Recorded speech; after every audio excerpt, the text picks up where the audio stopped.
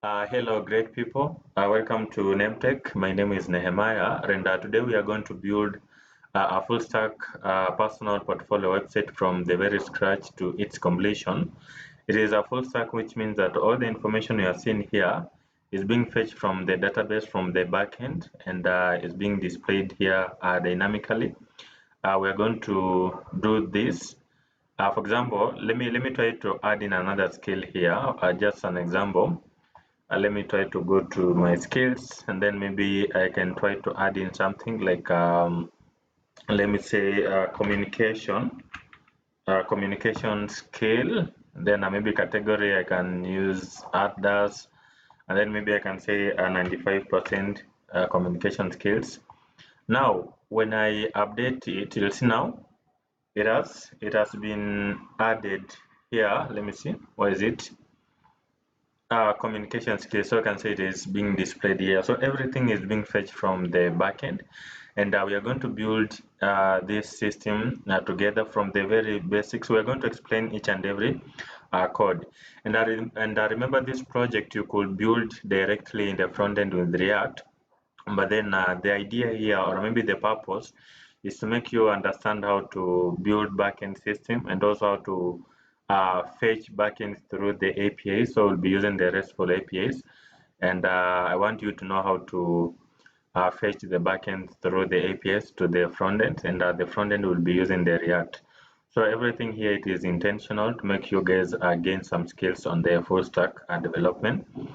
But then before we start, I kindly ask you guys to subscribe to this YouTube channel. We also have an account on X, Facebook, LinkedIn, and then also Instagram. All of the account, the username is NEHMTECH, apart from the Instagram where it is NEHMTECH_official. And we also have our WhatsApp community. I will share the link in the description, where we will be sharing such updates. These are tech courses and other things. I will highly appreciate. You can share this video to your friends. I will greatly appreciate so much. Now we are going to begin from the very basic. I'll be starting from the backend. We're going to start from the backend to the front end. Now remember, anytime you're trying to build a system, it's a good thing to first of all have the wireframe or maybe kind of a roadmap, so that when you begin to work on it, at least you know where you are heading. So you might want to have something like a Figma design, or maybe just a wireframe to give you more of a roadmap, so that when you begin to build a system, it's not going to be very hard. And then once you have it, that UI design on the wireframe, then for me, I usually begin to design the database first, the backend, to define the database, and then I will create the APIs, because I will want the front end to fetch what has already been implemented, other than implementing the front end and then again I go to the back end. Then for example, sometimes something there's a mismatch, between the back end and front end. So I'll not again go back to the front end and change to align it to the back end and stuff. So for me, I always begin with the back end to design the database, especially if it is a full stack.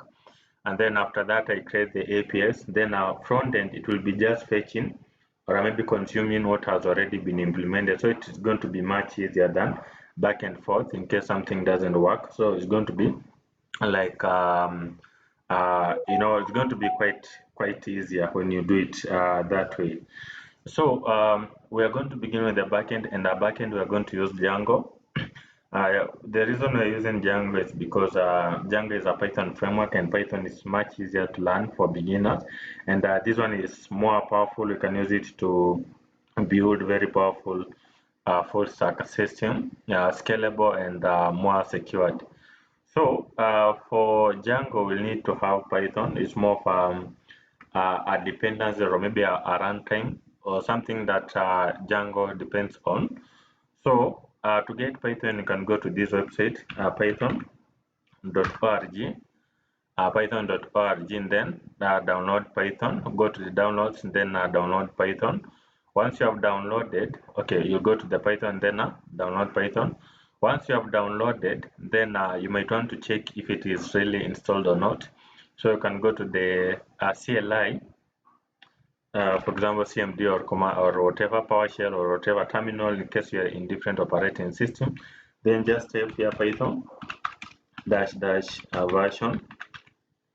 Okay, sorry, type Python dash version. Now, if you'll see a particular version of Python installed here, then it means that you are good to go. Now, you might be having a latest version. Like at the moment, it is 3.14. By the time I'm doing the video, I don't know when you'll be watching. But once you have it in the system, then that's good. Now, the other thing that I usually tell people, it's not a good idea to be working with the latest packages, or maybe let's say you have projects that you're using a particular version of um, dependency like Python. So don't, for example, if there's a new release or a new update has been made, don't update it, because sometimes those new releases sometimes can have bugs, or let's say there are some other packages which are depending on that earlier version of maybe that Python or whatever. So if you try to upgrade, there could be some incompatibility. And if you're not using containers, or maybe if you're not using different environments, like you'll be having the conflicts, So at least use a stable version. But then on this project, it's not dependent on a specific version. Just use the latest version. So we have Python, that's great. So the other thing, we are going to we are going to set up the working environment, or maybe a directory where the project is going to be. So in this case, I'm going to go to this is a YouTube course, so I'm going to go to this YouTube, and then I can okay, I don't know what was this one. Let me try to so here I'm going to create a full stack, maybe. Let me just call it personal portfolio website. Personal portfolio website. So this is the project that's going to wrap everything about our project, both the backend, the front end, the database, and all that. So this is like at the main directory, the main folder. And then in the inside, we're going to begin with the backend. So I'm going to create a folder. I can call it backend. I can call it a backend. So now I want you guys to download a software called Visual Studio Code. You can go to the browser and then search for VS Code download or Visual Studio Code download, VS Code download, and then use this link. I think it has this icon, cyan or a blue or whatever. Click on this link that says code.visualstudiocode.com, and then download. And then once you have downloaded and installed, you'll see something like this. When you open it, the interface is going to look similar to this one. Now once it opens, then go to the file, and then make sure that you are opening that folder, or maybe that project directory which we have just created. So I'm going to go to open folder. Then it was on my what was it, desktop, and then here are the YouTube courses. And then this, I'm going to open this personal portfolio website directory, this one, like that, and then it is here. So the other thing that you might need to configure on this VS Code is to enable this autosave feature. This is a good feature, because you'll not be required to all the time click Ctrl+S to save the file, or click on this button. This one is going to automatically save it. And then also you might want to configure the theme. This is up to you, to make sure that the colors are not that destructive or whatever. So now I have this folder called backend, and I want to open now the embedded terminal. Instead of like opening external command line tools like a command prompt externally, so Visual Studio Code will come with the embedded terminal. So it's going to incorporate all the terminals you have in your system. It's going to incorporate them on this VS Code like as an extension. So you'll click here on the terminal, and then a new terminal, and then it's going to open with your default. I don't know if it will be a PowerShell or a command prompt, whatever. So it has opened with command prompt at the moment. If you want to switch to another, you can click here on this drop down, then select any command line tool that is going to show up there. So once you've done that, then I want to navigate to this backend folder. So the command is cd is the command to change the directory, and then once okay, this cd is the command to change the directory, and then now the directory name, the folder name, which is backend. Now when I talk about the directory, I mean a folder. It's just the same thing. So this is a command to change the directory. So now I'm going to navigate to this folder called backend. So once I'm in this folder called backend, then I want to create what a working environment, because I said that sometimes there could be some incompatibility issues. In case, for example, you're having a particular version of you have a project that is running on a particular version of a dependency, it might not work well with another one. So it's a good thing to have a dependency, more of an environment where the project is going to run from. So how do you do that? To create an environment in Python, the command here it is Python. Now remember, if you are in different operating system, it is sensitive to cases. You might write this Python in capital, beginning in capital, but then whatever way, let's just write Python. Then add this -m. This is just a command to find where Python is actually located. And then venv is a command to create the virtual environment in Python. And then now, after that, it is the environment name. For example, I can call it env. Don't want to make it a very long name. So the command is python -m venv env. So when you run this command, then it's going to create an environment here. It's going to create that folder here called env. It's going to create a folder called env. So I'm going to just wait for it to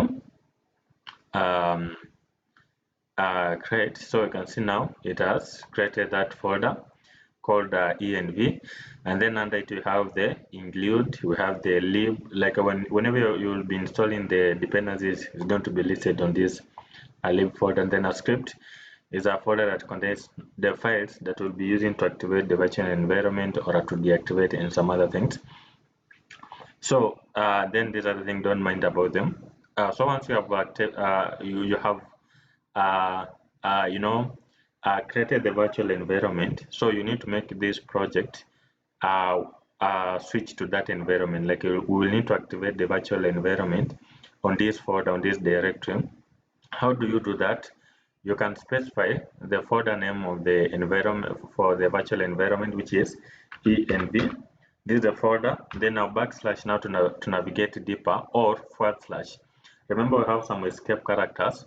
If you will use / like this on Windows, then you might have issues. So we are going to use now the /, and then so this env, then the folder that has the commands, it is script. So script, script, then the folder here it is activated. No, not the folder, actually the file now that contains the command is it is activate.bat. This one, activate.bat. So this is the file that is going to activate our virtual environment. Now if you are in different operating system like a Linux or Mac, it could be bin. Like when you run that command, it's going to create a folder. I think it could be bin. Then under it you'll be able to see scripts, and then the command to activate or whatever, depending on how it's going to be. But then try to find this file called activate.bat.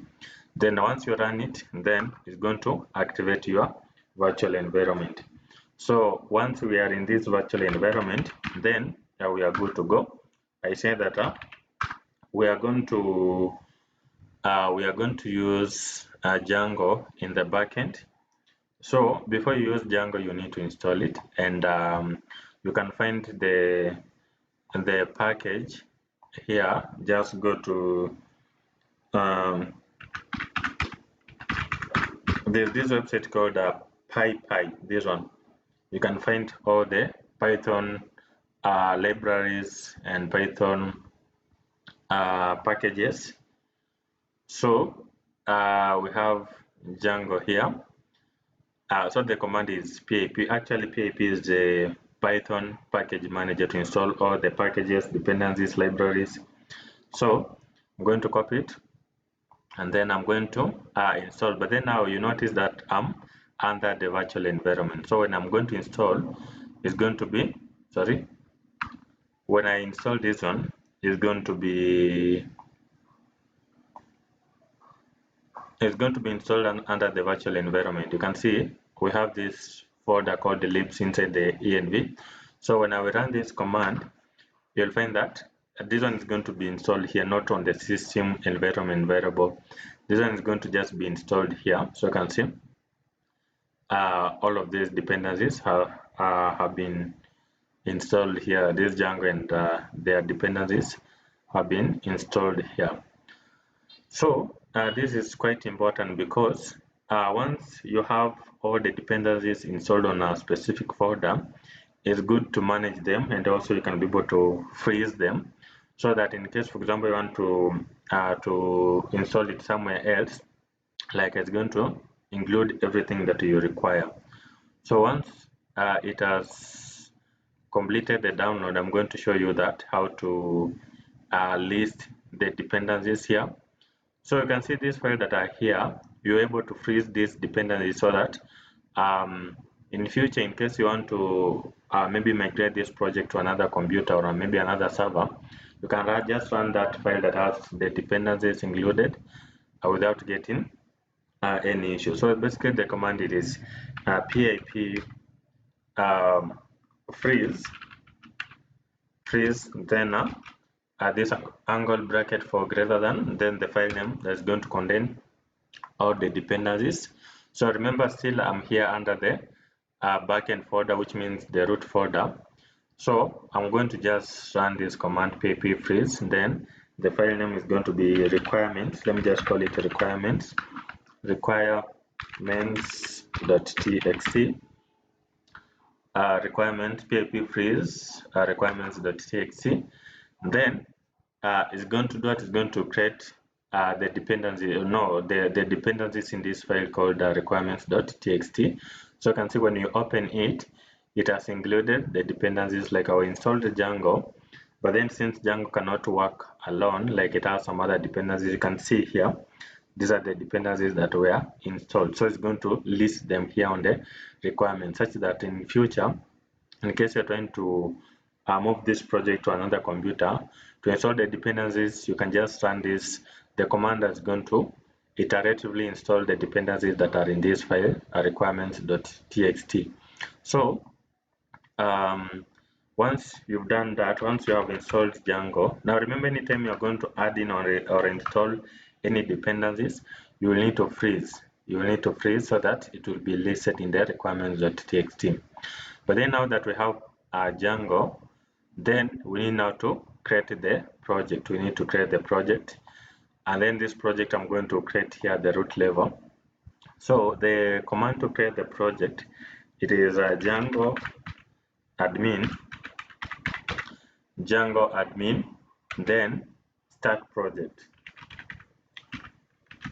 Django Admin start project. Remember, you cannot use this command if you haven't installed Django. That's why we began by installing Django. So it is Django Admin start project, and then the project name. I don't know why. For me, I like calling my project just project for easier access or management, or I can give it some good name, some descriptive name. But then for me, I'm going to just call it project for simplicity. Django Admin start project, then the project name is project. Now the problem with this one is going to create a folder called project, and then in the inside also is going to have another project called another folder called project, and then beside it will be, there will be manage.py. So that manage.py should be at the root level of your Django application, because everything will require that file. So if you want to do it right, then you can write the dot or the period at the end to show that you want to start this project or to create this project at the root directory of this backend. So when I'm going to run here, then it's going to create the Django project here alongside this manage.py file, because this is what we are going to use. In fact, when to create the applications, we will require this file. So basically the command how to run this server, so that you can see how if it is installed successfully Django or not. And the command, it is a Python, then this file, it has now the command, the management commands. So Python manage.py, and then the command that we'll be using there, it is run server. So when you run this code, and then they are going to give you the link here. Remember, this address is an IP address for the local host, the same as local host. So you can see it's saying Django installed successfully, congratulations. Yeah, so this is great. But then we are going to create some things we call apps. Let me first of all break the server. We are going to create some application. These are like the modules or maybe components. Like instead of having everything within this project, you can have separate manageable kind of project. Like let me use an example. Let's say it is an e-commerce system.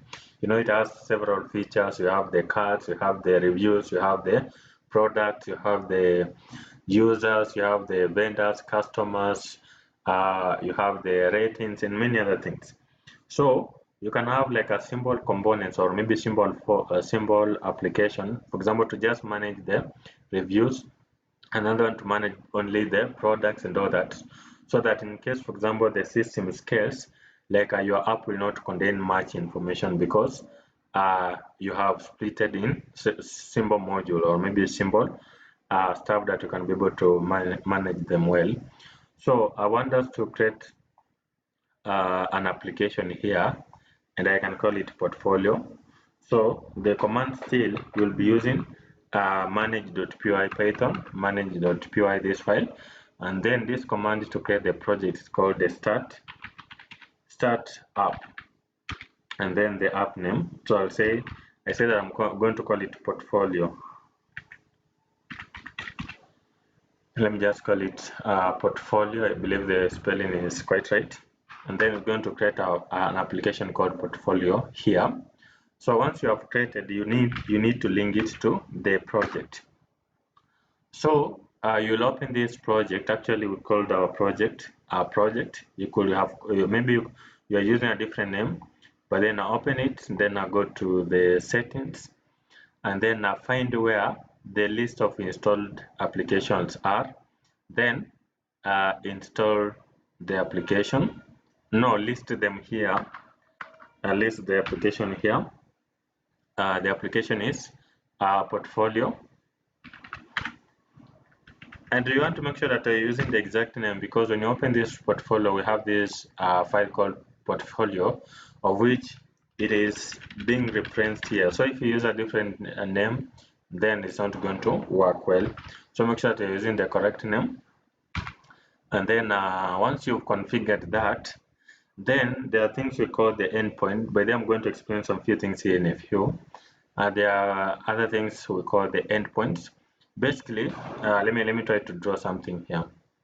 All right, so let me try to explain what usually happen whenever you're going to click a link, any link somewhere, or maybe let's say you are in an e-commerce system, then you're trying to click on a particular category or maybe a product. So this is what usually happen. So when you click on a link, let's call you a client in the front end. Let's call you a client.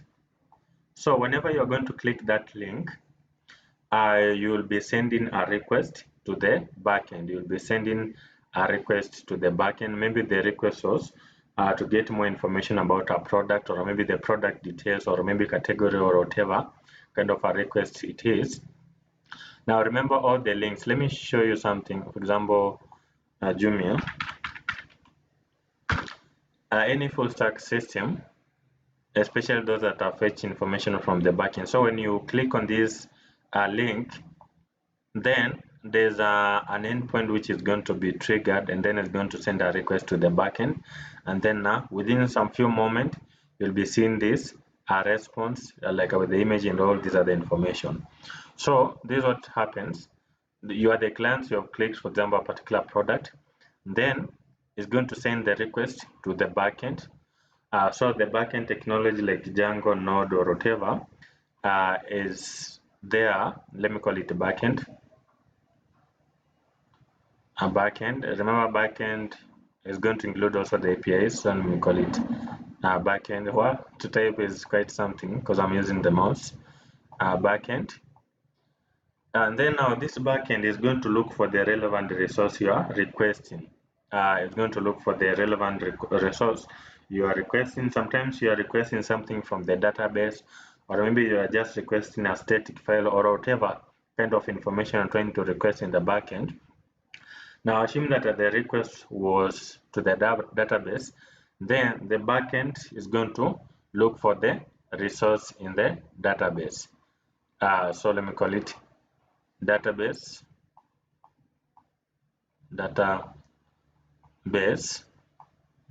is going to look for the resource in the database. So you are the client, you are requesting something, then the backend is going to process the request, and then for example if the request involves the database, and then again it's going to check or request also the database. So if that information is available in the database, then it's going to return that response here to the backend again, to the backend, and if the request is not, then it will return a status, the 404 status not found, and then assume that it has found a resource that the client had requested, then it's going to send it to the backend, and then now the backend is again going to process it for the clients, then it's going to return the response to this person so that they can be able to see something like this one. So this is what is happening. You clicked on a link, then that link send a request to that backend technology, then the backend, if that information was in the database, requested it again to the database, then the database returned the response, then the backend technology processed it, and then returned the response to the client side. So it is used there as a middle person or something that is going to stand between you, the client, and then the information you're trying to look at. Now, mostly the backend and the front end could be different application. Like in this case, we'll be using React. So, because the database stores information in rows and column, and if you wanted to transfer that information or maybe that kind of data to maybe another application, then it's going to be very difficult data in that format. So it needs to be formatted in some kind that can be transmitted easily. So there's what we call serialization, where you can use the any API framework or any API tool to do that, to convert these tables into something that can be transmitted, something like a JSON or a XML or whatever. So you'll be using you'll be creating the API, of which you'll first of all need to serialize to convert it into something that can be transmitted. You'll need to encode it, and then once you do that, then you'll be sending so you'll be using now the API somewhere in between. Now instead of like going directly to the backend, there will be a middle kind of something in between called the API that's going to help us translate the database into something that can be transmitted like the JSON or maybe the XML. Then now it's going to return the response to the client this way, that kind of the information. Yeah, so that kind of a communication between the client and the backend and the database, all this information is called the HTTP protocol. And in case, for example, for example, you have deployed on the cloud, then this communication needs to be secured. That's why we usually have installed the SSL, such that that communication it is encrypted so that nobody can access the information I'm trying to send between the back and the front end and all that. So you'll require the SSL. So now there are those endpoints, and by default the project is configured to handle the endpoints. But then I say that since you might be having many or maybe a big system, to manage everything in a single folder or maybe in a single application is going to be quite hard. That's why you're able to create several modules or maybe applications, like we've created here portfolio, and then we've linked it to our project. And then once you've done that, then you should also be able to configure also the endpoints. The endpoints, those are the routes that we are going to use, or maybe the channels that we are going to use to make the request. So like there should be some particular path that your client is following to make the request. So we call them the endpoints. You'll be making those requests to the backend. So we will need to configure or a link that application that we've created so that it will be handled here. Yeah, so to link it, I'm going to again use then you need the path, and then because it's going to extend to another application, then I can call it, for example, the root, or maybe the root could be, for example, API. Such that, for example, if you'll be making a request call, for example, it will be www.domainname.com/API and then products API, for example. Okay, these are portfolio, for example, the skills and the project and all that. Like it's going to begin with the word API before something else. So we'll have that, and then since we want to include that external application and extend it here, there's a module or maybe a function that can help us on that from the path. No, from the Django URL still, we have a function called include. And then with that include, we're able to extend it here. So include, and then what are we including? The portfolio. The portfolio we are going to create a file inside this portfolio called the URLs. Let me go to this portfolio folder, and then I'm going to create a file called the urls.py. I'm going to explain some files here in a few. You're going to understand literally everything. So inside this project, I can say portfolio.url. URLs, let me call it URLs. Did I call it? Yeah, URLs. Yeah, that's the module that has the endpoint. So we are going to create the endpoints the other side. In fact, I can copy this code and just make sure that it is there on the portfolio. We are going to change everything, but then in a nutshell, Django usually follows the MVT design pattern, unlike other technologies which usually use the MVC, where you're using the controllers. In Django, this one you are going to use the model, views, and then the templates. But then now, instead of the templates, because we are using an external application, we're going to use the JSON, we're going to use the API. So it's more of the models, then the models, there's views, and then also there's the API that we'll be using to communicate with the backend. So we'll be having the files in the inside, like for example the models. We'll be defining the models. These are like database tables, and then once we have the models, because we are using we want to transfer this information to an external application. So in between, we'll need to serialize these models, which are, or maybe tables which are in rows and column. So we'll be using a file called the serializers.py. So this where, okay, could be any other name, but then let's use serializers. So this is the file where I'm going to convert every models here into JSON like format, like document, and I'll be using the REST framework. I will need to install some library here. Then once we have this API, and then is what will be processing here for the client side to see those endpoints or maybe whatever functionality we wanted to do. But then those functionality can only be accessed through an endpoint, through a route. So those routes will be configuring them on the URLs.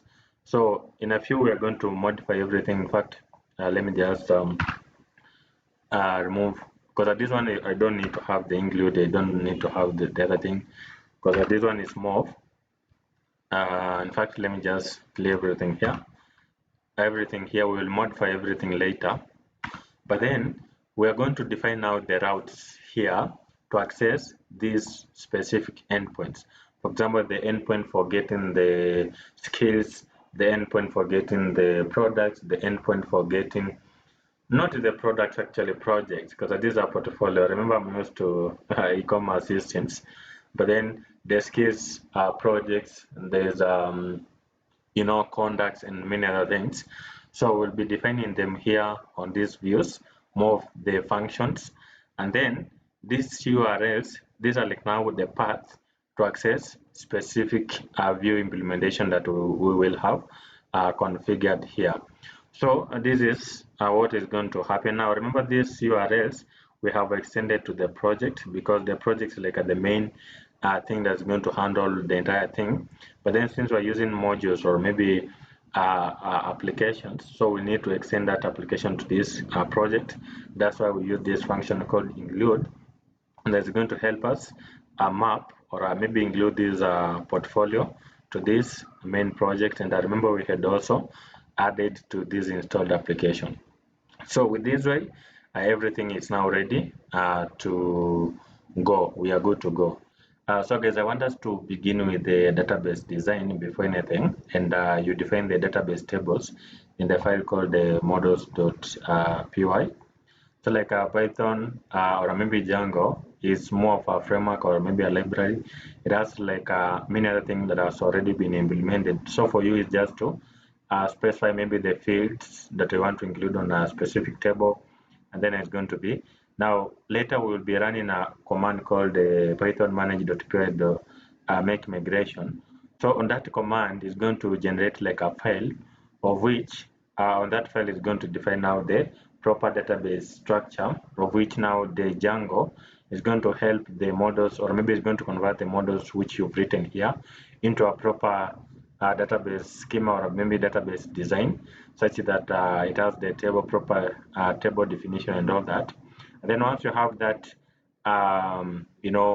commands or maybe that file, then you're able to migrate it to any any database management system like SQLite, like the default one that we're using here, or you can even migrate it to PostgreSQL. You can migrate it to MySQL or whatever. So like it has simplified everything for us, just to use it. Now remember, we have a building, like actually when you create an application, it's going to come with this line pre-configured, because in Django we have the package called the DB, and then under it we have some package called the models. So this one, it has like everything to do with the table definition on a database. Now let me try to show you. We're not going to explore more, but then just to show you where it is. So on this env, then to the lib we have Django, and then from the Django we have this DB, and then I will have the models, and then this way now everything is implemented on matters, the database implementation. Like it's more of a framework. It has everything which has been implemented. So for us, it's just to use them, and you can find the fields and everything there. But then I want us to make it much more simple. So don't mind about this library or maybe the package, because I'm going to illustrate everything here. So I want us to begin with maybe a table which is going to store information about a user, maybe the profile. Remember, everything is being fetched dynamically, including this name, the title, the description, this social page. So everything is implemented from the backend. So backend is just fetching. So let's try to create a table which is going to store this information. So let's create a table. maybe I can call it. First of all, you need to use the class to create those fields, and then let's call it this table. Let's call it profile, and then we will need to use now this built-in a package or maybe a module that is going to help us use the fields. You can just define the fields here. So we'll need to inherit from the models package. You have a class called models. Okay, model. So I'm going to specify the package, which is models, then dot model class.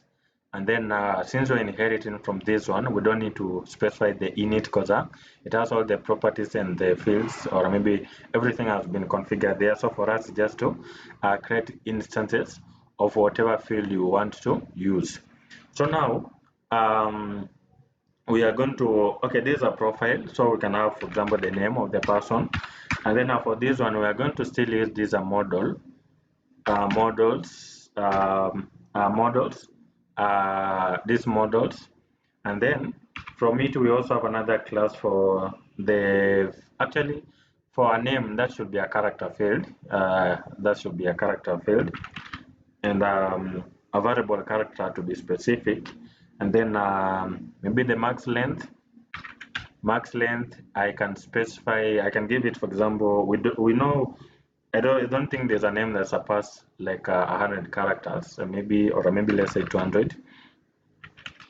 200 in case, for example, you provide something less than this one, you'll get what? You'll get a validation error. You'll get a validation error that, for example, the number of characters has exceeded there. Then we can also have the title. Then for the title, I think also we can have the title. So after the name, maybe you can have the title, like for example, your full stack developer or something like that. So title, and then still I'll be using the character field. And then that should be on the title. And then we can also have the bio, like where you're trying to say more about yourself. Maybe you are a full stack developer or something like that. So we can have a bio, and then for the bio, we'll be using a text field. So this one allows you to have more characters. Remember, a bio will be quite lengthy, so we don't need to limit it to the maximum length. So this one, the text field allows you to provide more what? It allows you to provide more content or more text, more text. Yeah. So, and then the other thing that we can have there should be what? Let me see this at the end. We can have maybe the phone number as well. A person can have maybe the contact number. Let me create phone. Let me say phone. Phone. On this phone, I can use which field. I can use even the character field, actually, because someone could enter maybe the number with a character like the plus, for example 254. So that plus is not an integer. So let's use a character field so that it can also accommodate that plus digit. Although you can be able to format it in the front end, but then let's try to just make it the definition. So let me call it phone number, and then so the phone should be the character field, and then this one expected the max length. I think for phone number could be around 20 if it's max. I don't think there's a phone number which surpass 20 characters. And then also we can make it optional so that we can use a constraint here called the blank. True is more of like it allows you to have the nulls there. It allows you to enter the data without specifying them, and I will not get the validation that the phone number is missing. So, and then we can also have the email. Now for the email, we can use the email field. Actually, we have a field for that. So let me call it email field. and then so that's the email field, and then we can also have maybe the location. Sometimes someone wants to know where you are located, so maybe you can have the location. But then for the location, could we use still the character? I think you can use the character field. This is more for virtual if you are in SQL or maybe MySQL. More for, because I remember this is a library. When you'll be migrating, it's going to convert it into a proper database commands, you know. So let me convert it, let me call it location. Location. Now location, I can I think that's fine. We can also allow it to be blank for sometimes privacy. You might want to do away with that. Then also we might need to specify the fields for the social handles, like for example GitHub and all that. Like this field you are seeing here, this one we need to provide this information. Remember, everything is being fetched from the backend. So let's have the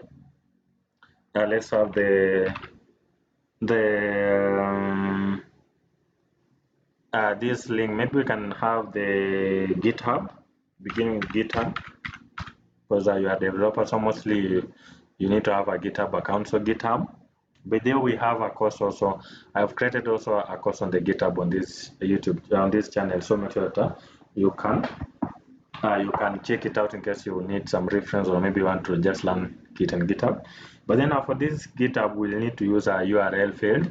So here I'm going to use URL, the URL field, so that I can check if it is in a proper format. And now this one you don't need to specify the max length, but let me allow it to be blank true, so that it can be there or not. And then we can also have the LinkedIn. Is it written like that? LinkedIn, I don't know. LinkedIn without something. It should be LinkedIn. Let's see. I hope the field is quite correct, the name. And then also we can have mostly Twitter. We can have Twitter, or let me call it, actually X is so short. Let me use Twitter. Twitter sounds something nice. Twitter also is going to be the URL field, and then we can also have the resume, where you're able to upload so that people can go through it and be able to see more details about you. So here maybe I can call it a resume. But then on this one, the field that we are going to use here is going to be a file field. So it will allow you to upload the files. So let me call it a file field. Now this one we will need to use an external library called the Pillow. The Pillow library, we will install it later, but then when we'll be migrating, you'll see it will give us an error that you are missing a Pillow library, so we will install it maybe later. But then you need to specify where the file should be uploaded to. Upload underscore to. You need to add in this property on this file. No, actually these are correct name. I think it should be file field. Yeah, I think it should be file. Yeah, file field, not field file. Sorry, file field. And then here we'll need to specify, for example, upload to. So this is the part where the file should be uploaded. So maybe I can specify the folder where the file should be uploaded. Remember, this is going to be at the root. So let me call it resume, or maybe resumes folder. And then also could also be blank, could allow also blank, so we can add in that constraint like a blank. Sorry, should be comma. Sorry. Blank, a blank true, a blank true, and then also we should allow also the nulls, null, also true, true. Yeah, and then we can also have that part of the image, the profile picture. So I can call it perhaps the profile image or something like that. Let me call it profile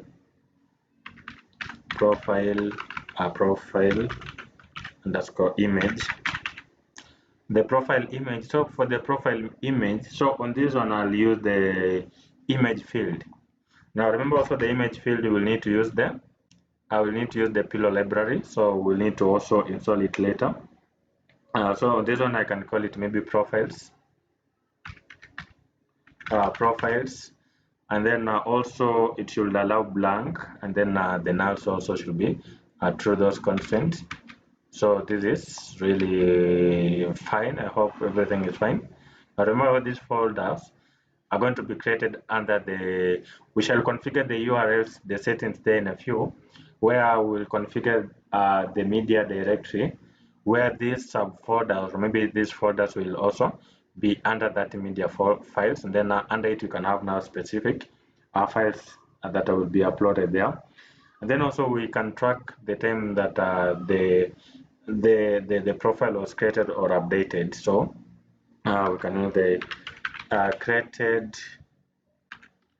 created at field, then models dot. So on this one we can use the datetime field. Actually, we can use the datetime field, but then on this datetime field, we will need the system to automatically track, like at the time you'll be saving the project, then automatically it should capture that time when you're trying to save it. So I can use this auto now add. So it's going to add the current, like it's going to track the current time. So let me give it true. Now similar to the updated at, created at, and then you can also update. Once you've created, you can later update. So let me also call it updated at. So on this one still we are going to use this datetime field, but then now, so this one, because this one is not on creation, this one this one already has been created, so updated is not, we don't need to use the auto now add, because this one we are not adding, this is you are updating. So let's use the auto now true. So when you have that way, then it will capture the time that will be updating. So it's going to capture that time when you will be updating. Now we can have the string representation of this object using the str function, so that when we be checking on the models, like I will have something much descriptive instead of like a object whatever. We can have something to represent our instance, similar to how you can have a name. For example, Nehemiah is going to represent the person of Nehemiah, but then someone else could be someone else could be able to identify me based on how I dress, how I walk, or maybe whatever. But then just something to represent, the person of Nehemiah. So we can use a string to represent it, string representation underscore str. But then here we'll not need to have this super, because here I need to specify something to represent the object or the instance. So I'll be using self. Self is to associate this object that will be created, the instance that will be created, to the class. So self, then name. This self here has just been used to associate the object with the class. So this is more of a string representation, like something to represent our object. So you can be able to say, for example, Nehemiah, and then now when you drill to Nehemiah, or maybe when you click it, you can get these other information there. Now, so this is on the profile, but then we can also have, there's another section for the skills. Remember these conducts and the bio we have already implemented in the profile, so we just need to fetch them and use. But then now the next thing we need to have this my skill, so we can have another class for the scale, but then I can try to maybe, I don't know, copy this one. I think now for someone to understand well, let me just go step by step. So class, then I'm going to call it scale, scale, and then still we're going to use that, we're going to inherit from the model in the model package, a sub package. And then here we will need to first of all specify the category choices so that someone can be able to specify, for example, if they are into like the skill type. For example, if it is a backend skill, like here, for example, backend, database, DevOps, frontend, others, and all that. So let's have the choices so that someone can be able to select out of them. So I can create a variable. I can call it, for example, a category. Category underscore choices. Category choices. Then on this one, I can have a list that's going to hold all the categories. A list, and then inside this list, I can have now the tuple, and that's going to for the values now that I will be selecting it. So we are going to have front end. Let me begin with the front end. Front end, more of a key value. So the front end, and then here we'll need to specify. Okay, still front end on the choices. By the way, if you find time, you can go through the documentation and find how you are able to use how you're able to, you know, to use the choices parameter in there's a field that we're going to use here in a few. How you're able to use that the select choices. I'm going to show you where we're going to use in a few. But then now we can have the front end. Let me have several. We can have front end, maybe the technology is in the backend, or maybe the skill is in the backend, so we can call it backend. And then we can also have the database. So guys, by the way, if you want to select multiple, you can select one, then you can click Ctrl plus D, then it's going to select the other one, then you can type, and then it's going to modify both of them at the same time. So let me call it database, and then we can now also have the DevOps, and then maybe sometimes you want to specify the technology that you are good at, maybe the IDE. So we can categorize it under the, maybe I can call it tools. And then in case, for example, you have a skill which is not included, so we can have the other. We can have the other, so that it's going to follow under the other. Any other thing that is not part of this one that I've just specified, then it's going to belong under the other choices. So this is what these are the field, or maybe this is the structure that the choices parameter expects on that field. Actually, I'm going to get there in a few, but then before that, I've just specified it in advance. But then now we can also have the name. So you need to specify the name, and models, name of the skill, models, model dot still to be a character field by the way. This one is more of a varchar or maybe variable character, so you need to specify the max length, and then around 100 is fine.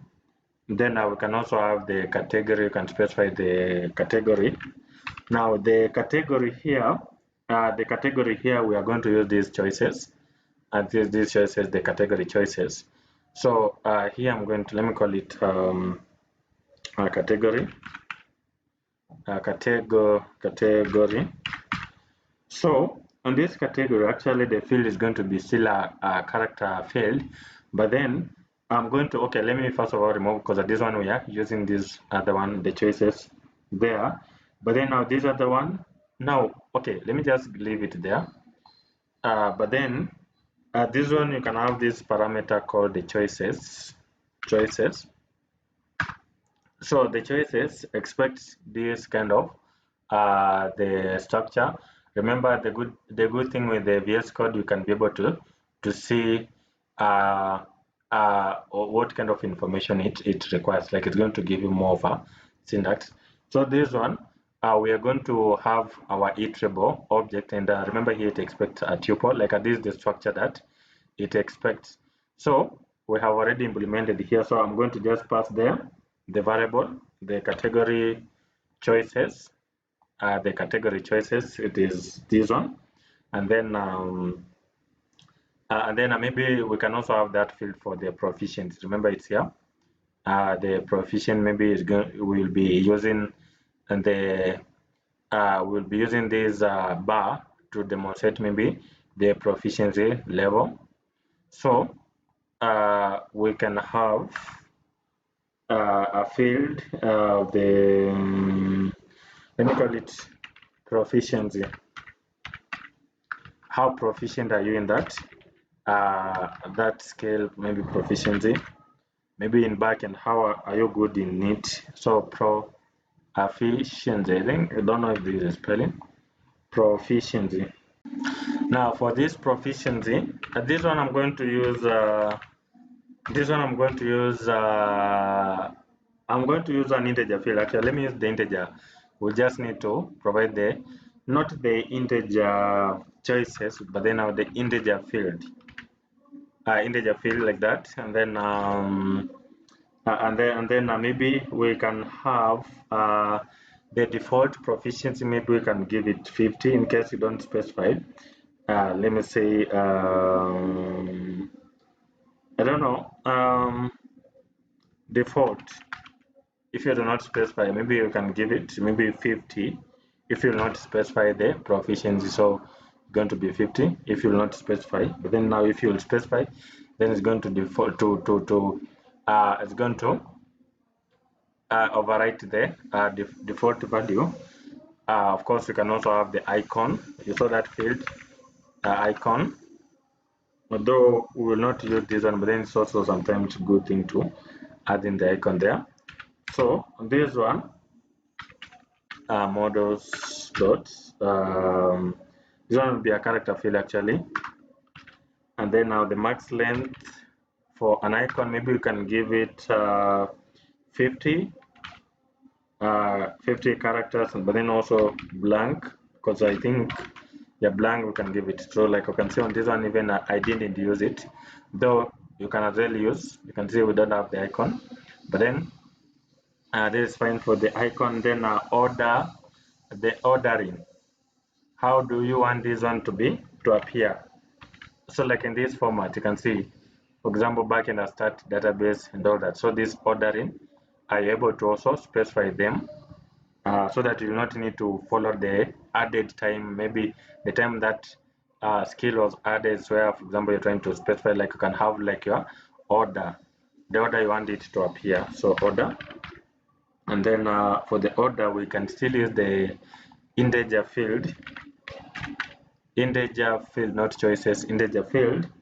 And then on this integer field, maybe we can say, we can default it to default to 0, maybe, sorry, default to 0. And then we can have the string representation of our object.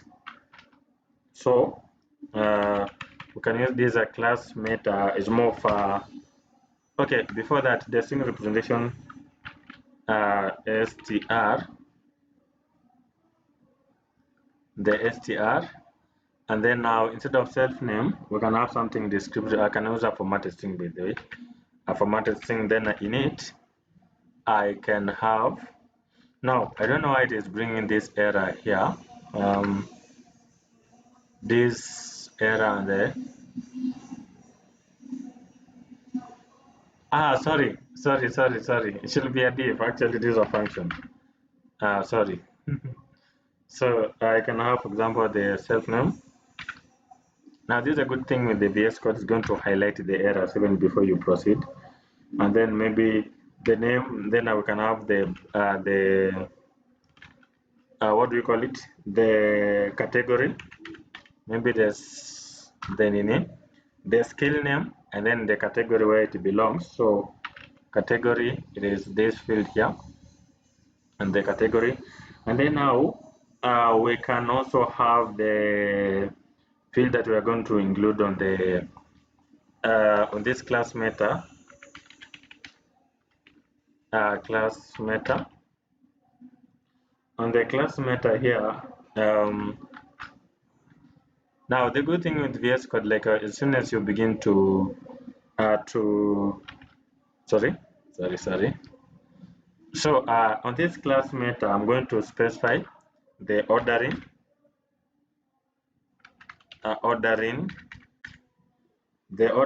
here, the field that I'm going to use for ordering. You can either use, for example, the order. Also, you can also order based on the category.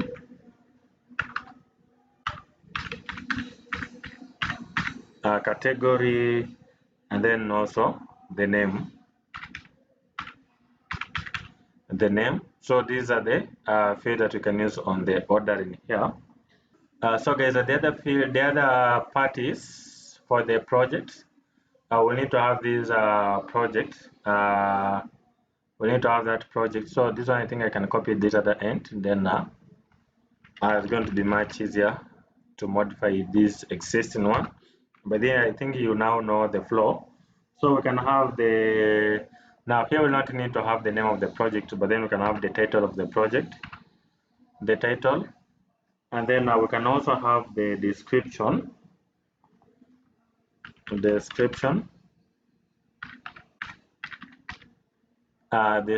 about that project. So this one we shall still use the text field, and then we can also have the technologies used. So technologies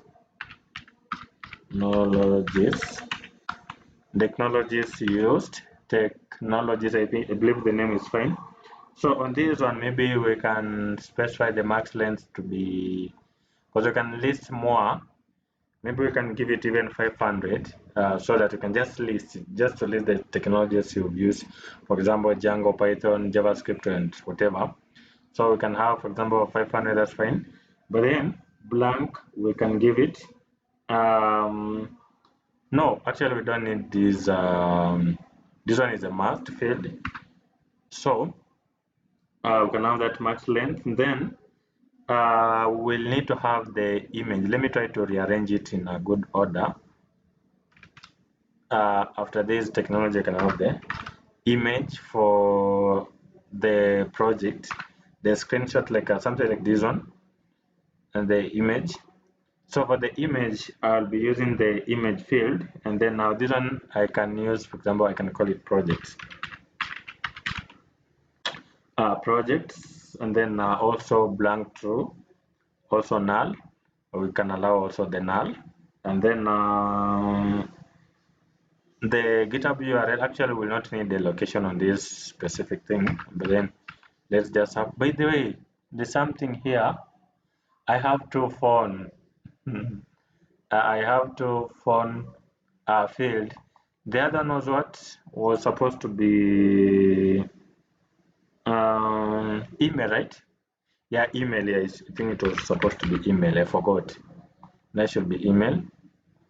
And then now here we are having the image, and then this is the route to it. And then now here we can have, maybe I can call it, should I call it maybe GitHub URL, like where they can get the source code? So the GitHub underscore URL, where they can be able to get the project. And then now the maybe you can have also the live URL, which you have deployed already. So let me say live underscore URL, assume that you haven't deployed yet. So this one you can use the URL field. Actually, it's already there, but then blank also true, similar to the GitHub URL. And then we can also have the featured property. Let me use featured. You can make that project. Now, sorry, I forgot to change here. Now this is the issue of copy pasting. I should have changed it to project. So featured project featured, For the featured, actually I'll be using the boolean field, which allows true or false if it's a featured or not. So boolean field like that, and then maybe default should be a false, right? It should not be featured automatically unless you explicitly make it a featured. And then we can also have the do you need to have the order? I think we can also have the order, so that let's have the order as well.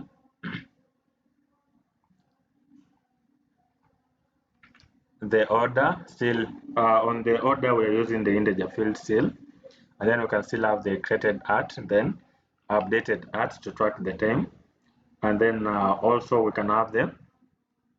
These are meta class,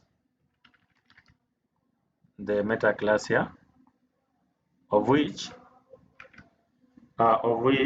actually we can still have, no, first of all, before anything, let me have the string representation, because yeah, but then in this case, because we don't have the name, I'm going to use what the title. Let me use the title here. But then on the ordering here, we are going to begin with the latest featured. Now remember, okay, let me have this field here.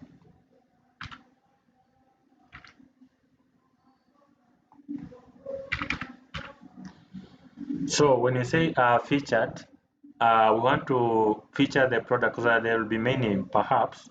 So we will want to feature based on the latest.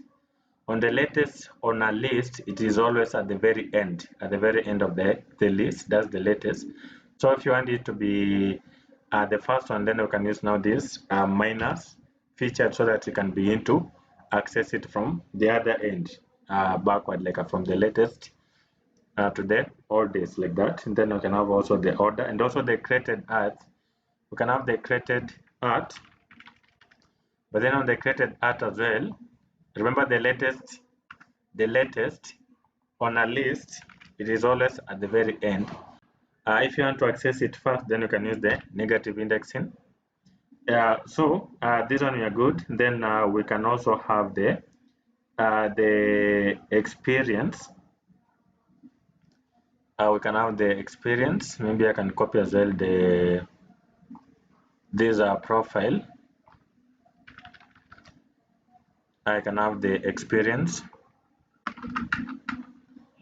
Now let's see what is in there for the experience. Let's see. Yeah, so we'll need this information, or including also the location and all that. Yeah, so here let's call it experience, the class, the table name. Let's call it experience.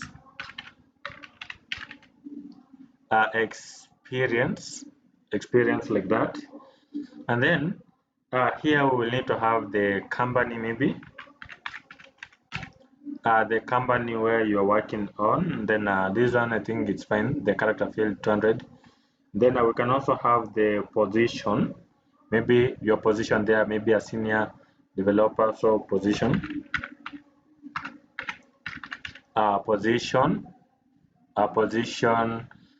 still the character field. Then we can have the description,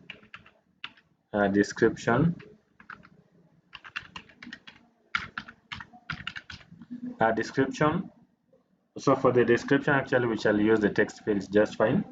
Then maybe we can have the start time, maybe the date where you started. So let me have them.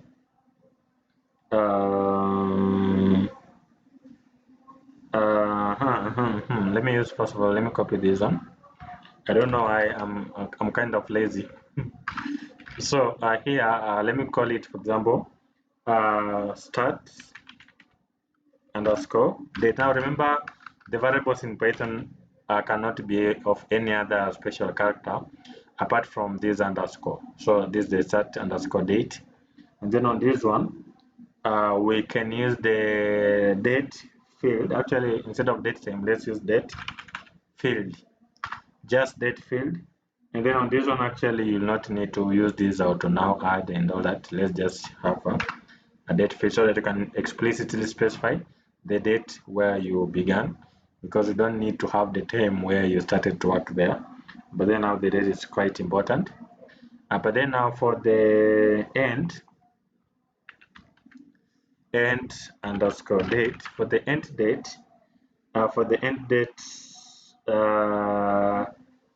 I think also we can use also the date field, because I don't need to have the time date field, the date field. But then now this one, we can allow also null in case, for example, you are currently working there, so it should allow you to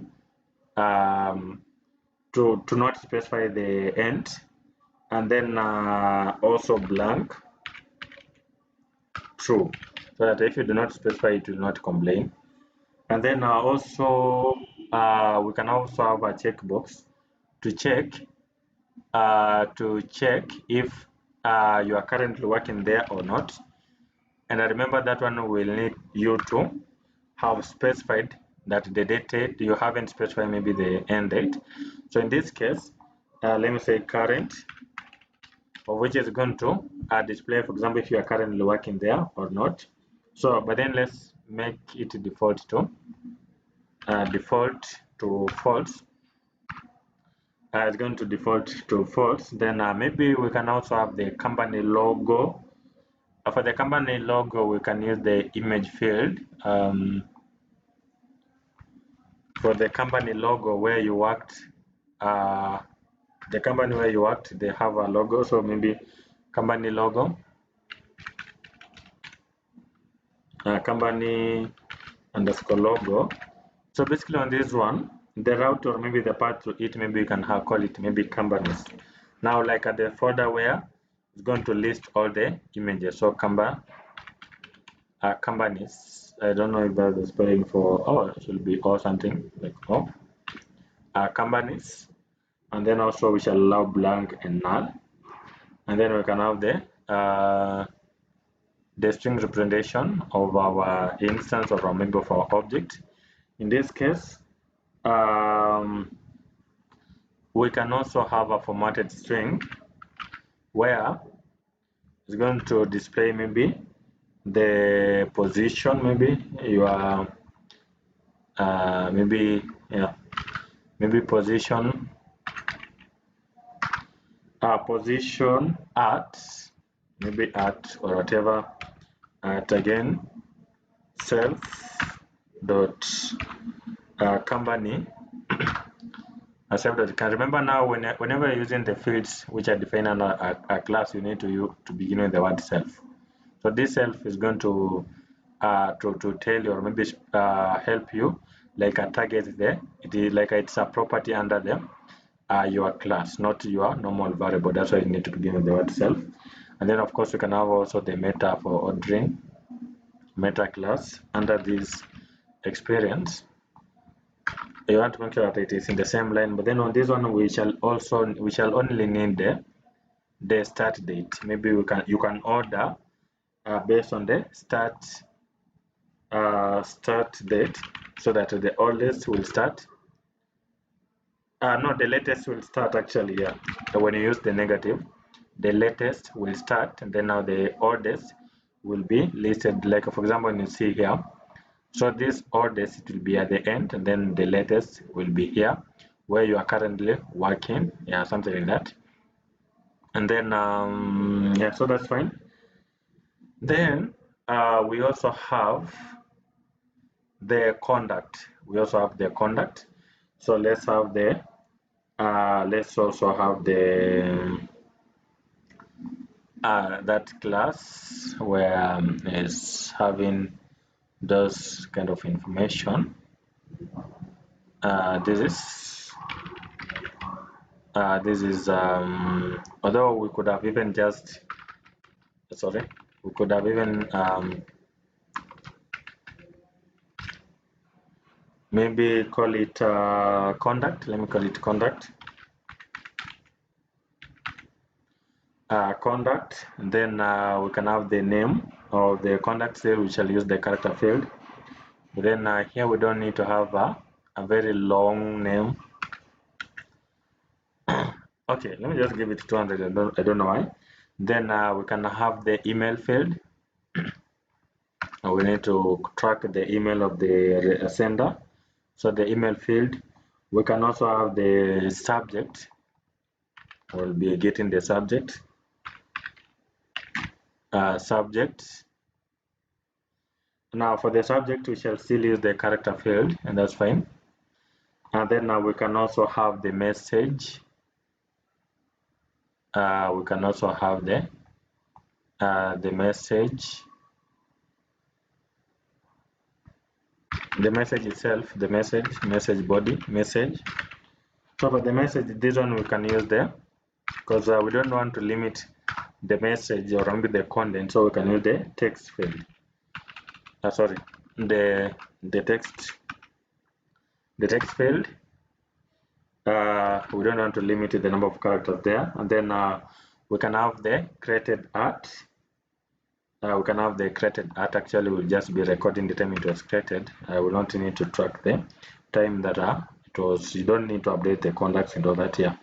So the string representation here, we shall have the. Let me use a formatted string where it's going to display maybe the name of the sender, and then maybe the subject as well. I think yeah, that's fine. So self dot subject. It is fine. And then also we can have the ordering. It's actually ordering. We can use the ordering. For ordering, we can have the created art. Let's use this created art. Still the latest by default, unless you explicitly specify that. So I think that these are the fields that we are going to require. Now remember, once you've done this, okay, let me just confirm if everything is fine. Name is fine, title, bio, phone, email, for number, yeah, because we can allow also that plus. GitHub, this is fine. LinkedIn, Twitter, resume, profile image, and then I also created art and all that. String representation is fine. Scales, this is quite fine. Proficiency, everything is really fine. Ordering, that's fine. Technology, title, description, technology is fine. Image, live URL, featured, order is really fine. Experience, company position, description, set date, end date, current, company logo, that is fine. We are going to require to install the pill actually, and then also for the contact name, email, subject, create message created, then yeah, so this is really fine. So now once you have this one, actually I forgot, I need to navigate to my backend. Remember, I am currently here at the root. This one I need to go to the backend, so cd backend, then env to activate the virtual environment on Windows, scripts / activate. Now remember, the operation is quite different if you are on Mac, because I will be using the bin instead of this format. Yeah, so once I'm there, then I should be able to migrate. But then I said that we're going to get an error, and I want us to get that error intentionally so that we know how we are going to fix it. So the command is python. Actually, let me just write in full. Python manage.py, then make migration. Now this one should be able to create. Now if I will install that pillow library in a few, then inside this portfolio is going to create a migration file here, which is going to have a management command. It's going to have more of the correct command for creating the database tables on the database that you will have specified. So once you run that one successfully, then there's another command which is called the migrate, and then you can be able to migrate it to any kind of the relational database management system. But then when I'm going to run this one, I'm going to get here an error intentionally. I want to get that error intentionally. First of all, okay, first of all, there's something that I will need to update actually on this URL. Remember, it expects like the path or maybe the route, though we haven't. Let me remove it actually at the moment because we haven't implemented yet. So actually, guys, I don't know if you were able to see because there's a scroll thing that is running there at the bottom, but then it brought me an error here. This error that path requires two positional argument, but then I had not provided anything. It was like this, so I have just removed so that I don't get an error, which I'll implement later after we have defined our view function. And then let me clear here. Then let me retry again. I'm going to get here an error, the pillar here. So this is what I was saying. Like you can see these are the fields: logo, the profile image, the image. So on this one, we'll need to install this pillar library. How do we install it? You can use the Python package manager. So pip install, install, and then these are pillar library. Now remember, anytime you're going to install a library or maybe a package, basically what you'll need to do is to freeze it so that it can go to the requirements, so that in future you will just need to run the installation of this file that has those requirements without an issue. Remember, it's going to also track the version.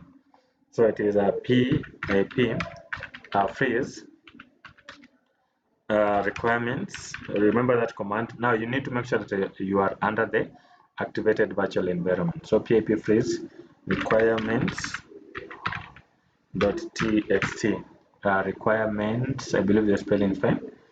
So when I run, you can see now we have the pillar library there with the correct version.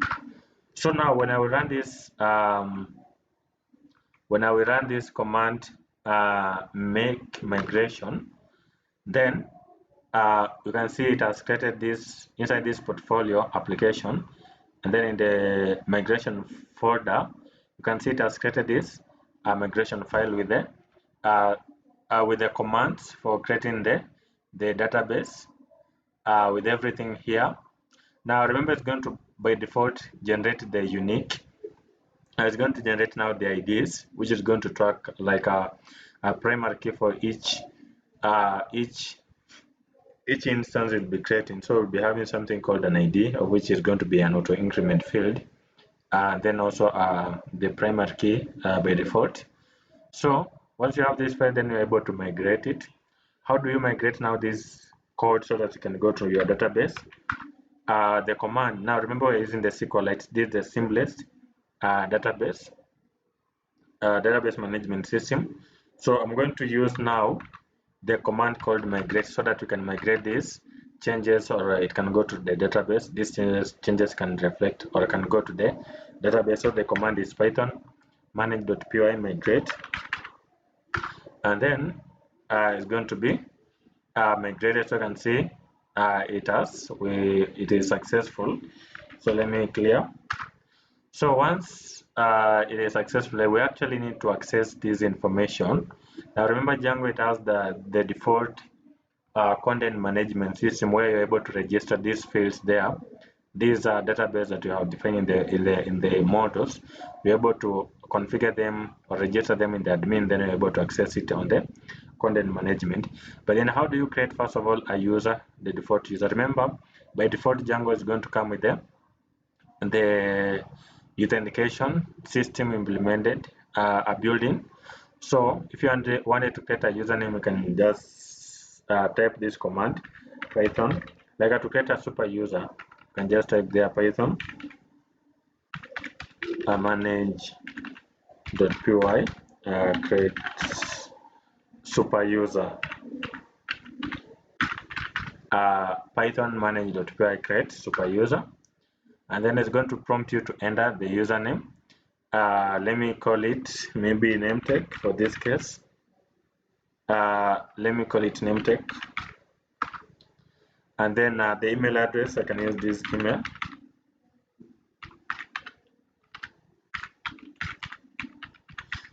And then you can have the password.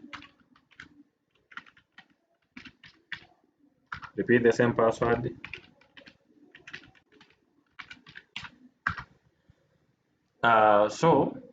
Let me confirm. Yeah, so we have configured, or maybe we have created the super user here successfully. So we need to see if they're able to access what the default Django content management system. So for you to be able to access it, you need to run the server. So it is Python manage.py run server. So when you run it, it's going to give you the link to access the route. Now remember, the default is going to be this one. Now we need to navigate to this admin. Remember, the admin here, it is configured under these URLs, where you have now the endpoint for the admin. So here we are going to write here /admin to access the admin. Yeah, so you can see we're able to see it here. But then you can be able to change these titles and all that. Now let me use the username that I created, NEHMTECH. Then I'm going to provide the password.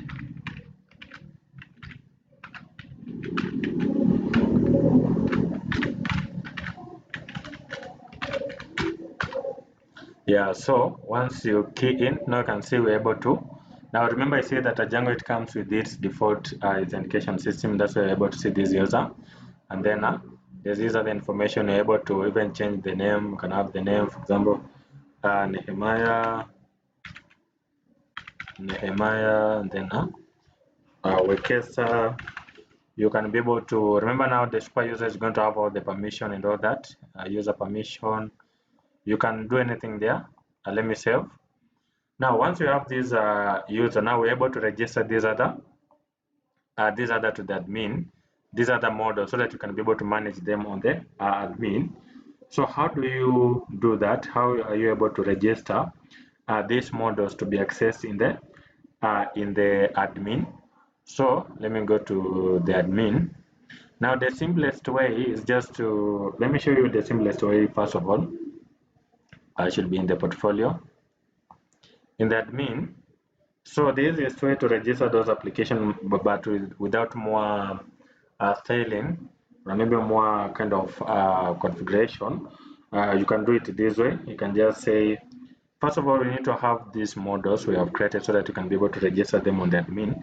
So we can use admin, this one which is imported there at the top, .site, then .register, and then we will be registering the models. Now we need to import them. So from the current directory, you are going to say dot to specify the current directory, and then the models. We are going to import those classes. Import. Now remember, if you don't have much skills on Python, I have a course on that. You can check on this YouTube channel. I have a Python complete course. So here, let me have the profile. We begin with the profile. I don't know if it was project or scale. Then there was project. Wait, what was the name? I hope project there. Project. Project. Yeah, project. What else? Let me see. We have the profile, scale, project, experience, and then contact. So we can begin to register this profile here. Then let me try to register multiple of them. I don't know if I should make it so simple, or I could try to show you how you can be able to add in some more display.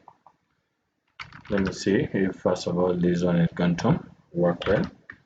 So this one we're trying to register now those models to be managed at the admin level. So let's see.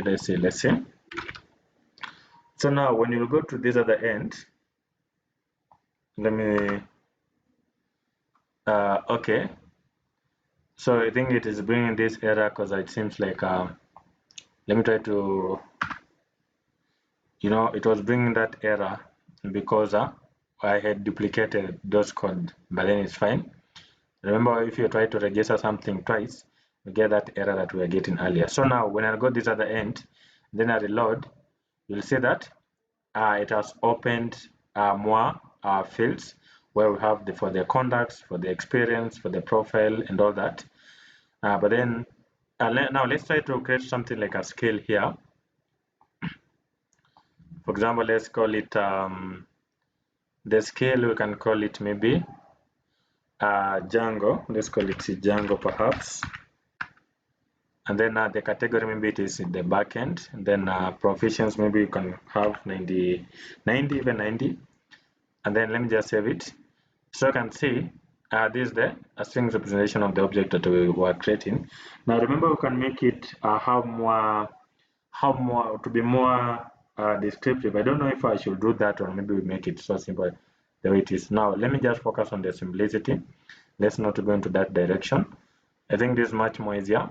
This is just to register these models you have created on the models, these other side. So you're trying to register it to the admin so that you can be able to manage them easily on this other end, on the content management, where you're able to have the projects and all this kind of stuff the other side. But then you'll be creating them here, and this information are going to be stored in the database, the SQLite database. Now we'll need this information to be accessed in the front end. So for them to be accessed in the front end, then I will need to convert these models, which are in rows and columns, into JSON like document. So we are going to require here a library called the REST framework. You can access it here by there. You can go to Django REST framework, Django REST framework, and then find it. So this is the official link to it, Django REST framework. But then how to install it? Yeah, so this is how you're going to install it. So pip install Django REST framework. So once you have this framework installed on your system, let's try to install. Now before you install, you need to break this server. So Ctrl+C to break the server. So Ctrl+C to break that server, and then I'm going to install that dependency. And then once you have done so, you will need to configure, or maybe register it to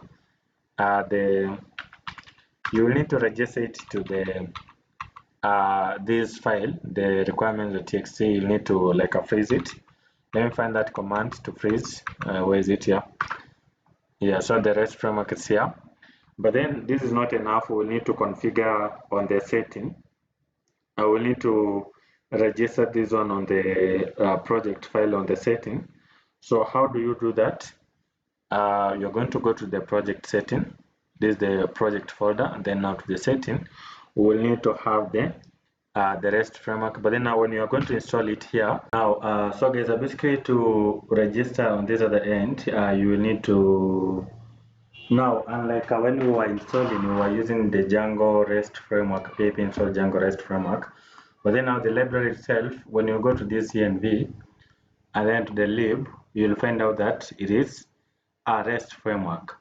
So make sure that the file that you're going to space, or maybe the kind of library here is called Django. Remember, not all modules you'll be installing you will list in here, so you don't need to do that all the time. Now this is strictly for the REST framework and some few others that I'm going to demonstrate.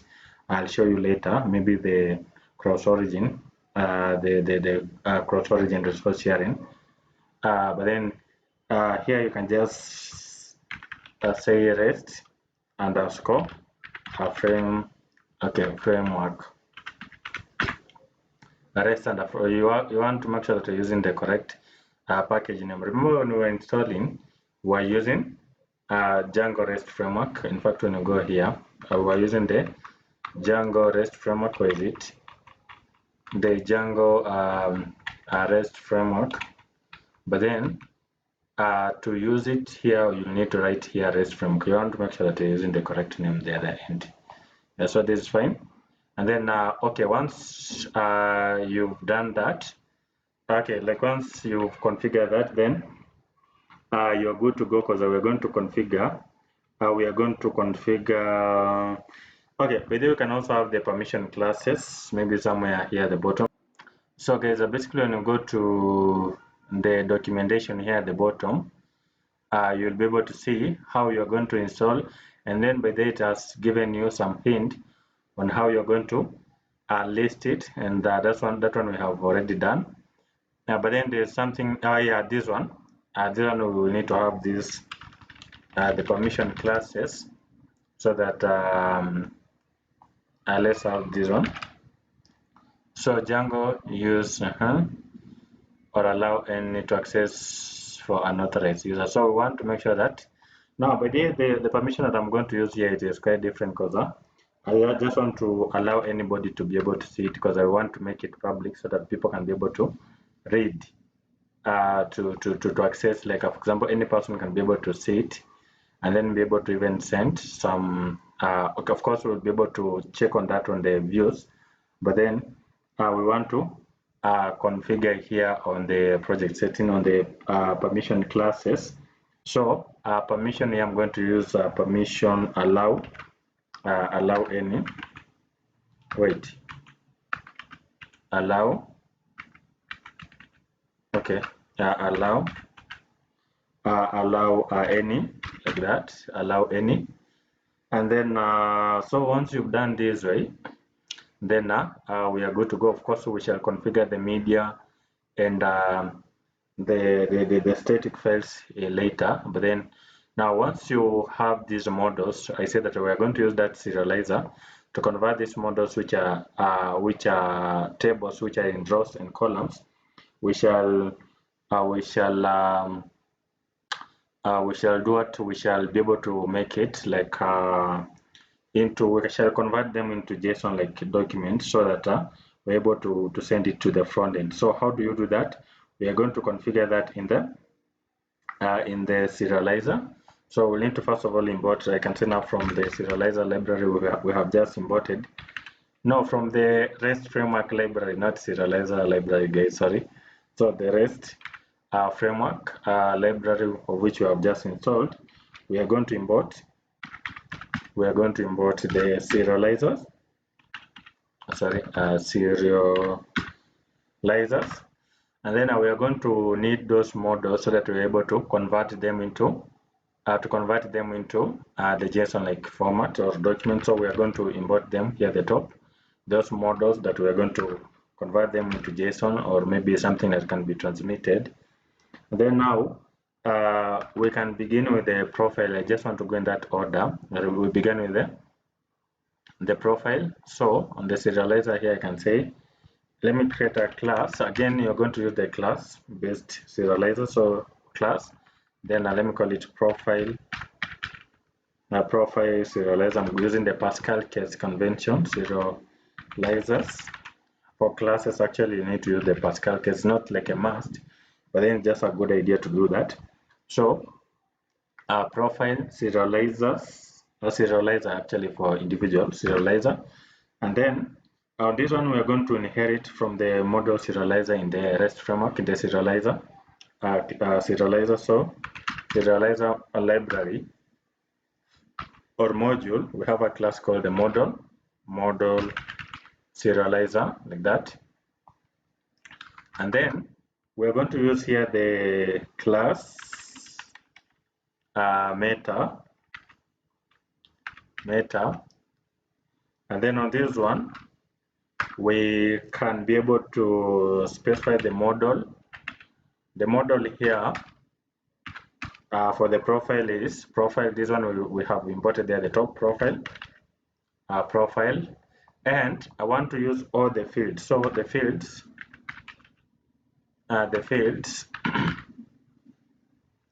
wait, fields, I don't know. Yeah, fields. Fields. For fields, I am going to use Yeah, then now the fields here I'm going to use all. So underscore underscore all underscore underscore, or alternatively you can be able to specify in a list format. So as you can say, for example, list. Then I will need to specify individual field. For example, you say the name, then should be in quote because these are column names, so it should be in that way. Then for all the fields, but then this one is going to be a hassle. If you want to have all the fields to be accessed in the front end, or maybe to be accessed on this serializer, then you can use this underscore underscore all. It means that you're trying to specify all the fields, including the ID, of which it is not included directly. So this way is going to have all the fields. Now let me have also for the rest of the serializers. So on this other one, I can just, was it scale serializer, scale maybe. The second one it is here, scale.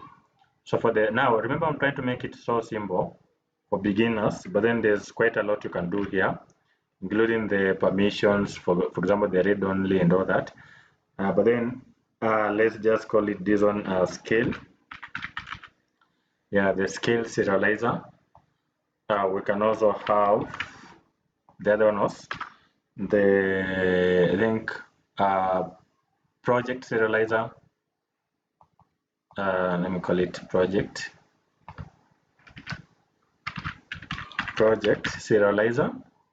And then we can also have the other nose experience. We can also have the experience serializer. Experience.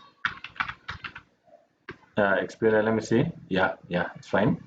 Then lastly, now remember these are very basic way for a beginner to understand how to work with the APIs and also this serializing stuff. But then there's quite a lot that you can be able to do here, including some validation and all that. But then actually the front end here is just going to be used for fetching. Actually, we don't even require the login. You can see here there's no login, there's no whatever. So the front end will be a read only. So what we'll do here is just to specify the field that are going to be accessing the front end. So there's quite less to be done in the front end just to view. So this should be conduct. Yeah, conduct. Now when you do it this way, it means that you're trying to convert this conduct model, which is stored in the rows and column. Then you're going to convert them into the serializer, which are going to store data in the key value pair. Like for example, the name something like, for example, let's assume it's experience table. So this is going to be like the table, then the key, for example, the company is going to be the key, and then the value will be providing the value you'll be providing will be the value you will be providing is now like okay, this is the key, and then I will be providing the value. But then now, since you can have like many companies you've worked on, then it's going to list them in the JSON format. Yeah. So once you've done this way, then it means that you are good to go. You are able to create now the APIs to be accessed in the front end. So how do you create the APIs? Now the APIs, you're going to define them in the views. So this way you're going to have the function, the API function, now to handle the request from the front end. For example, the get request. The get requests are actually the requests which are for displaying the information here. Something like this one. You're able to see these things like we are trying to fetch it from the backend through a get request. So let's try to implement that one. Let's try to implement that one, and then first of all, we're going, because these are APIs, not directly the views there that are reading directly from the models. So we're going to require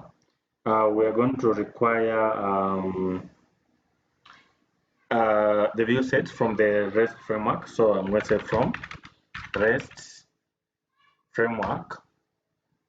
I'm going to import both the view sets, view set, and then for example if there's a status, for example if there's a 500 or maybe a 404 not found, we can be able to use this as status for that, and the status function for that to get us the rest. Remember, the client or maybe the front end is requesting, then if the requested resource is found, then the status should be 200. If not, then a 404, or maybe if there's some internal server error, it's going to display, for example, 500, and maybe there's too much request at the moment. You can display, I think, 499 or whatever, or 399 or something like that. And then now maybe permission access, for example, for reading, we can have, for example, such things like a 3 or whatever, 301 or something. But so this status is going to help us on that. And then also we can have the decorator. So from REST framework, REST framework dot decorator decorators module, we are going to import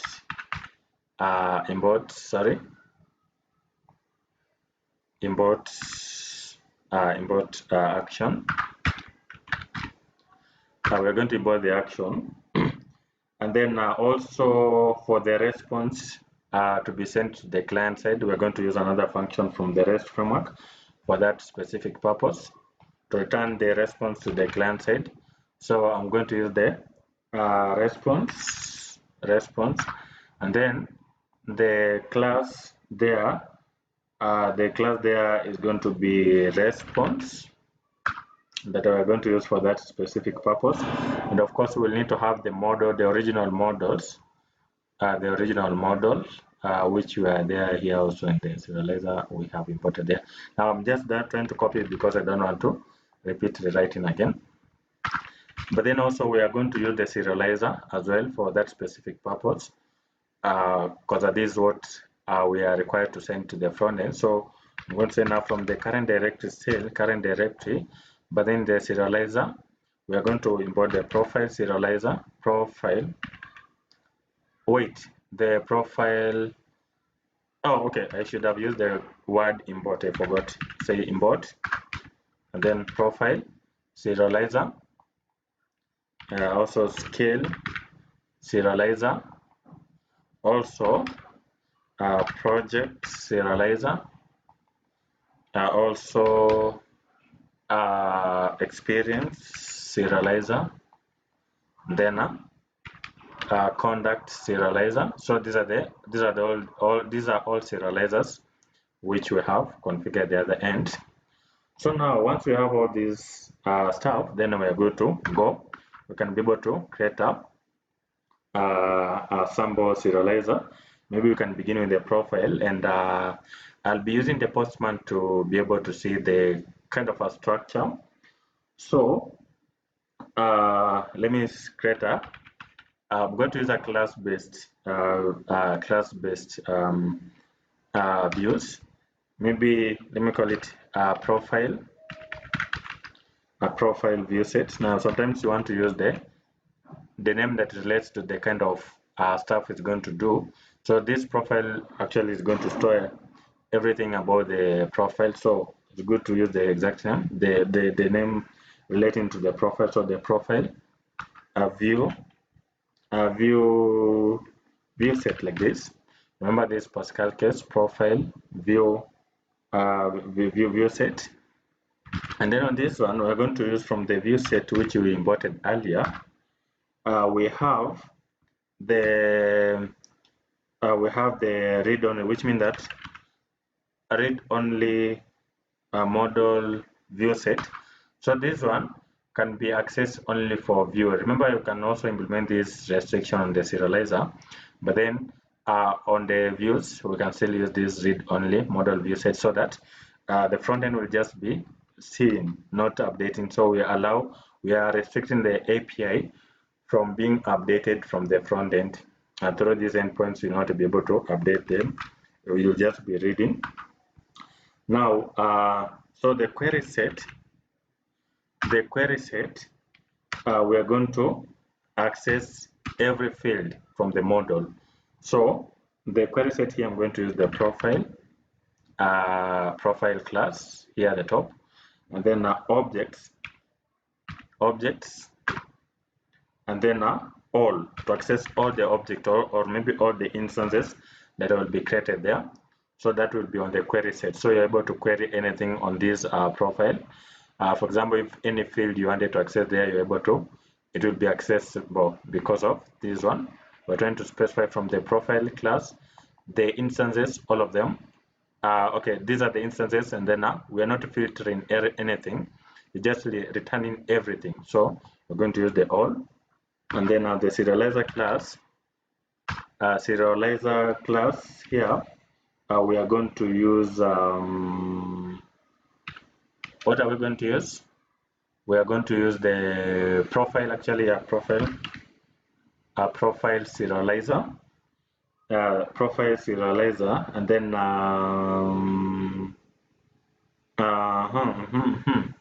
the profile serializer, and then okay, by the way, let me try to run this server.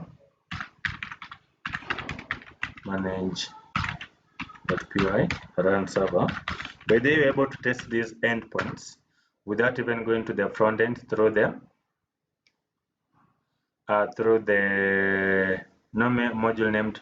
Oh, okay. Basically, in the project setting, I forgot to add in a comma. I forgot to add in the comma here at the top. I should add in a comma. Just remembered here, there should be a comma. Yeah, so there should be that comma. Now, guys, I was saying that there is something called the what do you call it, the Postman. So Postman, we can go to postman.com. So this software allows you to check the endpoints, or maybe this application or web application allows you to check the request, or maybe the request from the backend, if they are accessible even before you go to the front end. So you're able to test the API. But then we have people called the backend developer, which means they don't know anything about the front end perhaps, or maybe they know, but then their task is just on the back end, so they don't need to have the front end to test things. So this Postman is good for that. It's going to help them check how the API is going to work. Now this one, you can be able to sign up and create an account. Now for me, I already have it. It's here. Maybe just search Postman.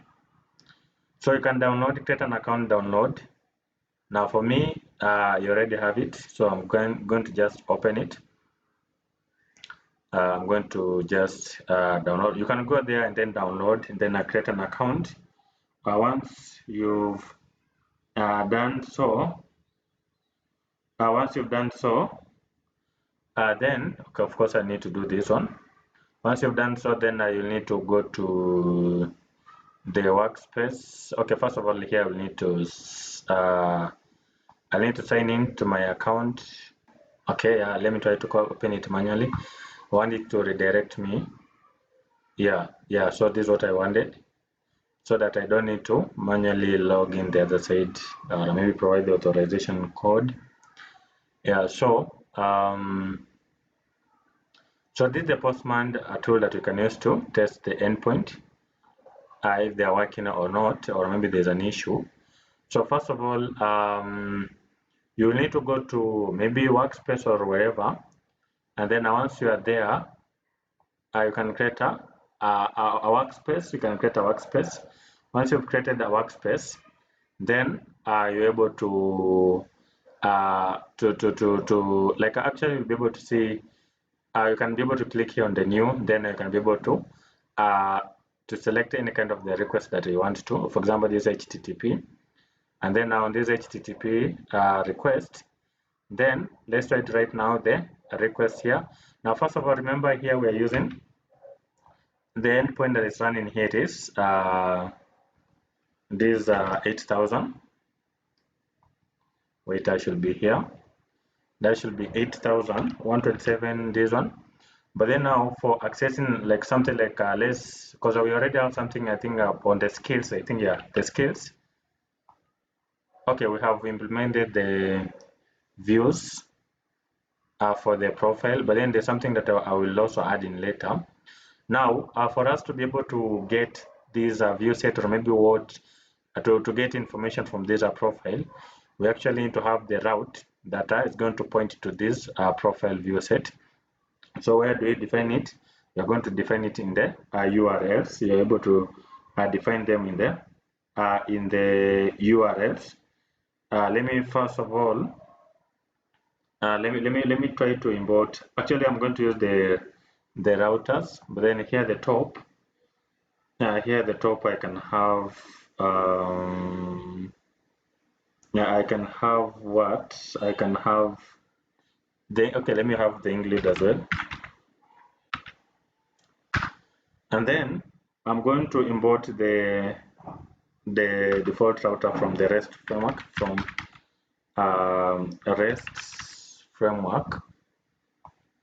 from REST framework dot router routers. I'm going to import default router class. So we need to instantiate. Let me try to instantiate to create an instance of it. So how do you do that? You're going to, let me call it router, and then I'm going to instantiate default router. It doesn't take any it allows you to create it without any parameter there in the inside. So once you have it, of course we will need to have the view set that we have imported on the this lake that we have created on the views. So I'm going to say from the current directory views file, I'm going to import what? I'm going to import the profile.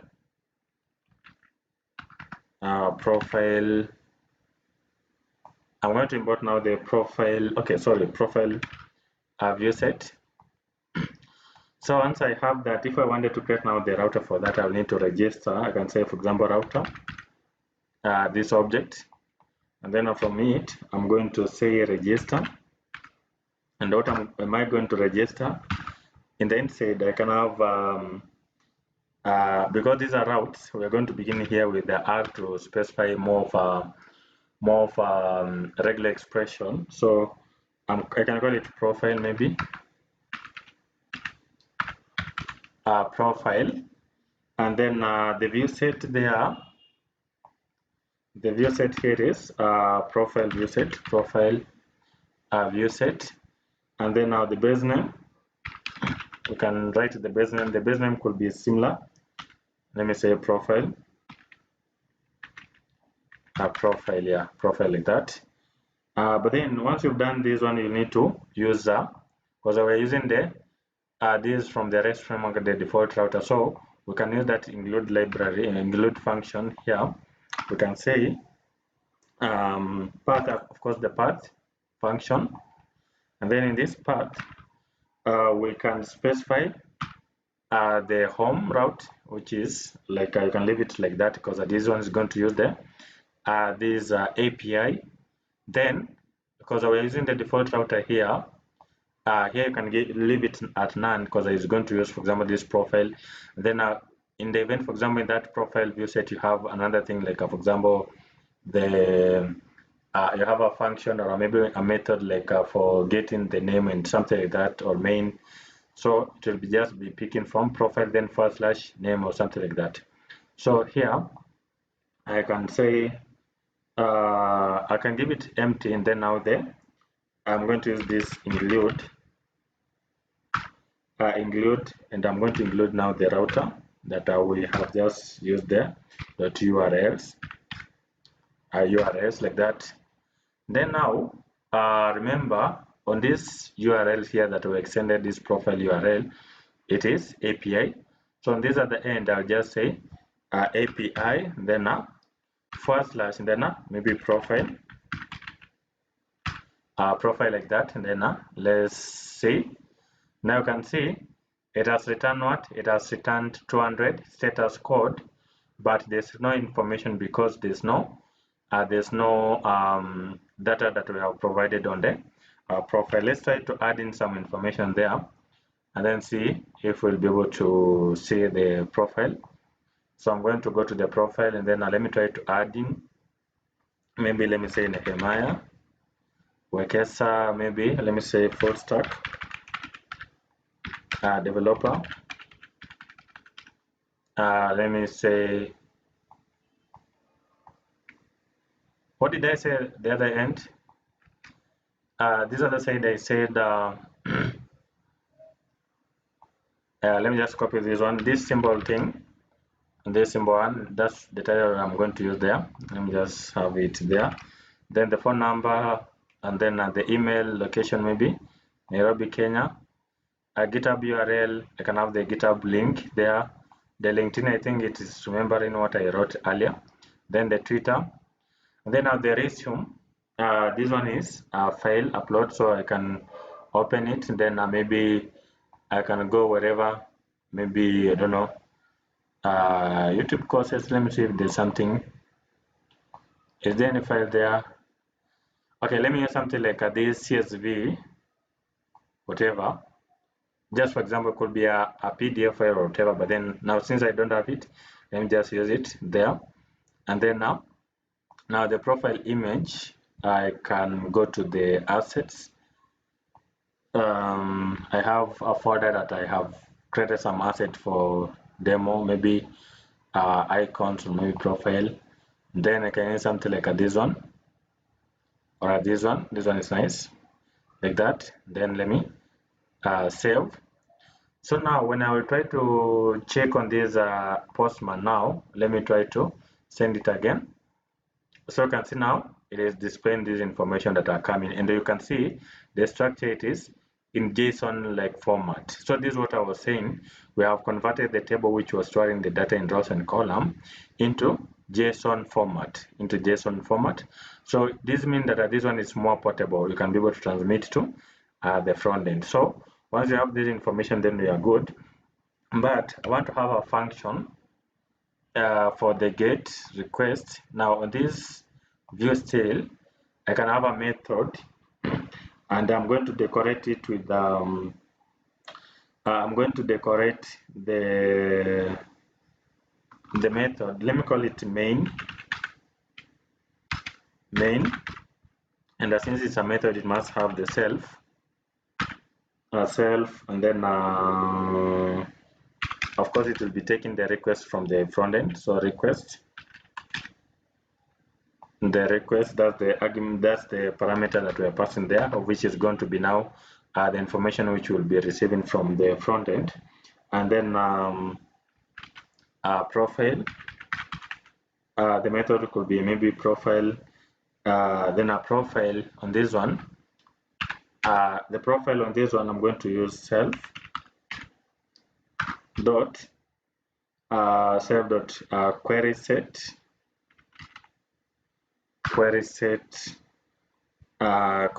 dot we can use first. Remember, this one allows you to have many profiles. Remember, it allows you to have many profiles. You can be able to add in another one, but then since you want to display it just one profile, then we can use this first function. And then what we do also, we can have some check. For example, if profile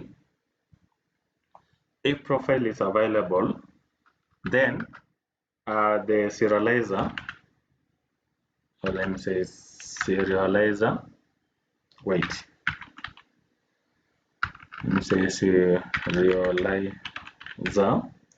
the serializer, I think the spelling is correct, serializer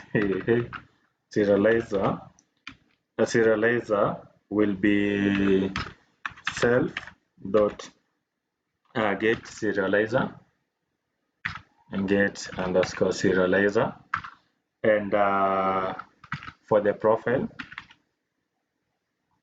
I will be passing the profile in the inside of which it will have filtered the serializer that we want. Otherwise, after it has received the correct serializer, or maybe that JSON that we want to send to the front end, then it will return the response now to the client side through the response class that we created earlier, the response. And then now the parameter that will be passing the inside includes now the serializer data, serializer, then dot data, of which this data, it will be serializer for, it will be a serializer that has excluded other profile, and it is just using the first profile here. because of this logic that I have implemented. Now, what if the profile is not available? So if profile is not available, then we can be able to return some message so that they can be able to, so let me say return, I'll be saying response, and this response, it should be in an object format, dictionary like. So maybe the key I can say the detail about the response, so detail, then here I'll say the value, I'll say maybe no profile found, the no profile found. Then now we can use this status that we imported earlier, so that you can be able to see the status that it is returning. So status here, it will be the status dot http not found, http not found 44. Let me see. Hey, how can I find it? I don't want to type 404. Yeah, here it is, not found. Yeah, this is fine. So now the same, let me now try to return send. Now let me call it main. I don't know, was it main or whatever? Okay, so it is returning not found. Let me see main. Okay, so I can see now it is returning that message that it is not found. So because I had restricted, now let me try to add in some. It should be accessed publicly. So I can add in here a decorator called @action. @action here. So detail, I can give it a false, and then a method I can give it the get.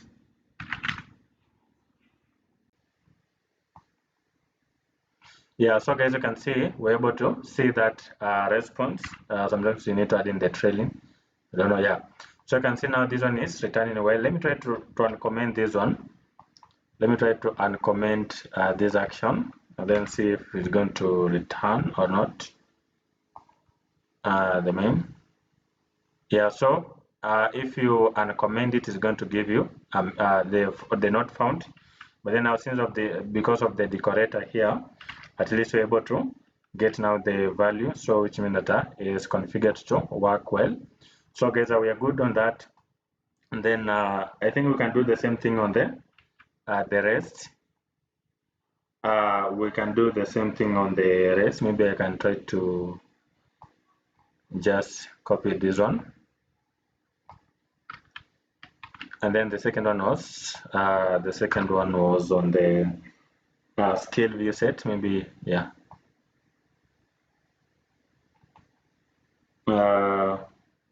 Maybe I can call it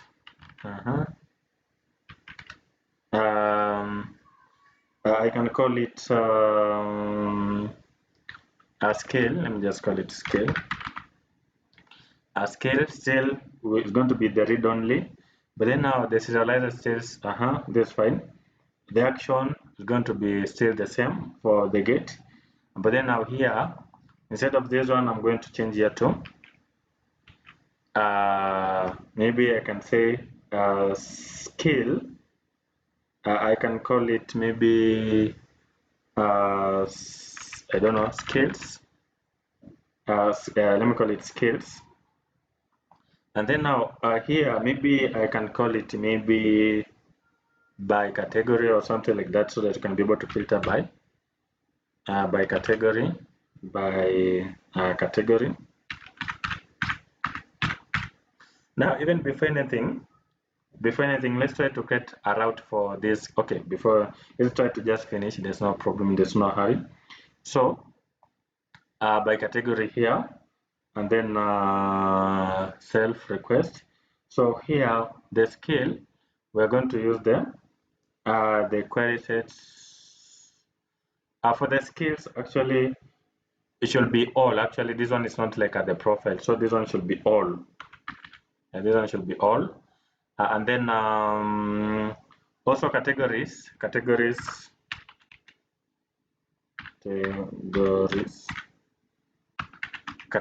on this one, we can initialize with an empty dictionary.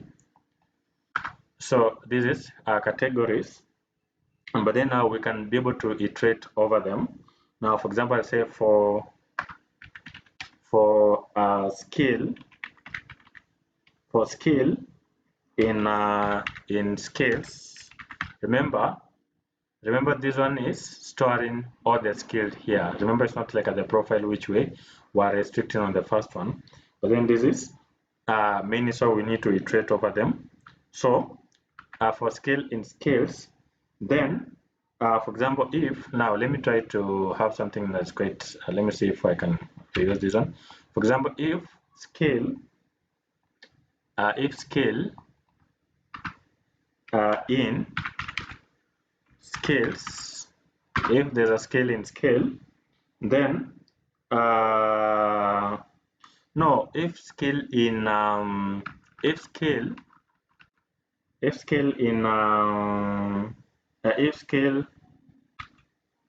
category, if skill dot category, like the category of the skill, it is in, it's not, or maybe let me say it's not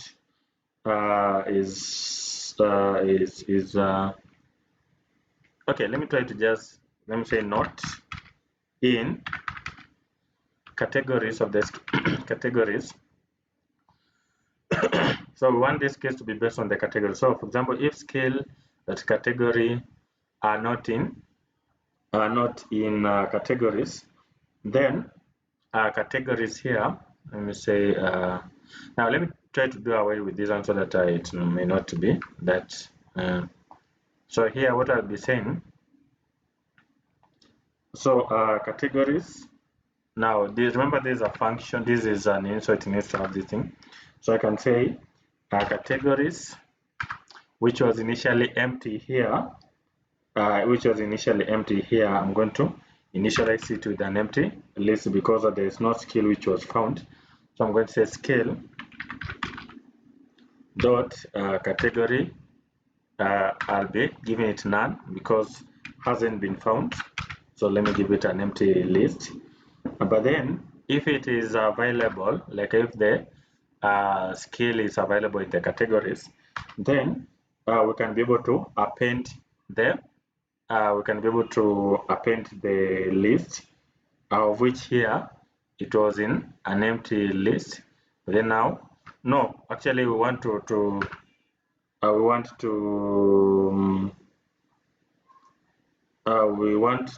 okay, on this can have the categories. Now remember, this categories is a dictionary, but then under it will be storing an array of for example categories in a specific scale.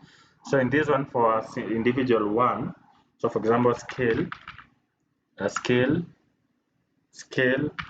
dot category, we will be updating the array. So we will be using now the append. Remember, this is now a list because we say that it's an array, like in that scale you're going to check on how many of the categories that are there. For example, the skill. Okay, let me try to show you something.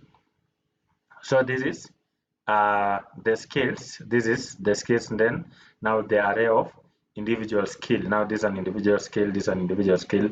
So it is an array of skills. But then now for the individual skill, we have what? The category, for example, backend. So this is what we are trying to say now in that dictionary. Now for the individual category, now for skill.category, we will be appending that category. Append, we'll be appending with, okay, append method. Remember, this one only works on the list. So we'll be appending with the skill serializer, and then skill, and then dot data itself now. Yeah, so this is what will be appending on the categories. And then otherwise, for example,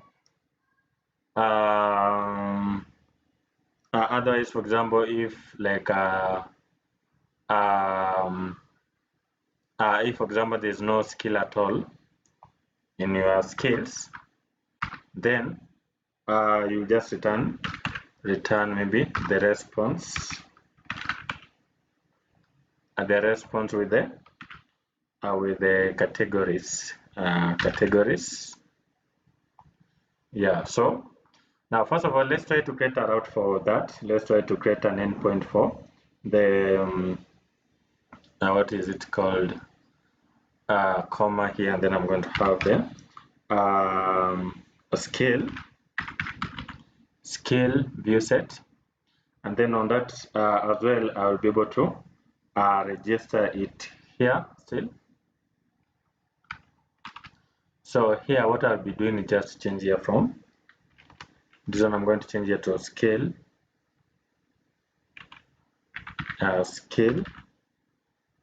actual skills, and then here I need to use scaling capital here, scale view set. Remember, this is what we imported there at the top. No, okay, this should be skill, not skills.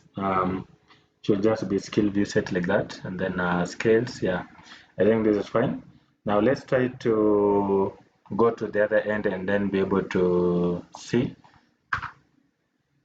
Now sometimes you need to kind of try to update a file, then it's going to detect the changes, and then it's going to update. So like you can see, we're getting this error, but then once I try to like kind of modify a file somewhere, then it's going to update. It's going to trigger the tool to refresh the server. So now when I go to the Postman, let me try to check now, and then skills, you can see it is now returning. It's now returning. Now let's try to check by category skills, then by underscore category. What was the function name? The way, let me just check the method name. By category, not categories. By category, and then you can see it is returning based on the category. So this is really great. So that endpoint is working fine. Now we shall go to the other one. I think it was for the project. For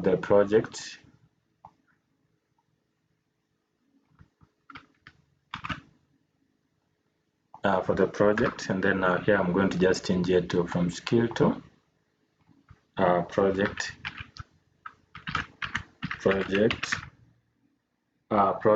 and then yeah, project, and then here the action, maybe I can have a logic for featured. Let me call it maybe featured. That is spelling for featured,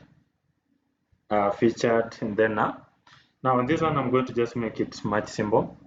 There's no match here, so we can have the, let me just call it maybe featured project. Let me call it a featured.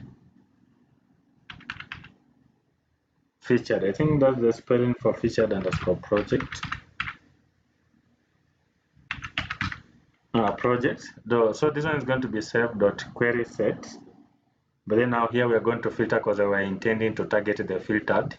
So here the query set here is going to be filter, but then on the filter you will be required to specify you're going to specify like at the field that you're going to use on the filter. So here I'm going to say featured true. You're going to like remember when you go to the models and then now to the project, these are featured, of which by default it is false. Now if you want to get what is filtered or maybe the featured project, then you need to specify, you need to give it to true. So I'll say, for example, featured, I'm going to give it true so that you can filter the featured products. Remember those that are false, they are not featured. And then the serializer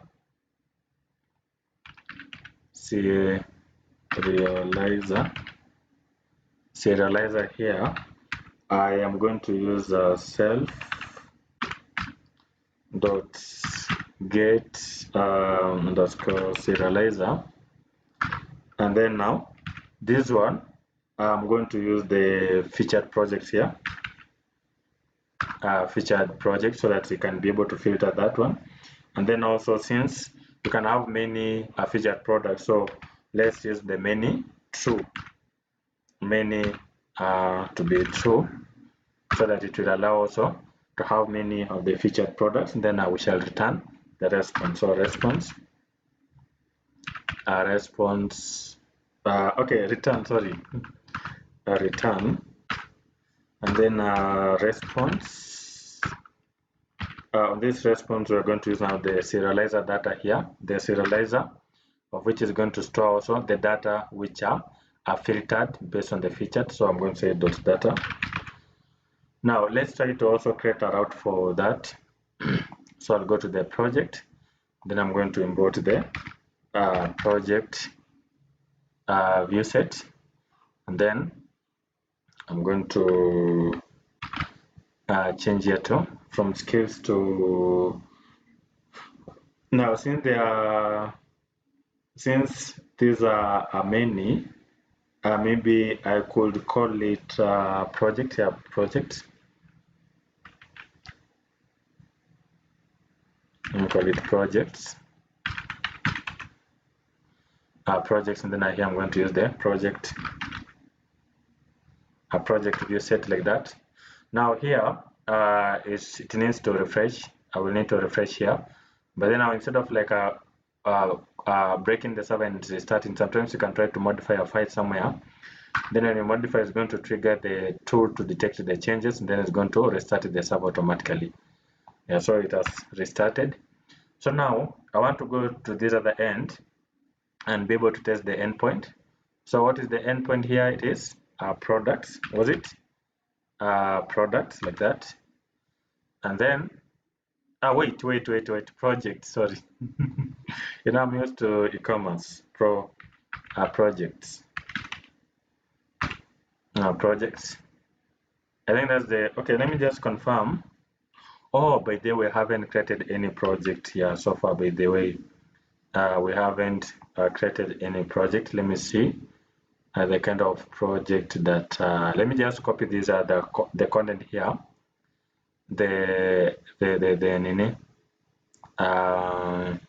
Now this one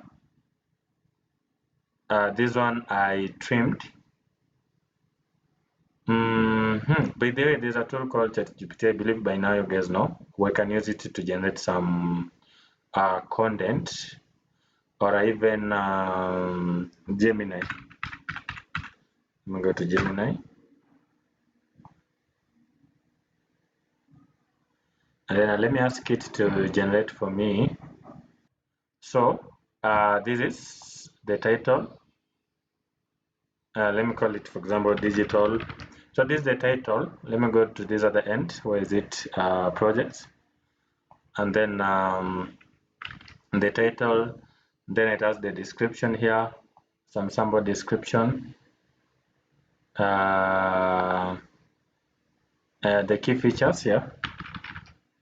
Key features. And then this at the end. And then the technologies. Maybe I can say Django. I think it has separation with the comma. Django, REST, React, REST framework. I will be using the Postgre. Then there's JavaScript, there's Tailwind, there's, yeah. And then also we can have an image for that. This is a digital lending. I don't know which image. Actually, I can just have any image for testing. Maybe I can just select any, by the way, guys. I'm not into okay, let me just select something. Let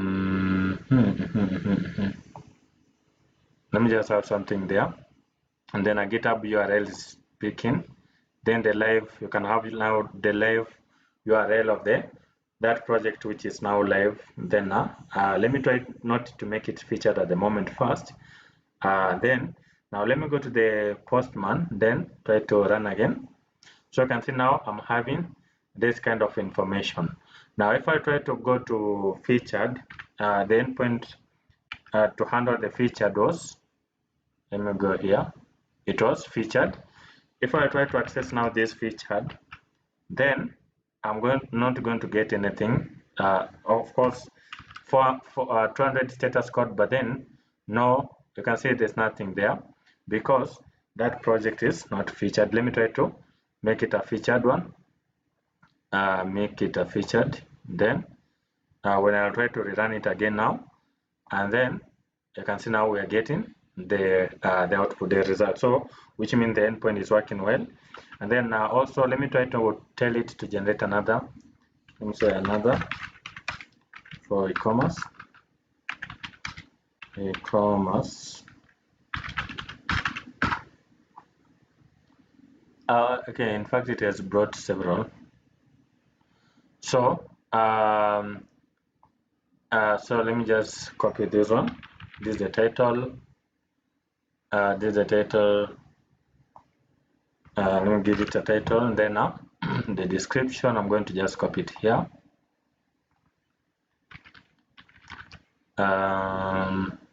Key features, and then maybe I don't know.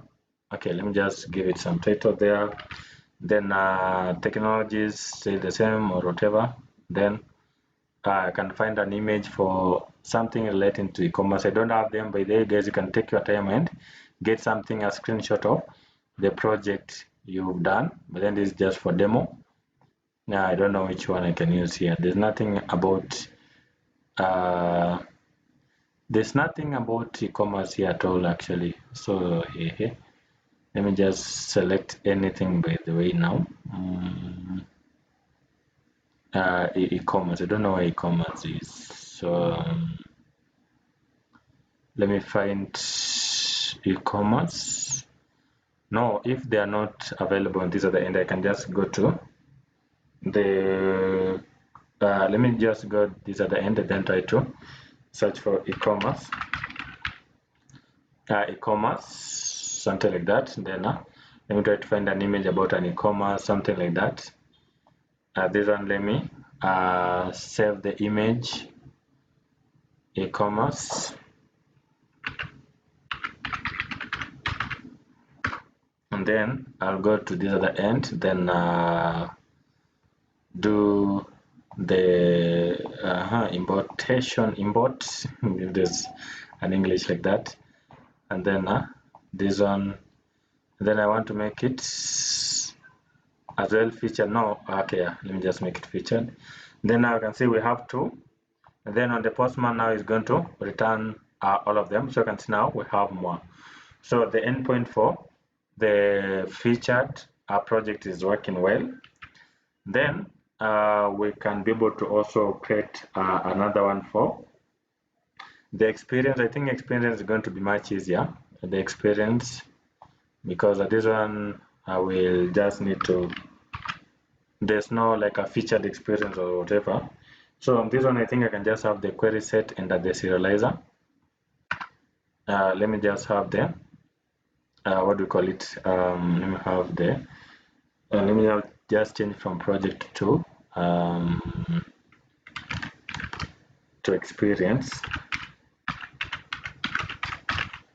And the experience, I believe it has used the correct here, so this is fine. So on this one, actually we just need to have the query set and the serializer. And then now once we have that, then we can also import there at the top. So I should be experience view set. Then we can have it here also. We can be able to, so what name can we give it for the experience? Let me just call it experience. Experience, right? Experience. Yeah, I think that's the spelling for experience. Then here is going to be experience view set. And then sometimes you need to modify something so that you can trigger the feature to detect the changes to your code. So once done, then let's try to go to the endpoint and be able to check it again. Now I'll go to API, then experience. Experience, then it is standard, but then since we haven't provided any experience, then it's going to show it that way. So let's go to also create that one. Now let me try to minimize some many tabs there. This other one also we don't need it. And then to the experience, to the experience, and then experience. Now maybe, okay, let me try to tell it, for example, generate for me some 5 experience. Remember this for demo, guys, you need to have like accurate detail or accurate information. So maybe, okay, actually it was supposed to be title, and then is it okay, company. Okay, let me use that name, then a position maybe, and then description. Okay guys, let me just use dummy. Let me just use dummy. Remember, you can take your time and provide accurate information. Now for me, I don't need that one. And then now I can have the date. Now let me just change the date from the start date, maybe 2022, and then end date, maybe I can say 2024, and maybe for example date 11, this one maybe something like that. And then you can have the company logo, which we can use. I have something for that. I have the there's assets. There's a, I think icon. Is it icon also? No. Profile. Then maybe we can use something like this one. Then let me save it. So now when I go this at the end to the Postman, so this one is return. Remember, on this one we don't want to have even much information. This is just like something quite simple, straightforward. We'll be fetching everything there. There's no logic to update there. Maybe I can have a few of them. Maybe this one, maybe title, maybe junior, and then the description, you can have something like that. Okay, this is just a sample.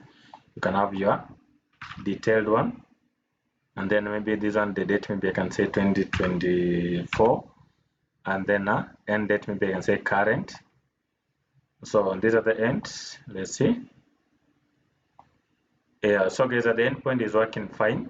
The endpoint is working really fine. So this is great. Now lastly, we need to implement now for let's say we have the project, we have the experience, we have now the conduct. So actually for the conduct, this one will be more of a post.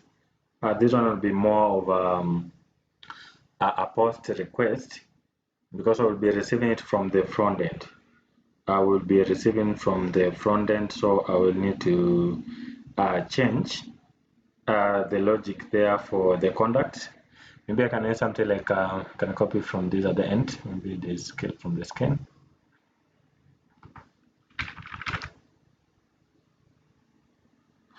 Okay, so let me just call it conduct.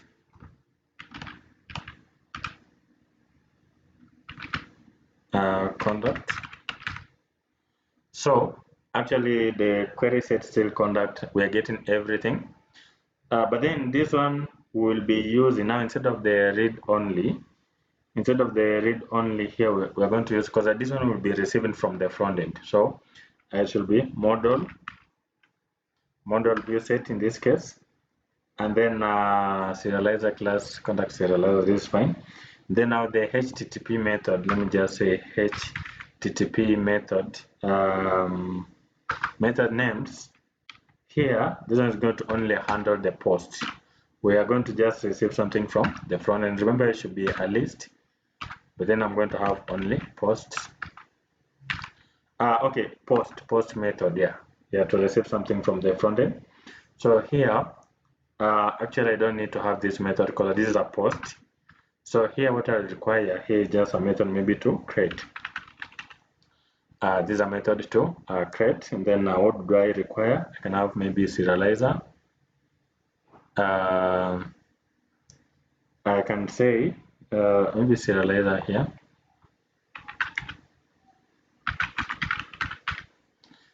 Now, in fact, I will need to modify the serializer in a few because this one is not the read only because we need to receive the NEHMTECH from the front end. So, so here should be get underscore serializer. But then this one we will. So on this one actually, on this one we will have data. I'm going to give the request is the information we are receiving from the client side. So request.data, the data that we are receiving from the front end data, and then we can be able to have some check, some validation, some basic validation, just to check on the serializer or maybe the kind of data we are receiving from the front end. So, for example, if a serializer, there's a method to check on the validity. So I can say dot is valid, is underscore valid. If the serializer is valid or correct, then we should be able to save that serializer to the database. Serializer, which it will convert it to the models to be saved in the database. So serializer dot save, we need to save it, and then once we have saved, maybe we can be able to send some response to the client side so that they can be able to see that it has been created successfully. So it will return response, and what is in that response? We can have a dictionary. We can have a dictionary where the key, maybe we can have the message. Let me say message. Then maybe we can say message sent successfully, like to the front end, so that the user can be sure that the information has been sent. And then another one, we can be able to display the status. So status, we'll be using status, and then now the status that we'll be using on this case, it will be now the create. For created, it is always http underscore 201. This one created, yeah.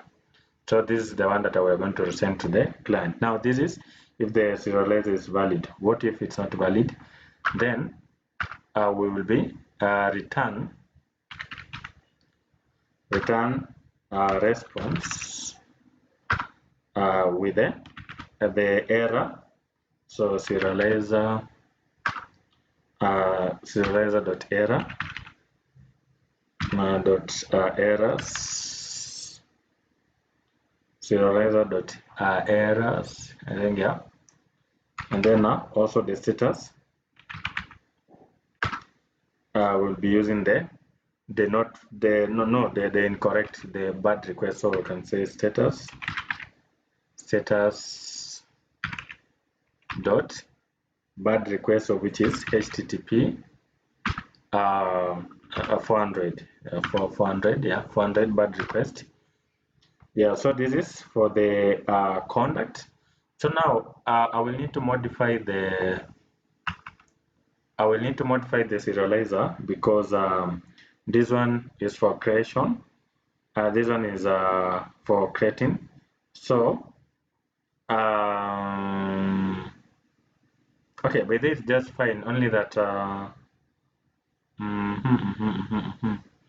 okay, okay, basically the information that I will not require, let me see the models, actually the model structure, the contact. So they created art. Remember, we'll be receiving the name, the email, the subject, and the message, but then we'll not have the created art. So this one will be populated automatically because we have this auto now art true. So on the serializer, I can be able to have the read underscore only underscore fields. Is it fields? Fields. Then I'm going to use the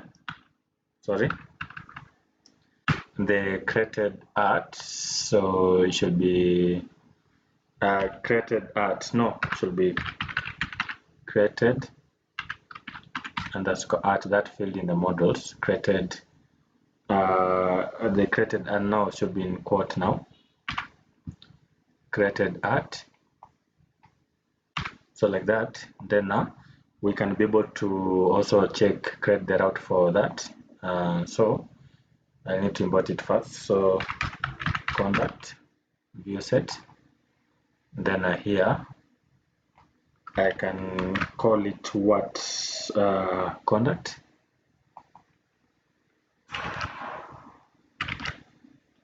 Contact. So this will be capital. Be sensitive to cases. So guys, basically for the contact, we shall just implement the front end so that I can be able to directly make the post request directly from the front end. I don't want to do that on the Postman, but then there's something that I need to configure before even proceed.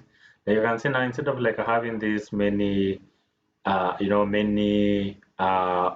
for the files, I need to configure such that we have a media folder, main folder. Then under it you can have now such things like the portfolio or whatever, those kind of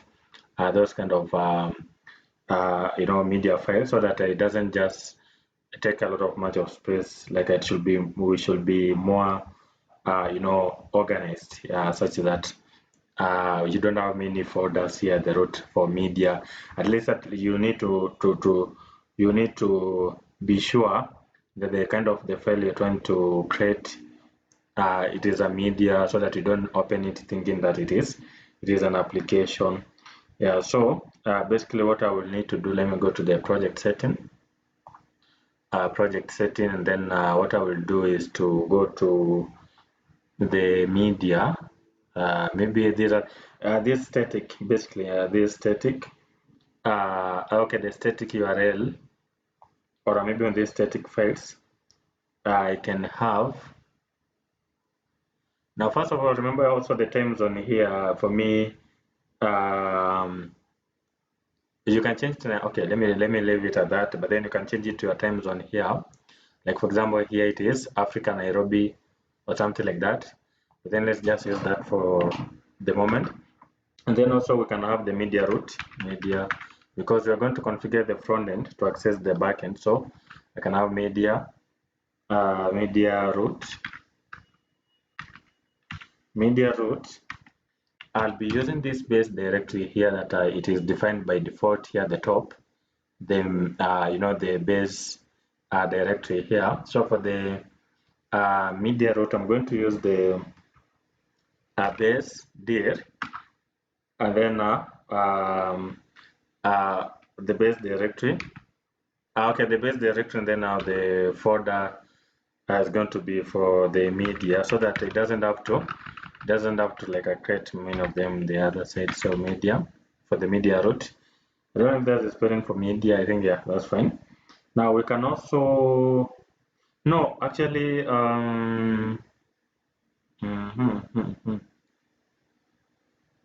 media route. Yeah, media route, I think that's fine. But then now we need to also have the media URL. Media underscore URL. the media underscore URL. Then this one we're going to use the we are going to use let me just call it media, the route to it. Let me just call it media. Like in case, for example, you wanted to fetch something, or maybe the image to the front end to be displayed in the front end. So this is the media URL, then the media route. But then also we need to have the static route. These are the ends. So let me say static, static underscore route. On the static route, again, I'm going to use the base directory, or I'm going to use the static files. But then this one is on production, where you want to use the white noise for that specific purpose. But then this is static files. Static files. Then okay, once you've done that, then I think you'll need to modify the URLs. Let's try to modify the URLs. So we need to have these things configured so we can have the setting. But then we will not import the setting this way. Import current direct settings. So we will not do it this way. Let's import in this format. Django. Import Django dot no, let me say from Django dot conf then dot conf import setting. Yeah, so this is the proper way to import the setting file, or maybe the settings, the Django settings. And then also we can import from Django dot conf dot urls dot static. We are going to import. I'm going to import the static. Import static. Import the static. So once we've done that, we can do a check, for example, or maybe without even the check, I can be able to implement the routes to access, maybe to access maybe those endpoints. So this URL pattern that we've created here, we can be able to increment it with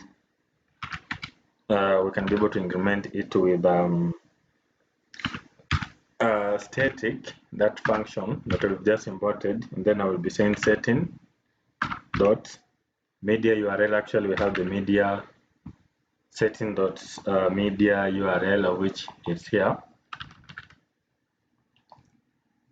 the media URL, and then the second parameter is the document route, document underscore route, document route is going to be setting dot media route dot media route. No, by the way, I should have used. I don't know why I use static URL instead of because this is for the media. I want to configure first of all for the media URL, so it should be media underscore URL, and then later we can be able to, again, because it takes only 2 arguments here. So what we'll do, we can be able to increment with the now the static URL,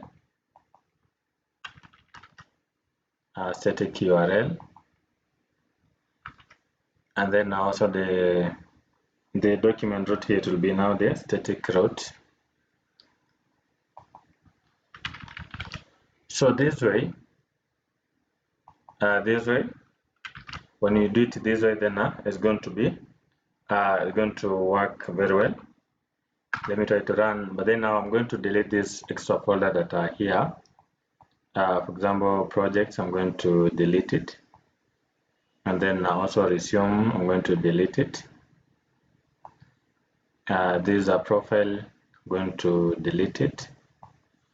And then always for images, companies also, I'm going to delete it, so that when I will try to upload, it's going to upload them under the media folder being in the outset. So this one is much better under the media folder.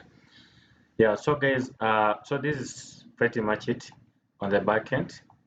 Now I want us to go to the front end, and for that I will need to open another CLI. I'm going to use the bash. So guys, basically on the front end we are going to use the React, and before you use React, actually you need to have the runtime environment for JavaScript. You need to have the node in your system. How do you download node? You can go to a new tab, then search for node.js.rg, and then get there, and then go to the downloads tab. Then this is the stable version at the moment. Remember the current is 25. If you'll be watching in the future, maybe I don't know which version it will be, but then just use the current version that you'll be having there. And then install for your operating system, you can select whatever, but then let's stick to Windows. For me, I already have it. How do you confirm if you have it? You can go there and then search for node dash version. Now if it's going to give you the version, then it means that it's good. Now for me, I'm using the earlier version because I have other project that actually depends on that, but your latest version, it will still work, so this is still fine. Now once you have it, then the command that we are going to use here is we're going to create the React application. Now first of all, we are at the root. This we are not in the backend actually. My backend is Django, but then now for the front end here, we are going to use the npx create, and then invite at latest, and then the app name. Actually, if you want to find more documentation, you can go to React. I think React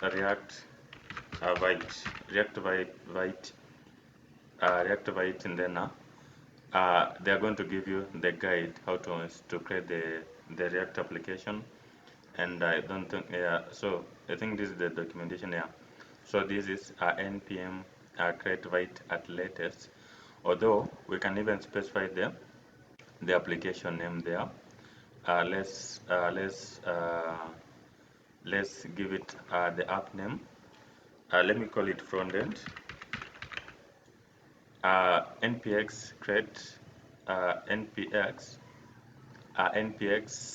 Oh, it's npm. Sorry, npx is for the create React app. This is npm, not npx. Npx is for the create React app, but then we're going to use the npm create, then Vite at latest, and then the app name, which is going to be frontend. So it's going to prompt us some few things. So first of all, it's asking us to install this one.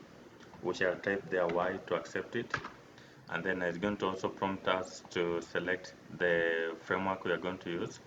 So this one we are going to use the React. So you are going to use the arrow keys on your keyboard to select the React. Once you do so, click enter. But then we're going to use the we are going to use the JavaScript on this one, in this case.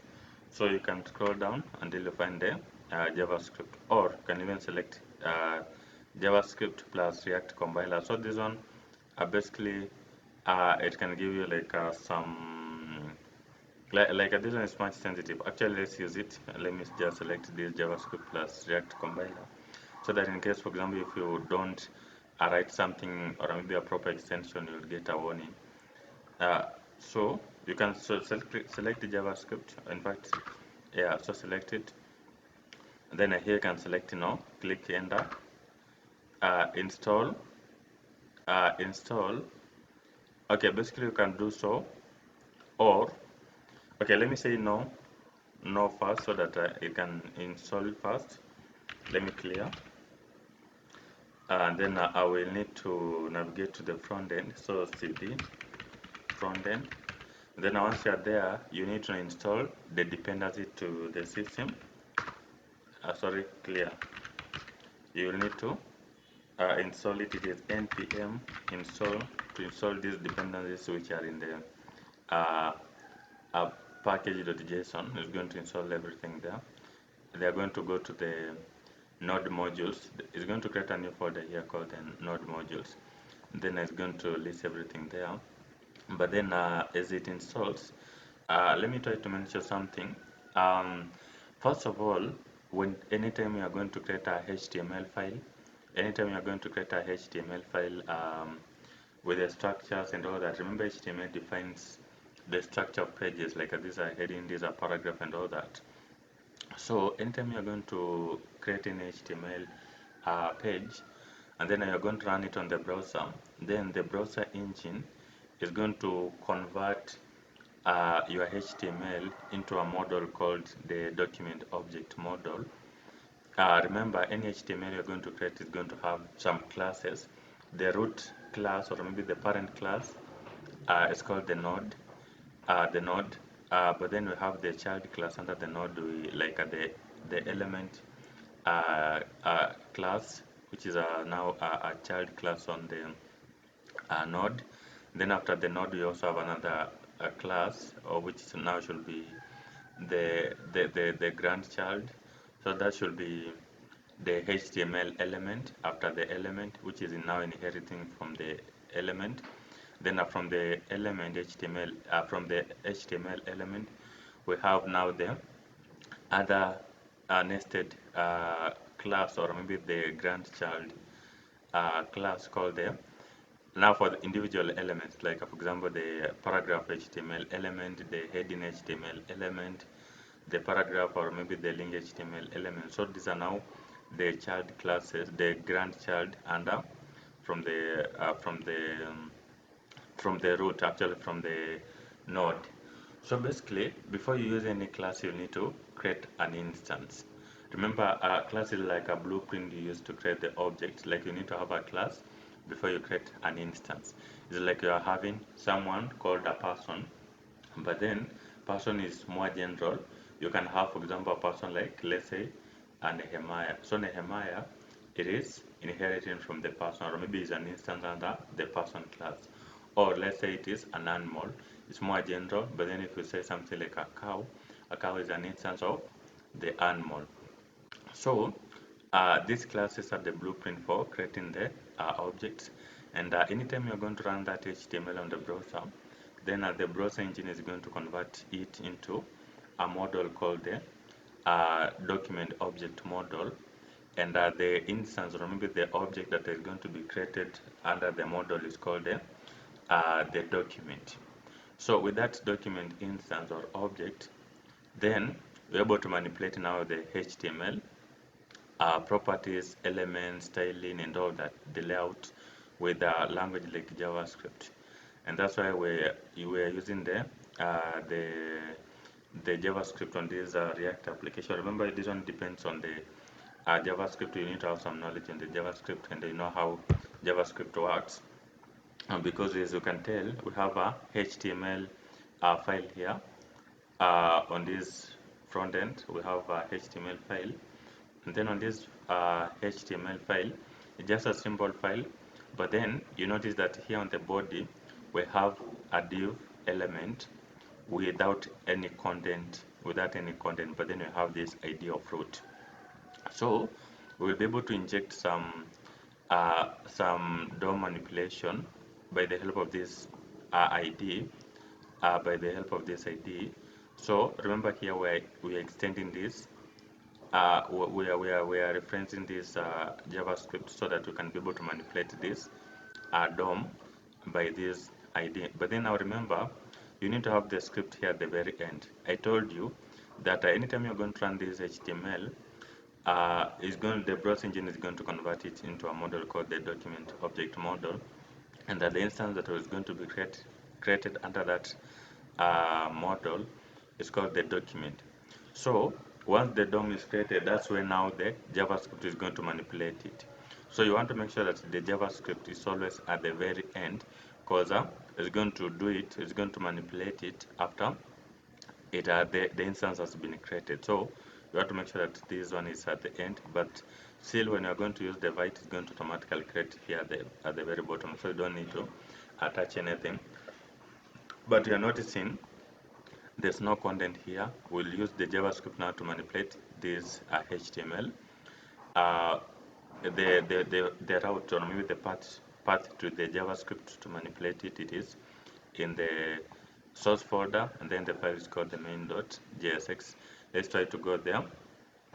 So it is source folder, and then there's a main.jsx, and then now once you are here, basically you can see here we're using this create react route from the from what from the React DOM, and then here we are targeting that element on our HTML through this.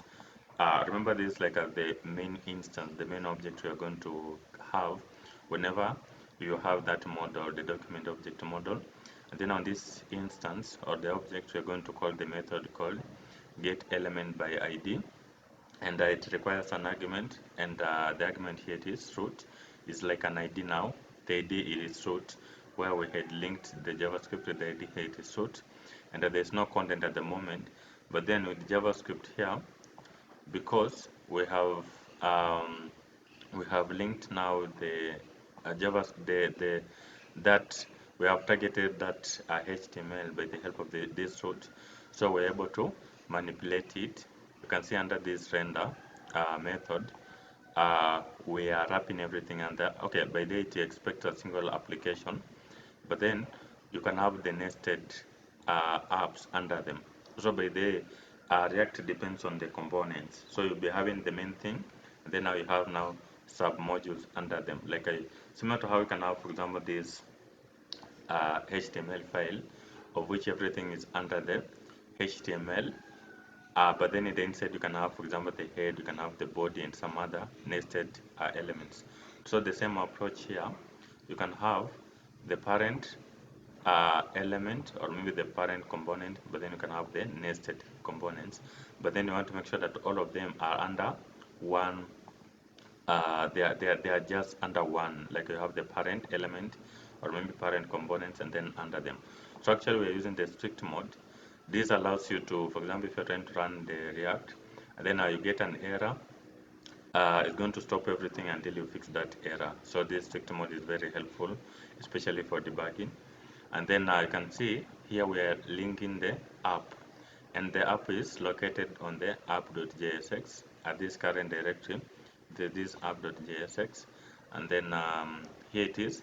Let's try to run it so that you can see. So npm run dev, so that you can see, we can be able to see it. Let me try to follow this link.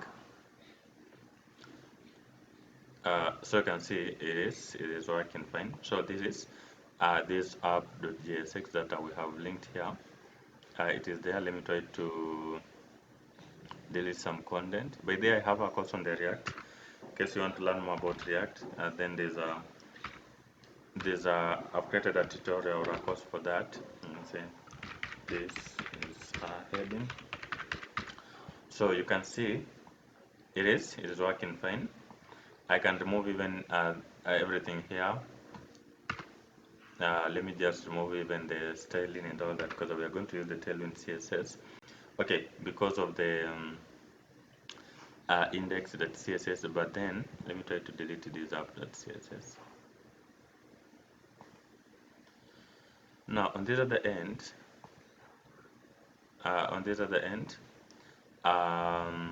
we are going to configure, maybe adjust our styling so that we can be able to use the Tailwind. Actually, we're going to use for styling, we're going to use Tailwind CSS to style this one. And okay, there's something here. No, actually we don't need to have any hook there. So I want us to install the Tailwind CSS so that you can be able to style this one. Actually, let me try to adjust this one. Let me remove this property because this was the one. This is the one that's going to give us that is giving us this background. Let me try to remove it. In fact, uh, in fact, I can do away with everything there. By the way, I can do away with everything on this one. Yeah, this way, so that but we can have the default. We can remove. Okay, let's let it be the way it is. So we have removed all the ceilings. But then now I want us to configure the tailwind so that we can use it for styling. First of all, when you have something like a uh, class name, by the way, you cannot use the word class as a property because that is a preserved word in JavaScript. So if you want to use it, there will be a conflict. So what you do, you're going to use there's an alternative called the class name, and then you can have your styling. For example, you can say text white. So these are Tailwind CSS. Okay, let me say text red. So these are Tailwind CSS kind of styling to style, for example, the text color. But then you can see there's no effect here because we don't have the Tailwind. So how do you install the Tailwind? So you can go to just type search for Tailwind CSS, tailwindcss.com, and then go to click on this get started or click on the docs. So let me click on the get started, and then I remember we are already at this directory of the front end. Let me try to break the server. We are in the directory of the front end already. So what we'll just need to do is to install this Vite here. To install the Tailwind CSS with Vite, sorry, not Vite. Actually, Vite is a tool that we're using to install the Tailwind CSS. And then once that is done, we shall be required to configure. Okay, basically it's going to generate a file there. Yeah, vite.config is already there. It's already there, and it already has some few things. But then I think it requires to copy. Let me try to copy this thing, and then I'm going to replace everything the other side. And then the other thing is we need to import this one. We need to import this one as the CSS. We need to import. We need to. We need to add in that one to the to our CSS file. Remember this CSS, we have linked it to the app or to the index.js. You can see it here. So we have linked it. So once you have it there at the top, then you're good to go. So the next thing is just to run this dev, and then let's run it and see. Now let me try to check on this at the end if it is really okay. When you check here, actually it's not displaying anything. It's not. Let's try to inspect. Yeah, so basically React is not defined. Actually, we need to import the React application at the index.js. We need to do that. Anytime you're using the JSX, you actually need to import there at the top. Let me try to go to main.jsx. Then there at the top, I can import React, import React, import React. Let me reload. Let's try to import it also at the app.jsx here at the top. Any JSX file needs to have that file. Yeah, so I can see even if you're not writing any JavaScript, like it must be there. Even if you're not using it, like it just have to be there. Let's try to add in some background here. Maybe you see if it's going to work. So BG a BG, for example, this color. Let's see if it's going to. Yeah. So this tells us that the Tailwind has been configured very well. So this is really great. So this was just tests if the Tailwind CSS is configured or not. On this SRC, I'm going to create of several folders. The first folder I'm going to create for components. So this is where I'm going to have all the components, and then the other one maybe I could use the other one maybe I can call it I think service or services outside like this SRC folder at the root level. I can call it services. So let's begin with the services. In the services, I'm going to create a file to define now the endpoints. So I can call it API.jsx. Remember, this is a very simple one. So we're going to require a library here called Axios. So to import Axios, it's like a library that we can use to make the HTTP request to the backend. We can break this up and then run npm install Axios. Npm install Axios, and then once you have the Axios, then what you'll need to do is to import here at the top. So import Axios. Okay, import Axios. I import Axios from Axios. Now this should be in quote Axios like that, and then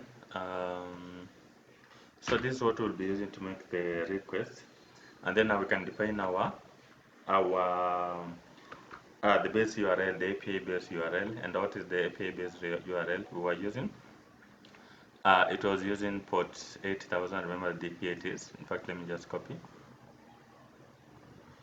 So the base URL. So let me use a const variable, const, and then let me call it API underscore base underscore URL. And then on this one, I'm going to just use this endpoint, but then you notice that on the back end, the project, like the one that is going to like have for all the endpoints, like at the mouse beginning the word API. So we can even configure them at the root level at the API definition, so that we don't need to do it all the time. API, because it's a common denominator, like that. And then once you have the base API, so now we can be able to create now the variable for the API, or which is going to just configure, or maybe it's going to utilize this endpoint at the at the very end, or maybe let's kind of instantiating or using the Axios here. So what you'll do, let me create a variable for that API, for the API, and then for this API we're going to use the Axios, and then to create the object or the instance, so that we'll be using it all the time. So Axios dot create, and then we're going to provide some arguments in the inside. The first one is going to be the base URL. So the base URL, as a key, I'm going to give it the value for the API base URL. It's the value, and then I'll also need to provide the headers. Now for the headers, remember this one is much simple. We don't have like a complicated stuff on the header. So here maybe we can just provide the content type. And on the content type, we are going to use the application JSON, because mostly the request will be in JSON. Remember we're using the API here. So application JSON, this should be it. And then you might want to terminate statements with a semicolon. That's not a must, but then it's just a good idea. We can have here a variable that's going to store all our all our endpoints. So by the way, you can do that with an object, or dictionary in other languages like Python. So let me export all of them, but then I'm going to store those values in the key value pair in the dictionary, or maybe in an object.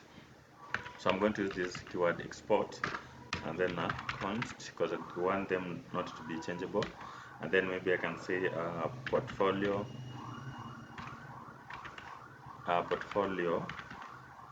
API. So this one I'm going to use what? An object or a dictionary in other languages, a portfolio. So let me begin with the profile.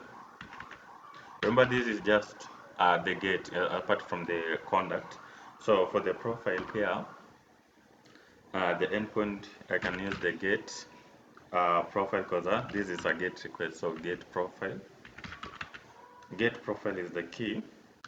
And then this one, because I want to use more of an arrow function here for getting us the. Remember, you can as well use the fetch directly, but then now the access is best for this one.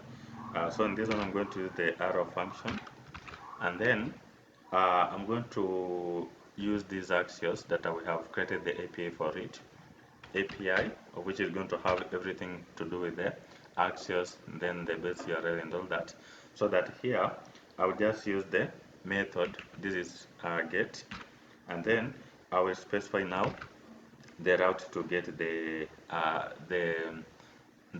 get profile in this case. Now remember, this API already has this base URL API. So here, what I just need to do is to specify the profile, but then it should be in quote. Then I can say now profile. Remember, this one does not end with the / the trailing. That /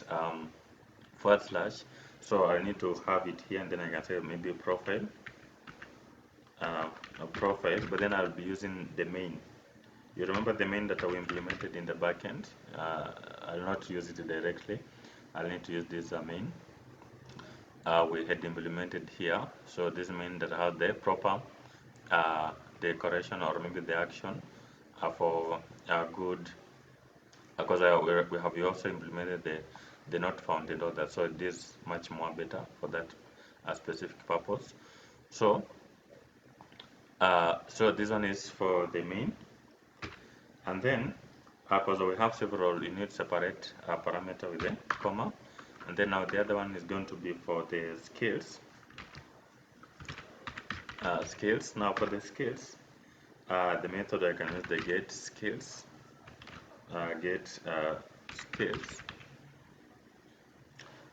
get skills, and then another function on the same. We are going to use still the API, because I remember that's the one that has the base URL. And then I say the method is going to be get, and then for the skills, for all the skills actually, we are using the skills. Let me just confirm. For the scale, for everything, we are going to use these as skills. But then now for by category, we shall implement that one in a few, so that you can be able to filter based on the category. So this is skill, but then now remember it must have this trailing, these forward slashes like that. We can also have that one to get it by the category. Wait, oh, sorry guys, here I forgot. It should be a comma. I don't know why it added that thing. I forgot that one. So now for the category, then I can just duplicate this and then say get skills by category. I want to define everything so that when I'll begin to work on it, I'll just use them. So this one still it's a get, but then it will be skills, then by underscore category. Now this is the advantage of using the router. This is the advantage of using this router, because you notice that here you're not going to. You just need to specify the base name, like For example, on this skill, you can just specify, and then now, for example, if you have the methods under them, you just need to, like for example, if you have the methods under it, you just need to specify the method name without like defining again on the URL. So you just define it once, and then here you just be specifying maybe the trailing, for example, the method name. Then it's going to identify them. The route provided you have done a decoration on it and with a proper request method. So this is it, and then also we can have for the projects and then for the project, this one I can use get project because this is more for get request. So get project or projects, get projects, and then the arrow function still, but then on this one I'm going to use the API dot get still, and then it's going to be projects. But then also on the project we have the featured projects. So I can say get projects, get, I can call it maybe get featured. Yeah, get featured. I don't know if this is spelling featured. Get featured projects like that, and then the method here will be featured / featured. This one, this endpoint here, where is it? Projects, and then featured. Yeah, so this one, remember we have already defined the method that it should be expecting. Featured like that, and then yeah, so this is it, and then also for the experience, yeah, experience. Remember all of this stuff are just get apart from the conduct. So we can have, for example, get. In fact, what I will do, let me just copy this one, and then what I will do is just say get experience, get experience. I get experience, but then now for the experience, the endpoint there is just experience. Experience like that, and then yeah, I think we don't have any. Let me see. Yeah, experience just simple as that, and then now finally we have the conduct. Now, so this is where now we are going to are required to have the. That's where let me conduct. So this one is expecting a post request. So we can have send a message is a key. Is that the spelling for message? Message, I think it has an S somewhere. Message is the key. But then now the value here will not just provide an empty the empty parameter here. We shall provide here the data of which the front end it will be extracting, it will be receiving the data from the serializer, and then it will be saving it. So we need to provide what this data here, the data of which will be collecting from the form, and then once we have it, then I will be doing a post request. So it will be a API, but then now the request here is going to be post, and the post, and then it's going to be post, and then the route to it is the conduct, I think. Yeah, conduct. Yeah, conduct. But let me just copy the conduct, and then yeah, so this is pretty, but then we need also to provide now the data. So I need to provide now the data which we shall be collecting from the form. Yeah, so we need to have that so that the backend can be able to extract there. And then now at the end of it, we can also export now this entire file, file, or maybe the API itself. So I can export as well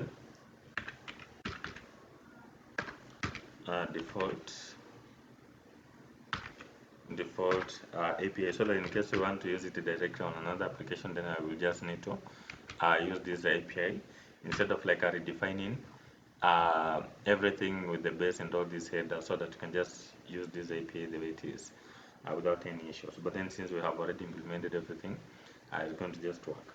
So this like now the function to make the request to the backend. So inside the components folder, let me try to minimize these things. In the SRC, the components, I'm going to create the header. Maybe I can call it Navbar. Let me call it nav. Inside the components folder, navbar.jsx. Navbar.jsx. So guys, basically, before we begin to work on the components, I want us to, because I see time is fast moving. I don't want to make the video quite long. I notice when I write the code and then explain, it's going to take a lot of time. Now what I'll be doing, I can write the code and then I will just explain the code that I've already written, so that the video won't be that long. But then for the components, let's try to configure some styling. We're going to write like on this actually on this front end, we're going to create another file here called tailwind.config tailwind.config.js tailwind config.js, and then on this file we are going to create some configuration that is going to be applied or maybe used across the components. Yeah, so basically this is the configuration that first of all we're importing the tailwind, and then now this is the path or maybe the root, or maybe we need to have this HTML, and that these are the extension that we are going to make sure that the tailwind is going to be applied on, like on those extensions. So the files will include the JavaScript in case you're using the TypeScript, JSX, or TSX. So all of them is going to apply. And then on the theme, we have we have the colors. I've defined now the primary colors, so that I'm going to use it across the the application. For the primary color, the secondary color, the dark color, and then also for the light. I've also updated the animation. Now remember, if you wanted to use the exact configuration, you can all the time pause the video and write the same thing, so that you will be together. But then now we have defined now the animation beforehand in additionally like format. So for the animation, the fading is here, and then these are the properties for the fading, and then also for the slide up. Remember, these are the tailwind styling for the slide up, and then for the slide down. So these are the properties that I am using. For fading is fading 0.5 second is in. For slide up, it is slide up 0.5 second is out. Now for the slide down, it is slide down 0.5 second is out. And then now, so these are also the configuration or maybe the setting for the slide up. You can always pause the video and try to update it, and then okay, like type it on your end, and then also for the slide down. And then here on the plugins, we actually don't have an array for that. So these are the configuration that you are going to require on this tailwind.config, so that this styling they are going to apply across the system, so that we'll not need to worry about, for example, whatever color theme to use or whatever. So we have like something which has already been defined. And then also we are going to require to update also the index.css. So basically on this index.css, first of all, because we are using the Vite, you want to make sure that you have imported the Tailwind CSS here at the very top. And then here we are trying to define now our default styling. So the margin, we are going to give it 0. This one is to override the browser default styling. Remember, each and every browser usually have their default styling. So this one we are trying to adjust the margin and the padding like to be initialized by 0, and then also the box sizing. We're using the border box for everything unless you will explicitly specify the box sizing property. And then also for the HTML, because I will be using a lot of navigation, like I will, especially when we'll be navigating, for example, from about to contacts or whatever. Actually, we'll need the scroll behavior, which should be smooth in that regard. And then also for the body, so these are the fonts that we are using. This is the font that we are using here. But then you can always change to your preferred. And then for the utilities, these are the properties that you can as well have them. But then now actually the key thing here is just you need to have these three properties here, because a lot of styling will be directly implementing on the individual component. So just need to have this scroll behavior, and then this to override the default styling, and then of course the fonts. So once you have this, and then you are good to go. So guys, basically for the navbar, first of all, you need to have this reactive, even though it's not going to be used anywhere. Like you just need to have it at the top of your component, so it must be there even if it's not being used. And then of course we are going to require the hooks here. We're going to use the use state to manage or track the state of the file, because I will be having the open and the close of the header. And then we also have the use effect to manage the effect or maybe the behavior.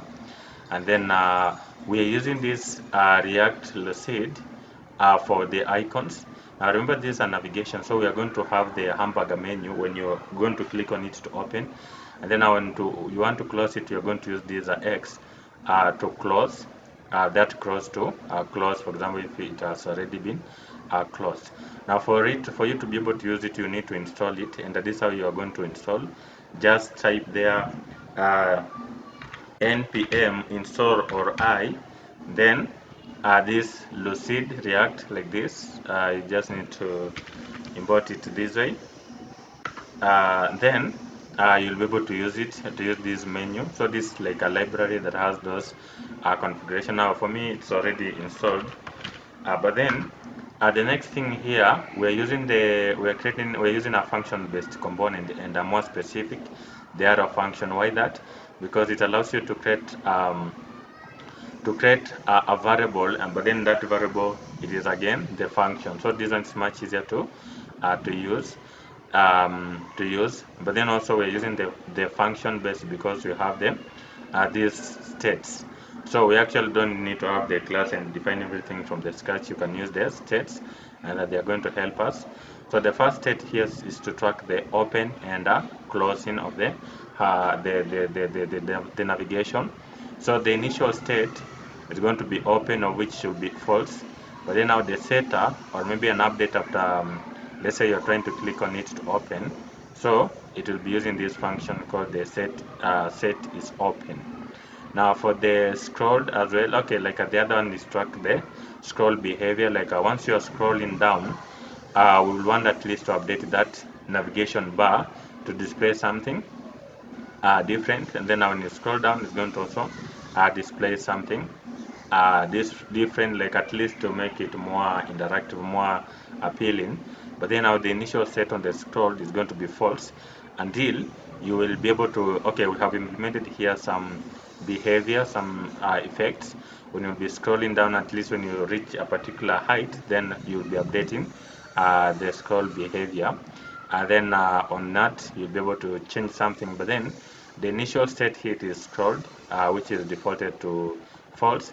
But then we are having the setter here, which we're using the set scrolled to some other logic data. We will need to implement that on and this use effect to handle the behavior.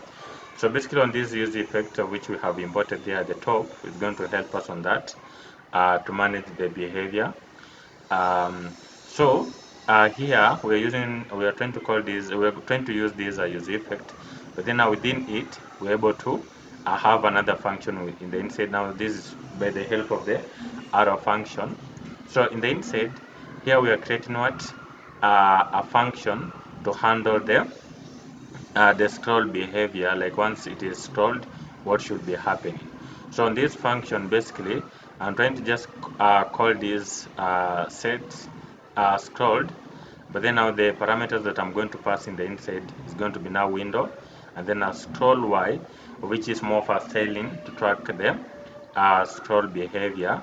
So this one, the set scroll, is going to have an effect only if the scroll is up to 50%. Up to 50%, then it's going to trigger this, or maybe it's going to trigger this set is scrolled. And then here we are having the event listener for this specific purpose. So on this event listener, we're using the window, then we are using the add event listener. When you're trying to scroll, remember the initial state is going to be false. You haven't scrolled yet. But then when you when you are going to scroll it and then you achieve, for example, you reach to 50%, then it's going to trigger this handle scroll. Now, what if you are returning back to scroll up?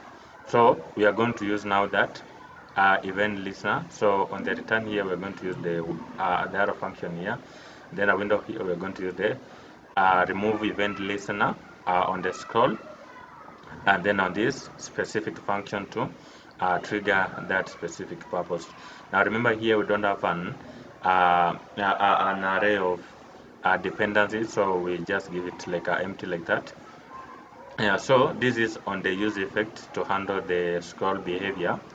Now we are having also a variable here for the navigation, like for home, for about, for skills, for project, like that thing that is there at the very top. So we are using an array, but then in the array we are having the objects as well. So an array because it's more iterable, but then now an object because we're able to access now individual variable, more for keys, and then to get this value. So here we are having the name. The first key is name, the value is home. Then at the hyperreference, the first one is going to be for home. Now you're using this hash because we'll be using now the IDs to track the position of the, for example, if you wanted to go to the contact. Now remember, this is not a multiple page application. So we want it just to have the scroll to track the position of a particular section. So we'll be using the IDs for that specific purpose, and you can use this hash for that case.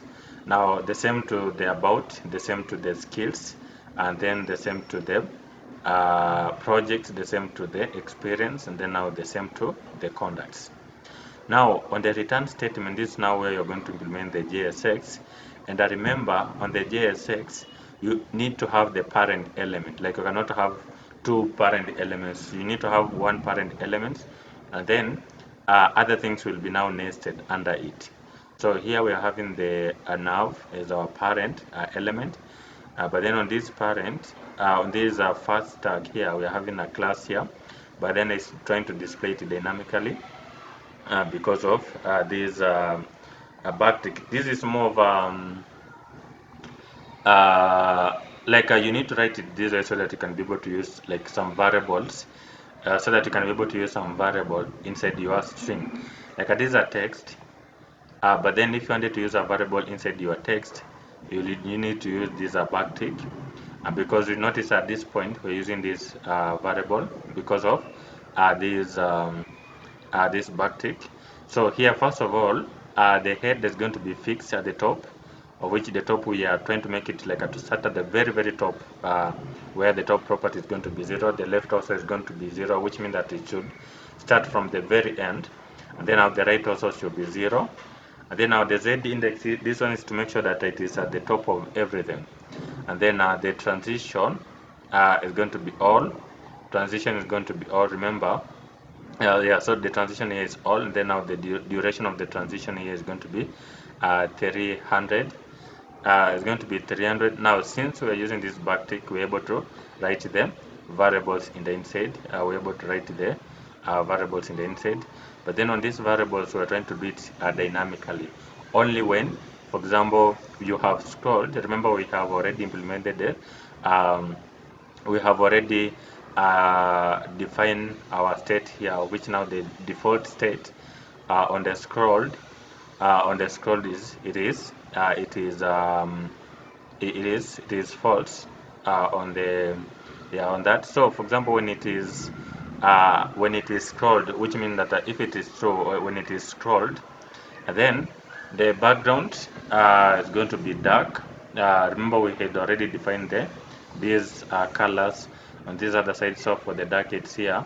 Only we are going to change the opacity, not to be that 100, to be 95, and then now the backdrop blur is going to be somewhat small, using the small.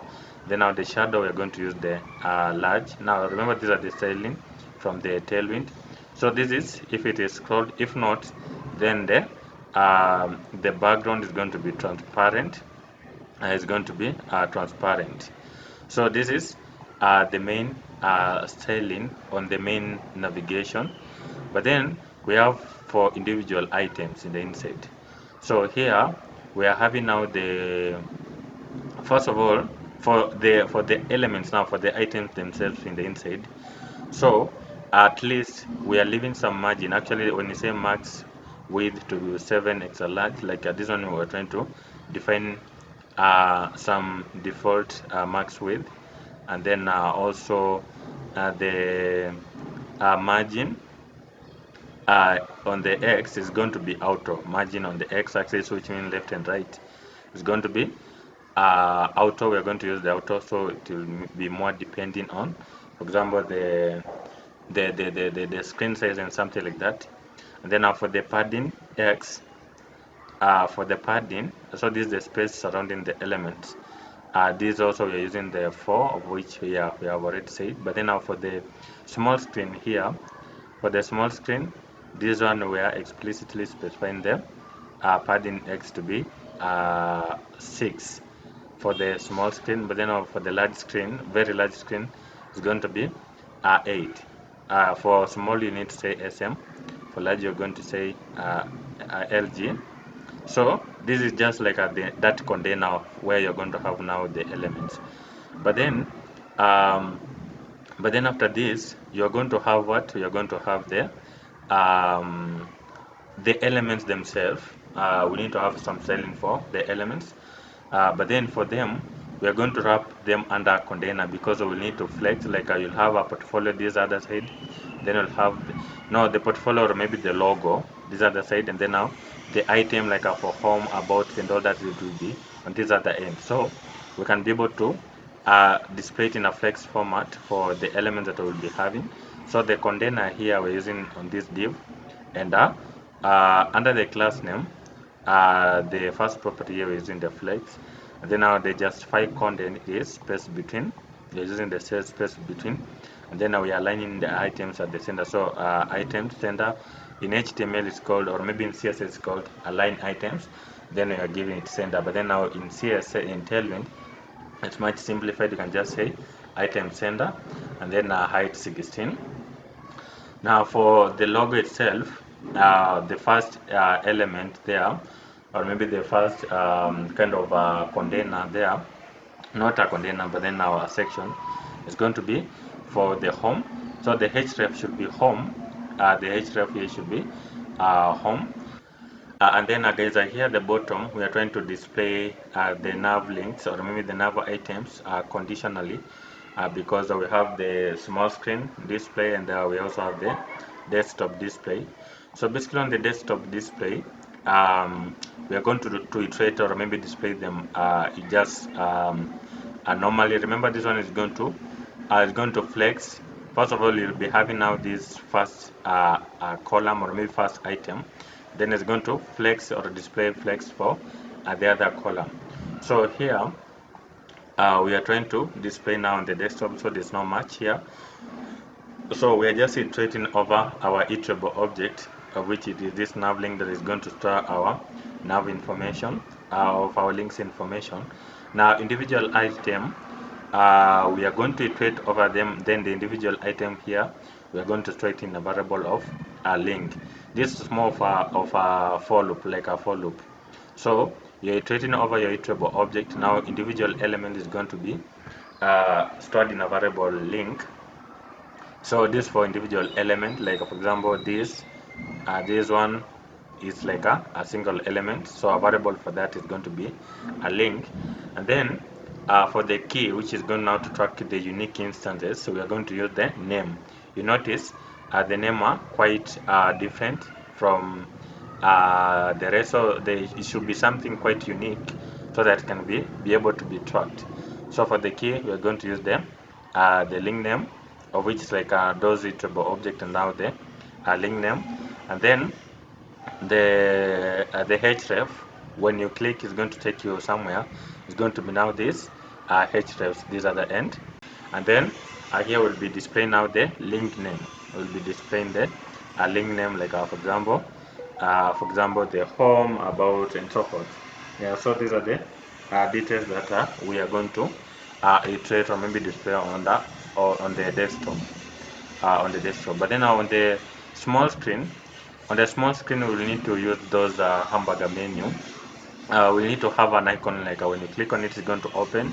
When you click again, it's going to close. So we are going to use the button. We're going to use the button on the mobile menu icon, and then on click on that button, then it's going to use this open, of which we initialize it with false. But then when you click on the button, so we have an event handler here on the on click event. Now when you click, it's going to trigger this set is open. Then this open, of which it was like a false, like the opposite of it, is going to be true. And then these are the properties that we are going to have once it is open, and then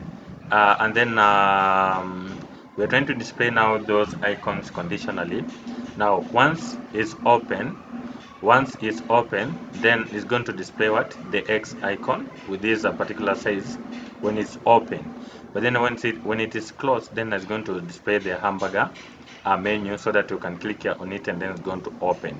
So this is what we are going to display there, dynamically. And then what are the information that we are going to display there?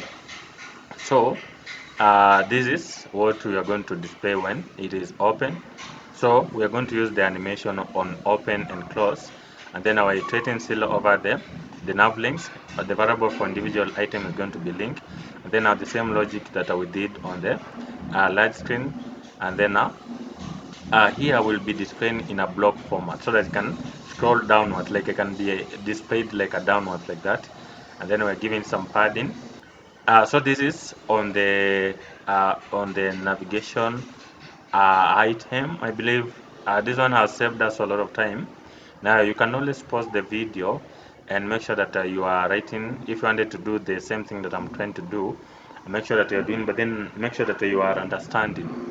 Understanding is much more important than you copy pasting. Just understand the logic that I'm using here, and then you can be able to replicate on your end. You can even use something else. So guys, basically the other thing is the hero. So you can create another component called the hero. So this is just the component after your header, like at that section of the, after the header, you'll be having that section where you're able to see, for example, your information, your name, and all that. So first of all, we are going to still use the effect, the use effect, to manage them, the behavior, and then also for the hooks, for the state change, we're going to use this use state for the hook, and then also we're going to use these icons.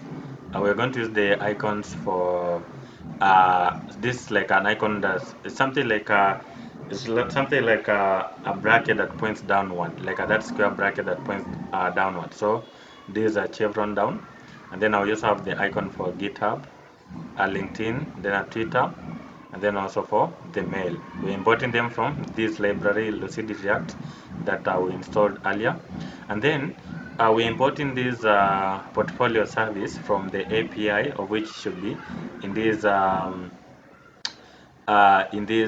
services. Then there's this API that we implemented earlier, so we are trying to import it here because we had exported. So we are importing it. Sorry, I'm importing it. So you need to import it in this format. You're importing the that object this way. Remember, it's more of an object that stores data in the key value pair. So you're going to import it this way, and then from this directory from this path, from the service folder, and then the file is going to be API. So you don't even need to write .js. You can just write, you can write like that. And then here we're trying to create our function. We're using still the arrow function for that purpose. And then, okay, remember, by the way, I forgot to tell you, once you have implemented this one, you need to export it so that you're able to use it on another application, because like each component cannot be a standalone, like I should be integrated in one, because React is just a single page application, so you can be able to incorporate them in a single element, or maybe in a single major component. Yeah. So, and then now, so basically on this hero now, we are having now the hooks here. First of all, we're using this use state now for the profile. The profile detail, the initial state should be null. Remember, we are fetching from the backend. So the initial state, we don't have any information. So it is null. And then after we have fetched the information from the backend, then we'll be using this set profile, which I'll be updating with the data we'll be having. Also, when we'll be fetching, at least there should be some loading state. So the initial here is going to be true when you're trying to load something, when you're trying to fetch something. But then, for example, once the items you're trying to load has mounted, then we shall implement now the sort loading to be false, so that it doesn't need to load once the item have already been mounted. So now this is the function, the use effect, that we're going to perform the side effect for that specific purpose. And the side effect in this case is fetching items in the backend. So in this use effect, I have now this function for fetching the profile information. Remember, this is what is there at the profile. So actually, we are going to this function. We're creating a function here called the fetch profile, and we are using the async. Why do you need to use the async? Because you don't want, for example, when you're trying to fetch something, like it's going to stop something else from happening. So let me try to let me try to explain this way. Let's assume that you are going to a restaurant, and then you want to order something. So when you do it synchronously, it will mean that, for example, if you are going to make a request, or maybe the waiter is going to make an order there, so they will have to wait for the order to be served. Maybe sometimes they need to warm things, so it will mean that they'll need to wait for it to be ready, and then they serve you before they go to another person. So that is synchronously. But then now for the async, as you are trying to make the order, that customer, that waiter can also go to request for other person as they wait for that maybe order to be served, or maybe to be ready, or something like that. So when you do it asynchronously, it's going to help you, every it's not going to stop other logic from happening. So we're going to fetch this data from the backend, but then we are doing it asynchronously so that it cannot stop any other thing from happening. Remember, it usually executes code line by line.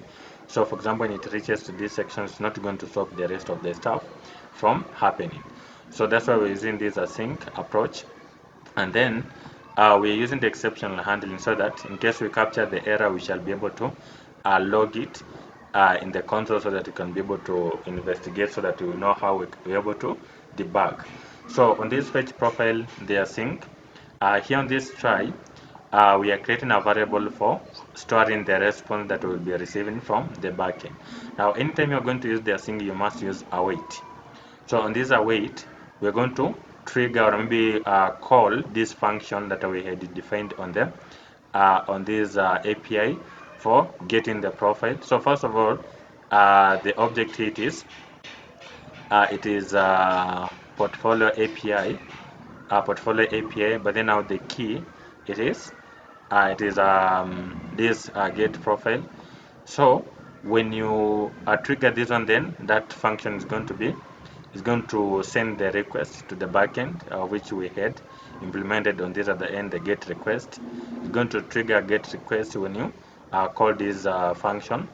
And then this profile, of which it was initially empty without any information, so now we'll be updating it with now the data instead of being null.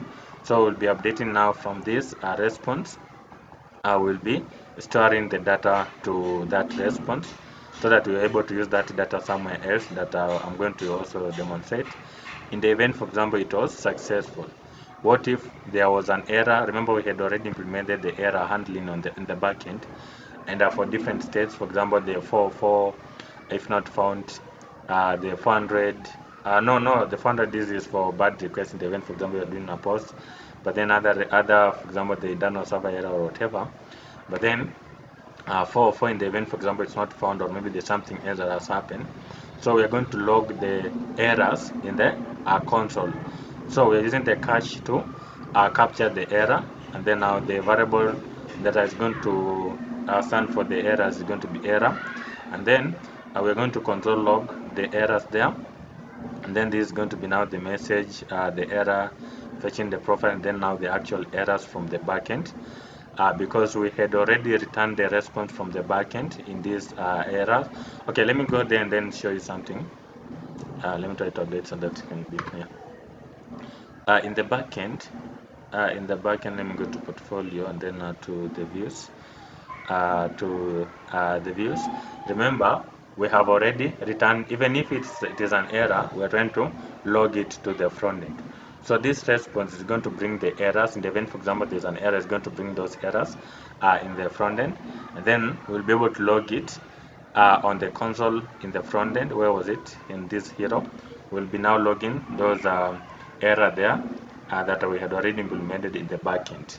Otherwise, for example, if this is not successful, or maybe if it's not fetching, okay, like for example, okay, like first of all, it's going to check if there's a response. If there's a data, it's going to store it on this asset profile. If there's an error, it's going to capture the error. But then once it has either captured, for example, this response or maybe the error, once it has completed, then we shall update now the loading from loading to uh, to false, so that it can now stop, so that it can be able to investigate the issue, so that it doesn't have to do it recursively, like continuously. So we need to set the loading to false, and then we are triggering now this fetch profile. Remember, once you have a function, you need to instantiate, you need to call it. No, not instantiation, kindly. It is calling the function for it to work. Actually, a function is just a block of code that needs to be to be called for it to trigger. And then also on the use effect, you can also have the dependency arrays that should follow each other sequentially. But then now for this case, we don't have a dependency array here, so we are giving it an empty array like that. And then here is some basic logic on setting loading. So if it is loading, we're trying to do a check if it is in loading state. If it's loading, which means that we don't have any data, then on the return statement here, we're going to return something like a loading, or sometimes you can even have a spinner or whatever thing that you might want to do to display the loading state or whatever. But then in this case, we're going to just write some text here, loading, and then so this now the actual content after maybe the loading has completed, so we need to display now the information, the content. So once maybe this loading has stopped, it means that you have the content already.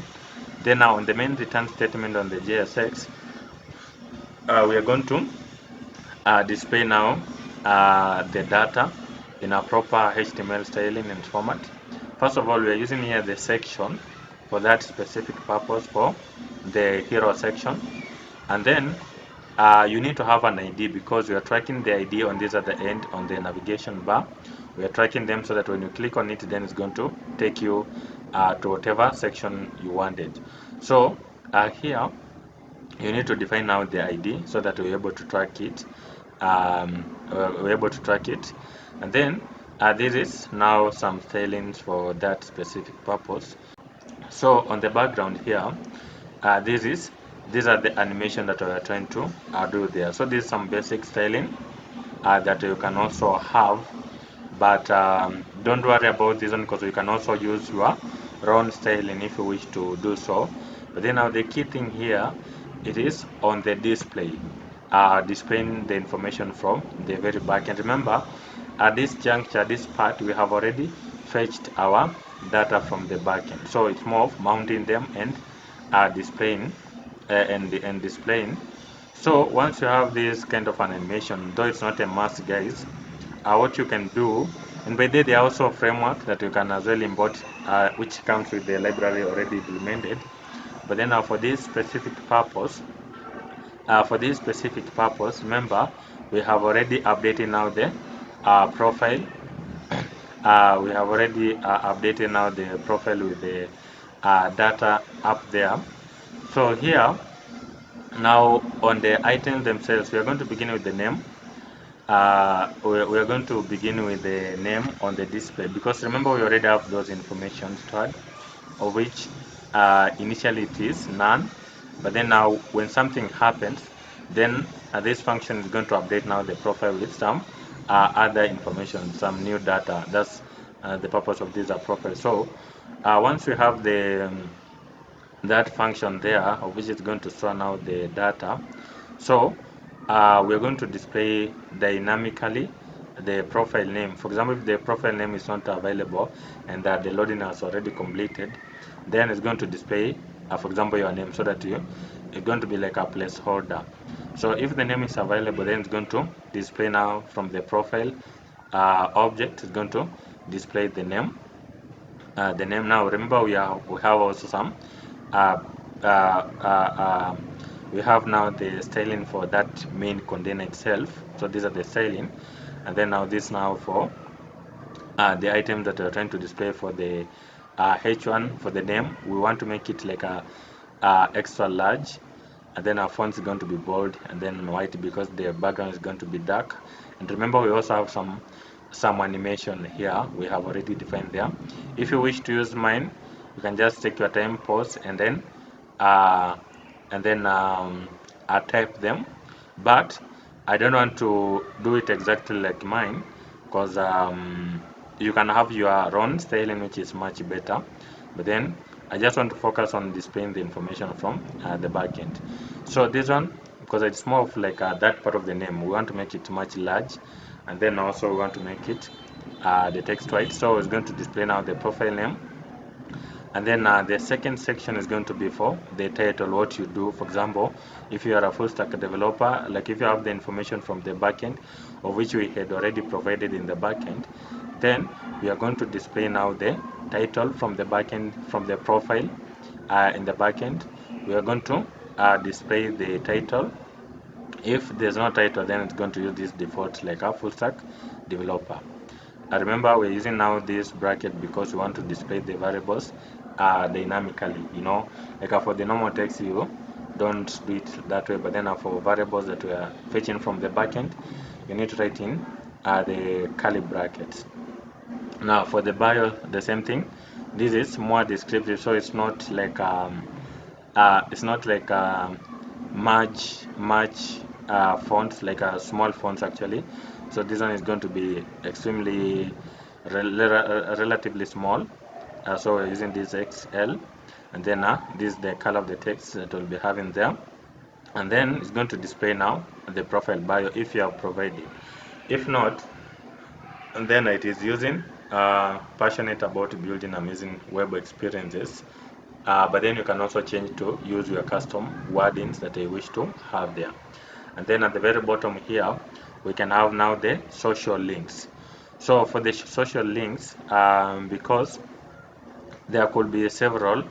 Remember, we had for the GitHub, we had for the LinkedIn and all that, and each profile is storing some, some some information there. So we need to first of all do a check if it's first of all available or not. So on the social links, we are beginning with the GitHub display. First of all, these items we are displaying them.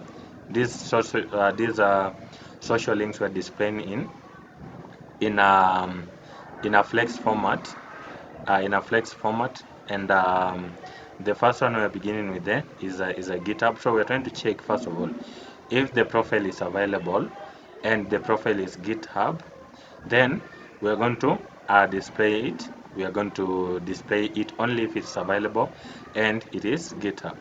Then we are going to use now this anchor tag to dynamically display. For the href, we are going to use the profile, now the .github link. But then now the target blank so that when you open it, it's going to open in a new window. Yeah, and then and these other stylings, you can as well have it. And then it will have we will have also some icon for that. Remember, the label is not going to be a label. You can choose to write a label, but then for this case, we're using now the icon to stand for the label of this font size. Now, the same thing too, the LinkedIn, first of all, is doing a check if it's available first. For if it is in the profile, and then if it is LinkedIn, then we're also doing, we're going to display it this way as well. Similar to Twitter, similar to the email. Now for the email, it's going to be quite unique because you will need to use this mail too, and then now your email, so that when you click on it, it's going to take you to the email app, so that you can be able to directly send the email on that end. And then these are the styling for that. And then still, we are using the icon instead of the labels. We're using the icons instead of the labels. And then now the CTA, CTA, sorry, the CTA here is like, for example, okay, the CTA buttons here we can have for the projects. Like when you click on it, it's going to take you to the project. Like after it has displayed your information, and then someone wants to quickly know the project you worked on, then we have an ID to track that part. Not the ID, but then now we are referencing the ID that we will be implementing in a few, also in another component for the ID. So when you click on it, it's going to take you to that position. So in this case, this is it. The href is going to be this one, then the label is going to be my work. I'm not going to focus on the styling, because I know this one can vary from one person to another. You can choose to use your styling, and I am assuming that if you are here, you have some basics on the CSS, you know some bit of styling. So this one, I don't need to explain the styling, because you can do that. This is just some basic Tailwind CSS. If you know the CSS, then this one is not going to be hard. And then now the other one is going to be for contact me. It's going to take you to the contact section on this href, of which we shall also implement the contact section also in a few. And then now we shall have that button where you can be able to click to scroll down. And then now the down section is going to be the about. So when you click on that chevron down, that icon, or maybe the angled bracket for pointing downwards, then it's going to take you to the about section, of which just like the section after the hero section. When you click on it, it's going to take you down. So this is the arrangement, and of course we are trying to export it this way. Yeah, so guys, I want you to just understand the flow, how we are doing it, but then especially the styling, you can be able to customize and use your own styling. So this is it. If you want to replicate what I'm trying to do here, you can always pause the video. You can always pause the video and type what I've written there, and then and then um, I'll see if it's going to work. But I highly encourage you to just use the idea and to do your own design. It will be even much better. But then if you wish to do so, you can pause the video anytime, then write, and then you can unpause and continue. This is the hero section. This is the hero section. I'm trying to scroll it slowly so that in the event, for example, there's someone who wants to copy, they can do so.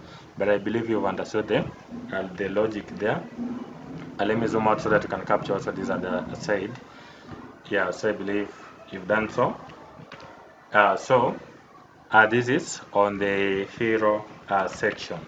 Now the logic for the rest is going to be quite similar to what we have done in the hero section. Let's begin. Actually, I've already done for several. I'm going to just explain them. Now the logic is similar to what we did earlier, so I'm going to go quite easily, quite fast. Now first of all, we're importing the use effect, the use state, and then we'll be having to use the mapping for location, and then the mail, then the phone number icons from this Lucid React, and then also we are going to import still the portfolio object, and then under it we will be able to reference a specific key. Um, for example, the about is more of our profile. We are still getting the information from the profile, so we are still fetching the same. We are still fetching the same.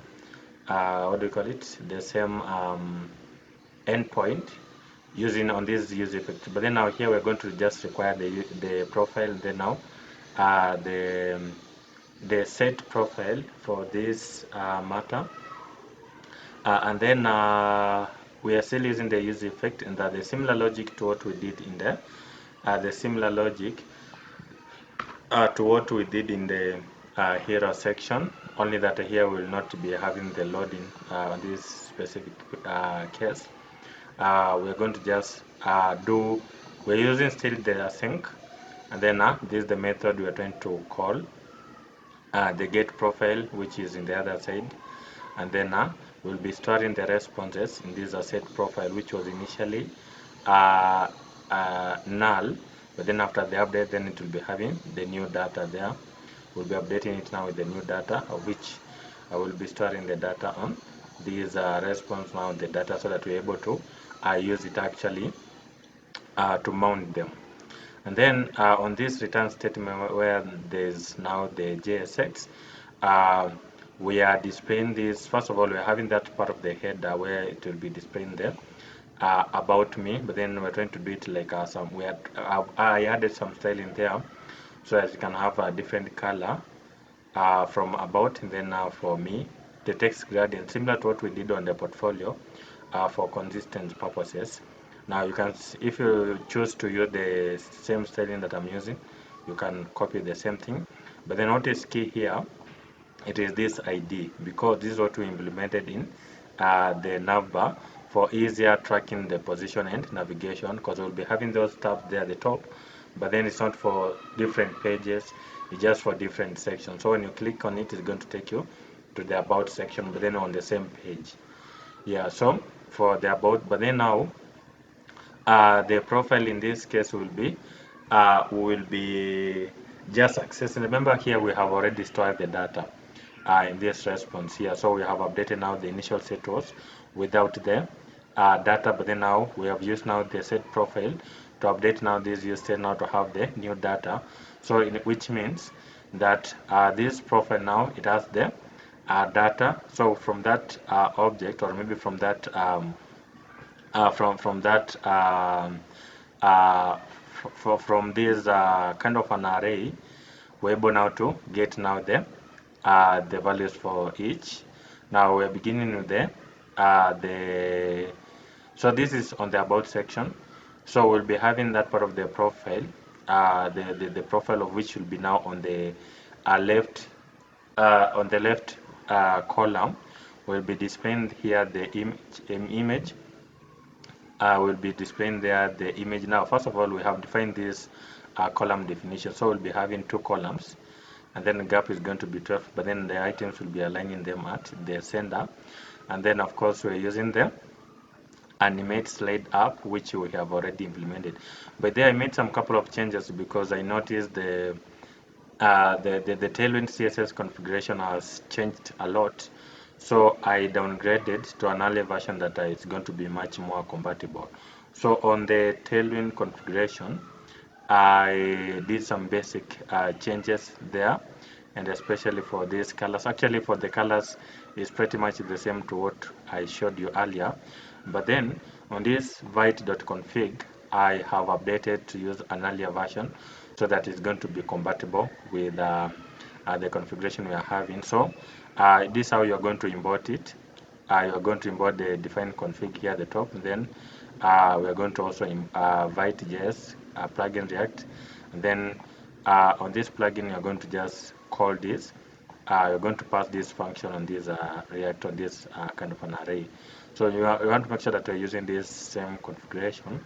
And then now on the index.css, I've also changed from that import CSS, Tailwind CSS, now to this three kind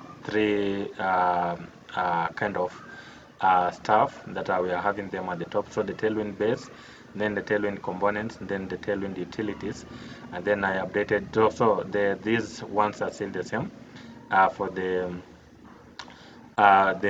global styling to override the browser defaults, and then now the HTML is still the same. Every other thing is just the same. But then now for the utilities, for the text gradient, I've implemented on this at the end. So it's going to run from this primary, of which the primary is going to be blue, which we defined from the other end. Secondary is going to be this color, and then now we're going to clip the text, and then now also the text is going to be transparent for that purpose. And then also for the card hover, this is what is going to happen. Then I will be applying this transition all duration 300. Then a hover is going to have the shadow 2 extra large, and then now I will be translating or maybe transformation to with these values. Now it's the same to the padding. So we have this properties, or maybe this styling that we'll be now using on this other end. So we have in this animate slide up, of which it's going to handle such like kind of animation for the app animation. But then when you'll be scrolling, that is, and then we'll be displaying the image. If the image is available, then I will be displaying the on this SRC will be displaying this image. But then if you want to display it dynamically, you need to write in a curly brackets, and then on the profile, but then the profile image, and then also for the name. Remember, this is standing for this variable. This more for an array. This more for an object which is storing the data in the key value pair. So this is like profile, but then now the data is going to be in a key value pair. Remember, the backend is returning the response in a JSON format. So it's storing the data in the key value pair. Remember, JSON is similar to the objects, so it stores data in the key value pair. So this is like the object, the variable for our object. Then if you wanted to get a value, then we can say now from that object will be, if it is available in it, then we'll be displaying the profile image. Only if it is available, we are going to display the image with these parameters. So the profile image, then the name of the profile, and then these are the styling that we are going to have here. So for the image, it should be should cover everything. Then they will be having now the full height. The width will be full. The height will also be full. Yeah. So this is what we are going to display, and then yeah. So this is on the profile image, and then the same case to the bio. We will be now displaying it here dynamically. But then if the bio is not available, it's going to display the loading bio. The same case to the location is going to do the same thing. But then now, for example, if the location is available, we're going to display the pin. The what do you call it? What do you call it? The icon for the location. Then now the label will be getting it from the API. So profile location that you will have specified in the backend. And then the same thing to the profile email. You'll need also to do a check first to make sure that it's there, and then you'll be displaying it as well. You'll be having the mail icon, and then the href when you'll be clicking on it, and then the name there should be profile email. Now this is like the label.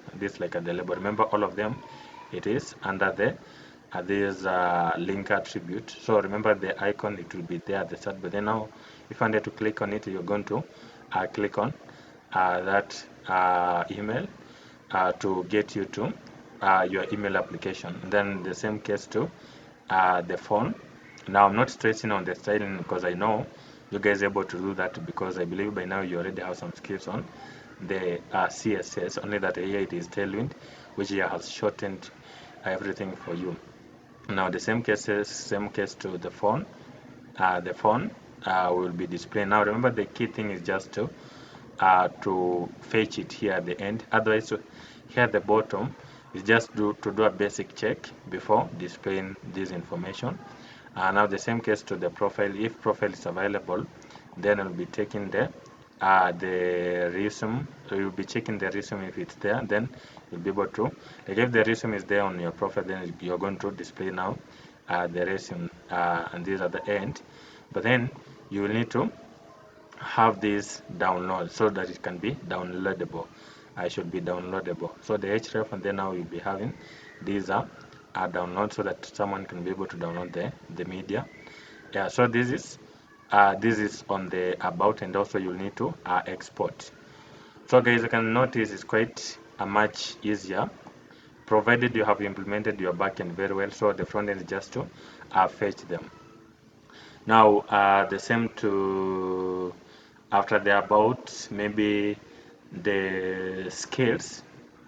The skills is also pretty much the same.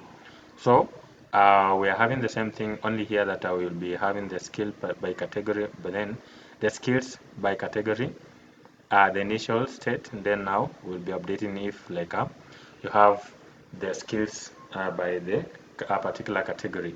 So this is like after the setter. This is the initial state, which is an empty dictionary or maybe an object. Then this is the setter if you have the information, the new value.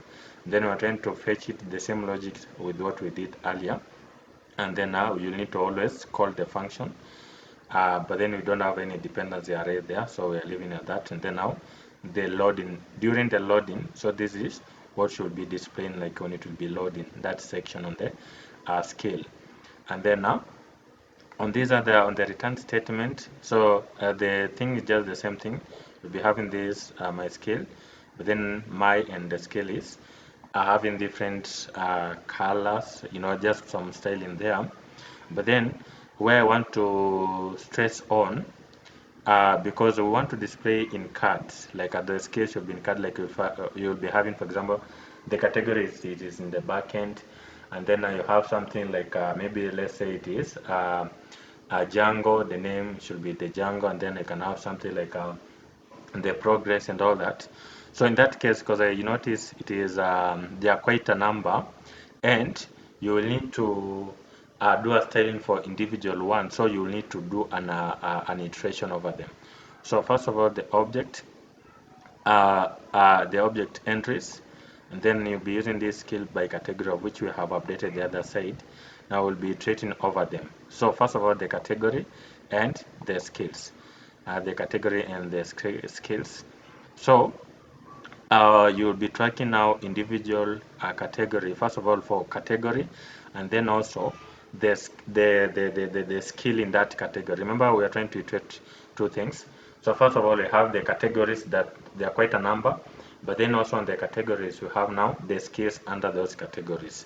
That's why we need to do it twice. So first of all, there's one at the category level, iteration at the category level, and then there's another one for individual skill. Now for this one is going to display for, it's going to track for individual category, and then it's going to display now that part at the top to be the category. Now I say that I'm not going to focus on the style in there, but then just understand the logic. In fact, once it works, once you feel like it's going to display well in the front end, then this styling is not quite hard. You can be able to just do whatever you wish, provided it works. But then you want to make sure that this one is working well, and then these other style now can follow later. Functionality first. So this for the category, and then now the items under that category. So we are going to iterate over still for the skill, and then I will be having the ID for that one. Like we will be tracking the skills based on the ID, because that's like something that's quite unique, a primary key in the backend.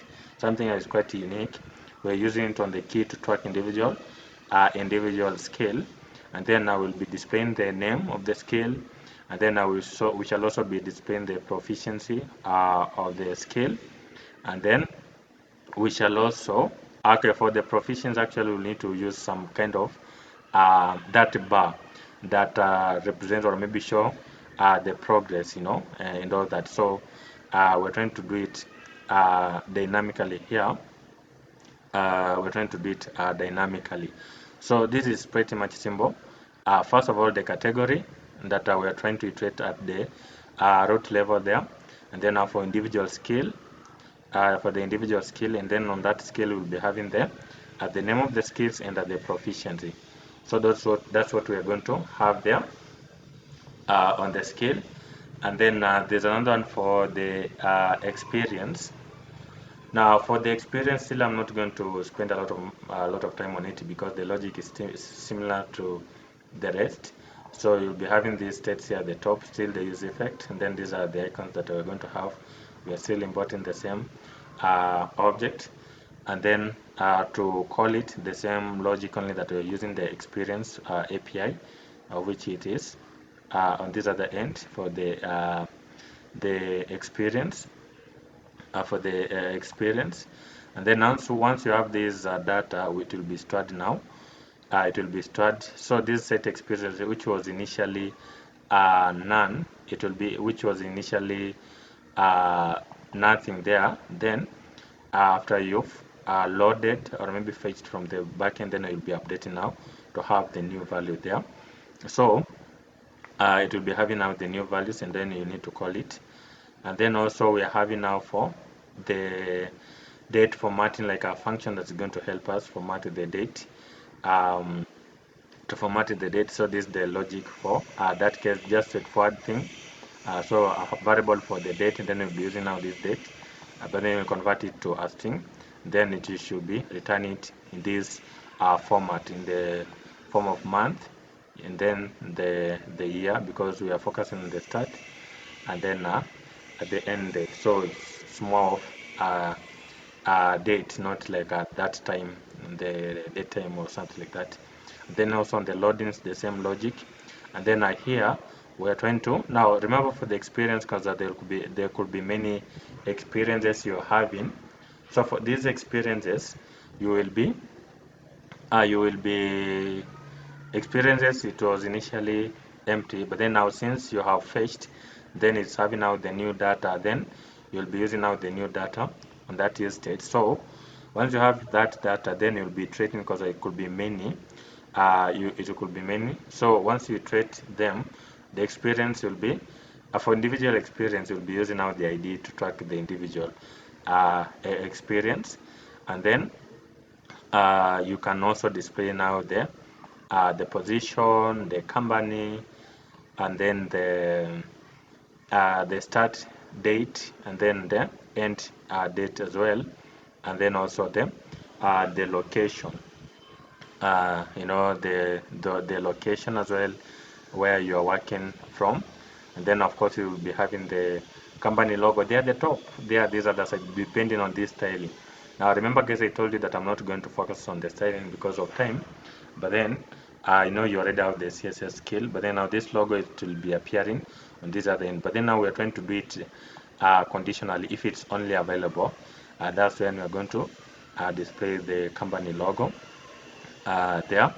And then also for the description, now the description part, and then if you are currently working there or not. So if you are currently working there, then this is it. You're going to say it's going to display the current position if you are currently working there. If not, it's not going to display that position. So guys, I'm trying to run fast, but you can always pause and recheck to make sure that everything is quite right. So from here the top, you can check each and every logic. In case you get stuck anywhere, I have some number that is running there at the bottom. You can call me, or you can comment in the YouTube. But I recommend, I will appreciate if you'll just comment there to have some engagement on the chat, on the this chat of the YouTube. It will be much appreciated. Yeah, so this is it for the experience.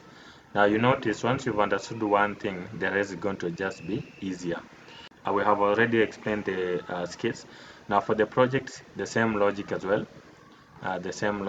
So we just have the project, and then now the loading state to track the loading So we're still doing the same thing, only that we're going to call this get project from this from the API. And then now the loading, when it is loading, and this is what is going to display during the loading. But then now once the data is mounted, then this is how we are going to display. Now remember the ID here is project. I forgot for the experience. For the experience on the section, the ID is experience. So we make sure that this one is there because this is what on the header we're using to track the position of sections. So make sure that if it is in the about, you have the ID there at the top on the about on the section, because that's a unique identifier to track the position. The same thing too, the skills, you want to make sure that you have the ID of skills there. And then the same thing too, the experience, you want to make sure that you also have the one for experience. And then the same thing too, the project, you have to make sure there's an ID for project, so that when you click on the header, for example, the project section is going to take you to the project section. And then now these are the labels with some style in there. And then now we are trying to display, now we're iterating over the projects you've worked, because there will be many. I remember when we were trying to run the API in the Postman, it was returning everything. So for individual, we need to iterate over them.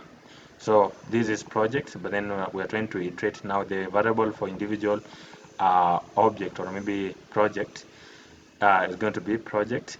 And then we're using now the ID is a unique identifier for individual project, is like a primary key. For that matter, when you're trying to iterate, you need to specify the key. And then now you can have those tailwind. But then now once you've iterated, then you're able to display, for example, if the image is available, you'll be able to display the image. And then now the same thing to the you are going to also display the if it's not available, that is, you can also display the project name. And then also you can have the featured image. Now you'll be doing if it is a feature, then you're going to display this one if it's featured. If not, then it won't display there if not a featured project. Then also there you have the title of the project, and then also the description, similar thing, you're going to do that there. And then now for the technologies you've used, now quite because they are quite you'll be separating the technologies you've used with a comma. So here we're trying to use a splitter, then the delimiter will be the delimiter here, it will be the delimiter there, it will be now the comma. Whenever you're having a comma, you're going to split a technology. So this is what is happening here. And then we're going to display it that way, and then we're going to trim to remove the trailing and the leading spaces. And then we'll be displaying those technologies there. And then the same thing for the links, will be checking for the GitHub link, and then also for the live URL, if there's a live you have deployed on the cloud, so you'll be also deploying there, you'll be displaying there as well. And then if at all there's no project, there's on the project is none, then it's going to display there's no project at all. If there's no project at all, like in the event the length of the number of projects there, they are 0, then it's going to display no project available. So this is on the project. And then lastly, it is on the conduct. So basically on the conduct, this one is going to be more of a form. This is more of a form. So we are going to have the send icon, the check circle, and then the alert circle. But then on this use state, actually we're going to just have the use state. We are not fetching, so we don't actually need the use effect to perform the side effect. So we are going to just use this use state. And then we'll be having the form that initial will be, the name will be empty, email will be empty, subject will be empty, message will also be empty. Remember, the date is automatically handled in the backend. It will be saving it automatically the time it is being saved in the database. It will be saving the time that it was saved. So this is the initial state. It will be having this kind of a dictionary with empty values. because if you will update it later, you'll be having some new data.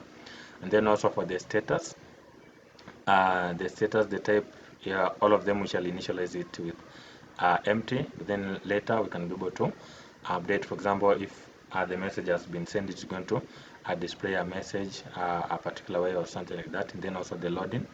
So for the change, remember this is an array. This is more of an object storing data. So here actually will be using this function. We are creating this function for handling the change. And then here we are having this a kind of parameter here, E. And then on this form data, which was initially empty, so once you've collected all the data in the form data, then you'll be updating it now with the new values. You'll be updating now that form data which was initially empty now with the new data. So this is on the handle change, and then also on the handle submit. Again, you will be now, first of all, we are initializing this set status to be with these some new values, with these empty values in the event, for example, you haven't submitted yet, so that when you will submit, then it's going to conditionally display the messages. So for example, if the message is a success, you can display the message, and if it's going to display that message, the success message. If there's an error, then it's going to capture the error, but then you can as well console log. Here maybe I can add in the console log so that I don't see this error. Console dot error or dot error dot error, and then I can just, okay, let me just make it simple. Let me just call it error. If there's an error, then this is the message that it will be displaying there. And then on the return statement, first of all, we are wrapping with the parent element called the section, and then under it we have some labels like the get in touch, and then some other details where it's going to display now the messages. These are the section where it's going to display now the messages for the success or the failure is going to display on this other end at the top there. Remember, before anything, it should be displaying what? It should be displaying nothing at all. Actually, it should be displaying, no, like on the message, it should be displaying nothing at all. Then and then the other thing here is on the form. So basically on this form, what we are doing here is to just have some label and the input that is going to collect the email address, and that's going to collect the name, and then there's the one that is going to also collect the message. So the first label here is your name, so the HTML for name, and then here's going to be name, and then there's the input, the ID is going to be name, the name is going to be name, the value is going to be on the form data name, and then on change is going to trigger this. Like when you try to provide some value, then it's going to handle this function that is going to update the values there. Then you want to make sure that these are required field. Then a placeholder, you can also name there, like for example the John Doe, or you can give it any other name. Let me try to zoom out in the event. For example, you are copying the styling. Yeah, so this is it. The same thing for the email. For the email, it will be the HTML for email, and then now the label it will be your email, and then now the input will be having the email ID will be email, the name will be email, and then now for the value it will be form data.email. Then on change still we're going to use that function that we implemented earlier. Then the placeholder will be any email format.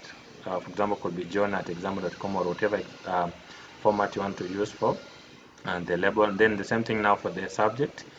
It will be the HTML for subject, label will be subject, type will be text, and then the ID will be subject, name will be subject, the value here will be form data.subject, and then now on change is going to trigger this handle on change. Remember, there's something there on the use state, so this is going to handle that. Then also is a required field, then there's a placeholder, yeah, and then like that, and then also for as well the message. So this is the HTML for message. The label is this one. There is going to be message, and then the name is going to be message. The value from data dot message. Then on change still the same function, the required field, and then the row, of course, like more of a height, the default height before you expand it. So we're giving it 6, you can give it more, but then let's go with that. And then the label here, you can say, for example, tell us more about your project. Let's say someone wants to do a request about the particular project, so they can be able to write there. And then now on submit. Now, first of all, during the loading, you will disable the submit. Like assume that sometimes backend is taking long to maybe save the information in the database. So during the submit, now I'm trying to zoom out so that hey, the the the the the code is quite lengthy, but then this is the styling that you might want to implement for that. I think the thing that is trying to make it much longer is this gradient, but you can use any other styling that I wish. But then I'm not going to focus on the styling because this is pretty much easy things. The logic is what is quite an issue. So here, um, the submit is going to be under the button. The type is going to be submit. Then on loading, I will be disable on loading. And then during the loading, it will be displaying sending. Remember, we had already implemented the loading state there at the top. Now, once maybe it is not loading, or maybe there is nothing. Maybe assume that it has already sent, or maybe it hasn't. You haven't clicked on the sending. Then it's going to display that button, send the message. Then it's going to have the icon there on the button for the send, and then this is between the this is what is happening under this form, and then you need to export it as well. So this is for the conduct, and then finally we have the footer. So the footer is pretty much easy. So first of all, here we actually don't need to have the state, the hooks there, because this is more informational. There's nothing dynamic there. But then we are using this a function to get the current year, which you are going to use this new date to get the full year, the current full year. And then we're trying to display those information here. Guys, basically these are HTML, CSS. The only thing that is changing here is the class name and the format you're going to specify the classes, or maybe the values for the properties. Otherwise, just pretty much the same that you could do on the HTML, CSS. And then we'll be displaying now your social links. If you want to copy, you can pause the video and do that. And then you'll add in for all the socials, and then you can have also the corporate message.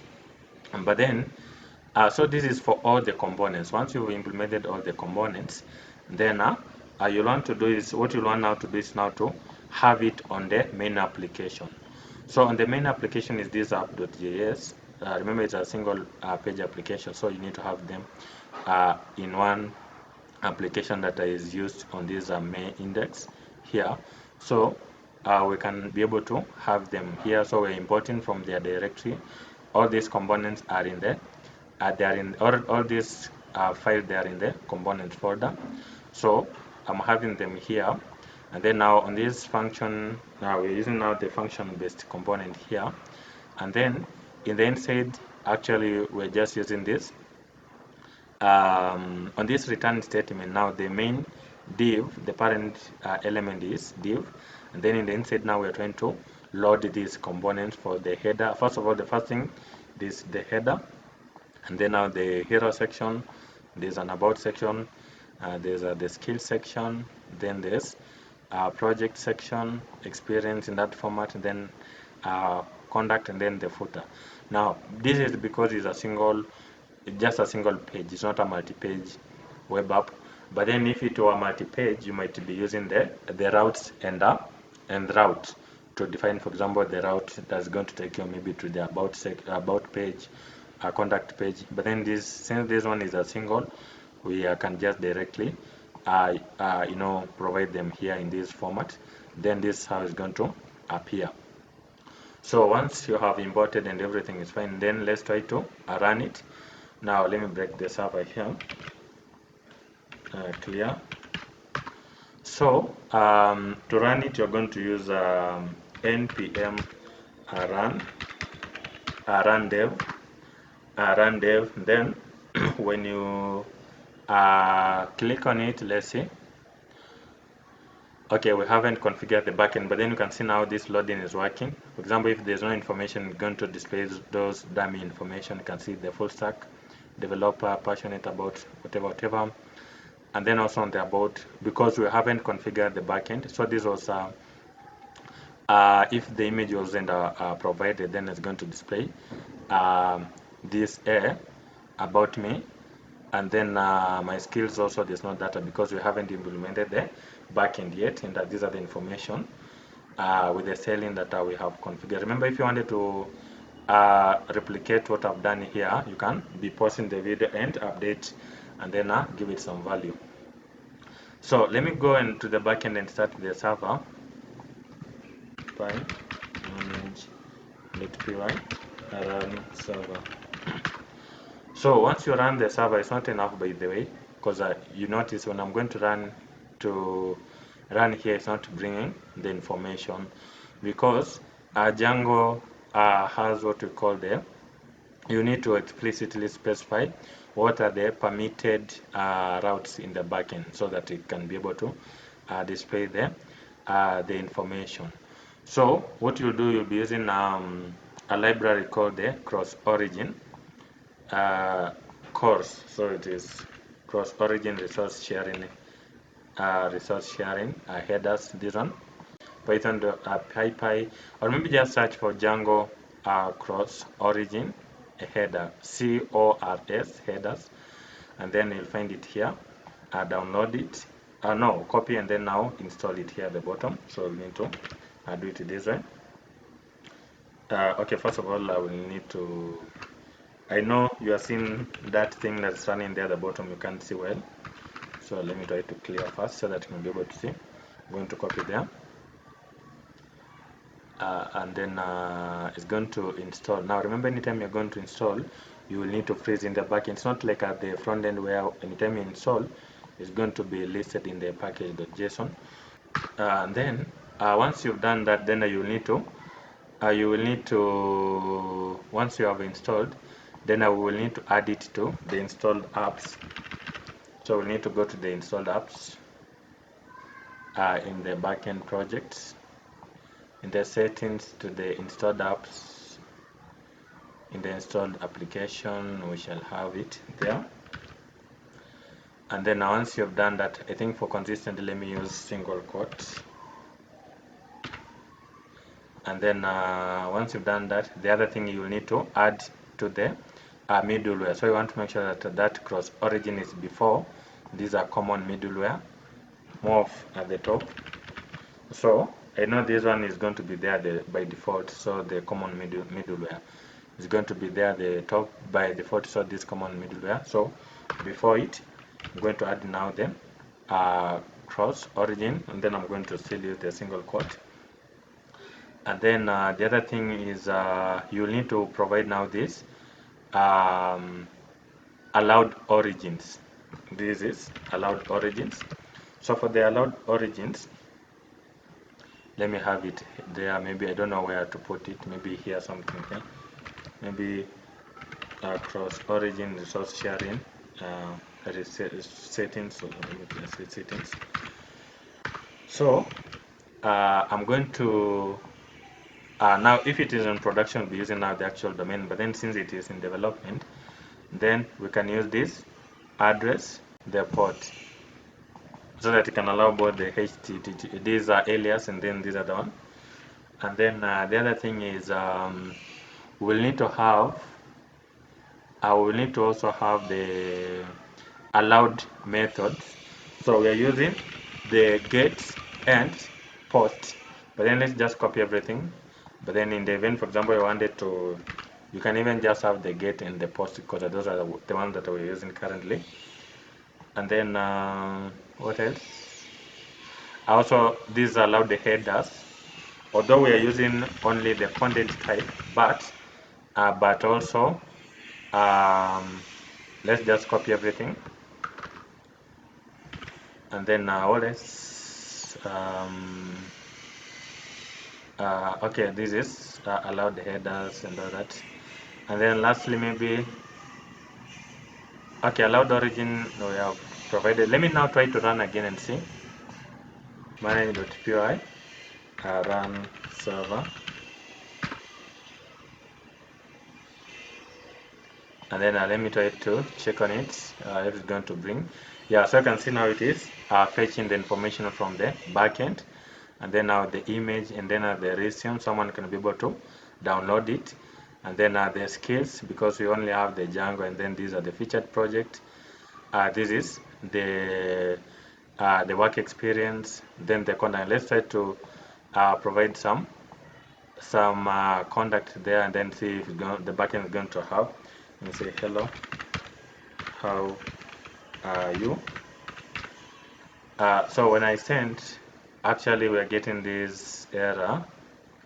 I forgot. I need to have that one. Yeah, I need to have that trailing space, and then let me try again. And then now I can see it has been sent successfully. And then now when I go to my backend, 127, this backend, then up to the contact. So you can see we have this information we have created. And then also on the skills, if I try to have also Django REST framework, Django REST framework, and then this should be on the backend, and then maybe you can say ET, and then we can also have the MySQL. So like you'll be providing depending on your proficiency, but then now when you're going to load here, you'll see now it is now displaying dynamically. So guys, I know the front end I've tried to go fast. I didn't want to have the video to be very long. I've focused on explaining the functionality, but then on the styling, guys, that's not quite an issue, because you have some CSS skills. Only here you're using the Tailwind. So in case, for example, you need any assistance on that, you can even call me through the numbers that are running there, or maybe just by there I will encourage you guys to type. I will encourage you guys to type on the comment so that it can also help someone else. So just ask me in the comment section, then I will be able to explain it, and then it's going to help someone else with the similar problem. But then now the idea of this project, guys, was to help you know how to fetch the backend to the front end. Remember, there's a course that I did for the React, and I explained all the hooks, the states, the context, and all that. But then this time it was more of knowing how to link the backend and the front end. That's why I didn't focus on much stylings, but then you know the logic, especially the backend. I took some time to explain them, and yeah. So guys, I think this should be it. In case you have an issue, or maybe you have a request for a particular project you want me to do, also you can comment in the you can type it in the comment section, and in case, for example, you need any assistance somewhere, also you can type it there. Remember, this favicon you can as well change in the in this section. For example, let me go to this and maybe this should be in the index. Then I can say, for example, personal okay, sorry, personal portfolio hey, hey, portfolio, a personal portfolio, and then I can have an image there, then to the public. Then I'm going to have this one. Now I'm going to change from Vite SVG to this ava3.png. So let me change here from this one to avatar3 dot png.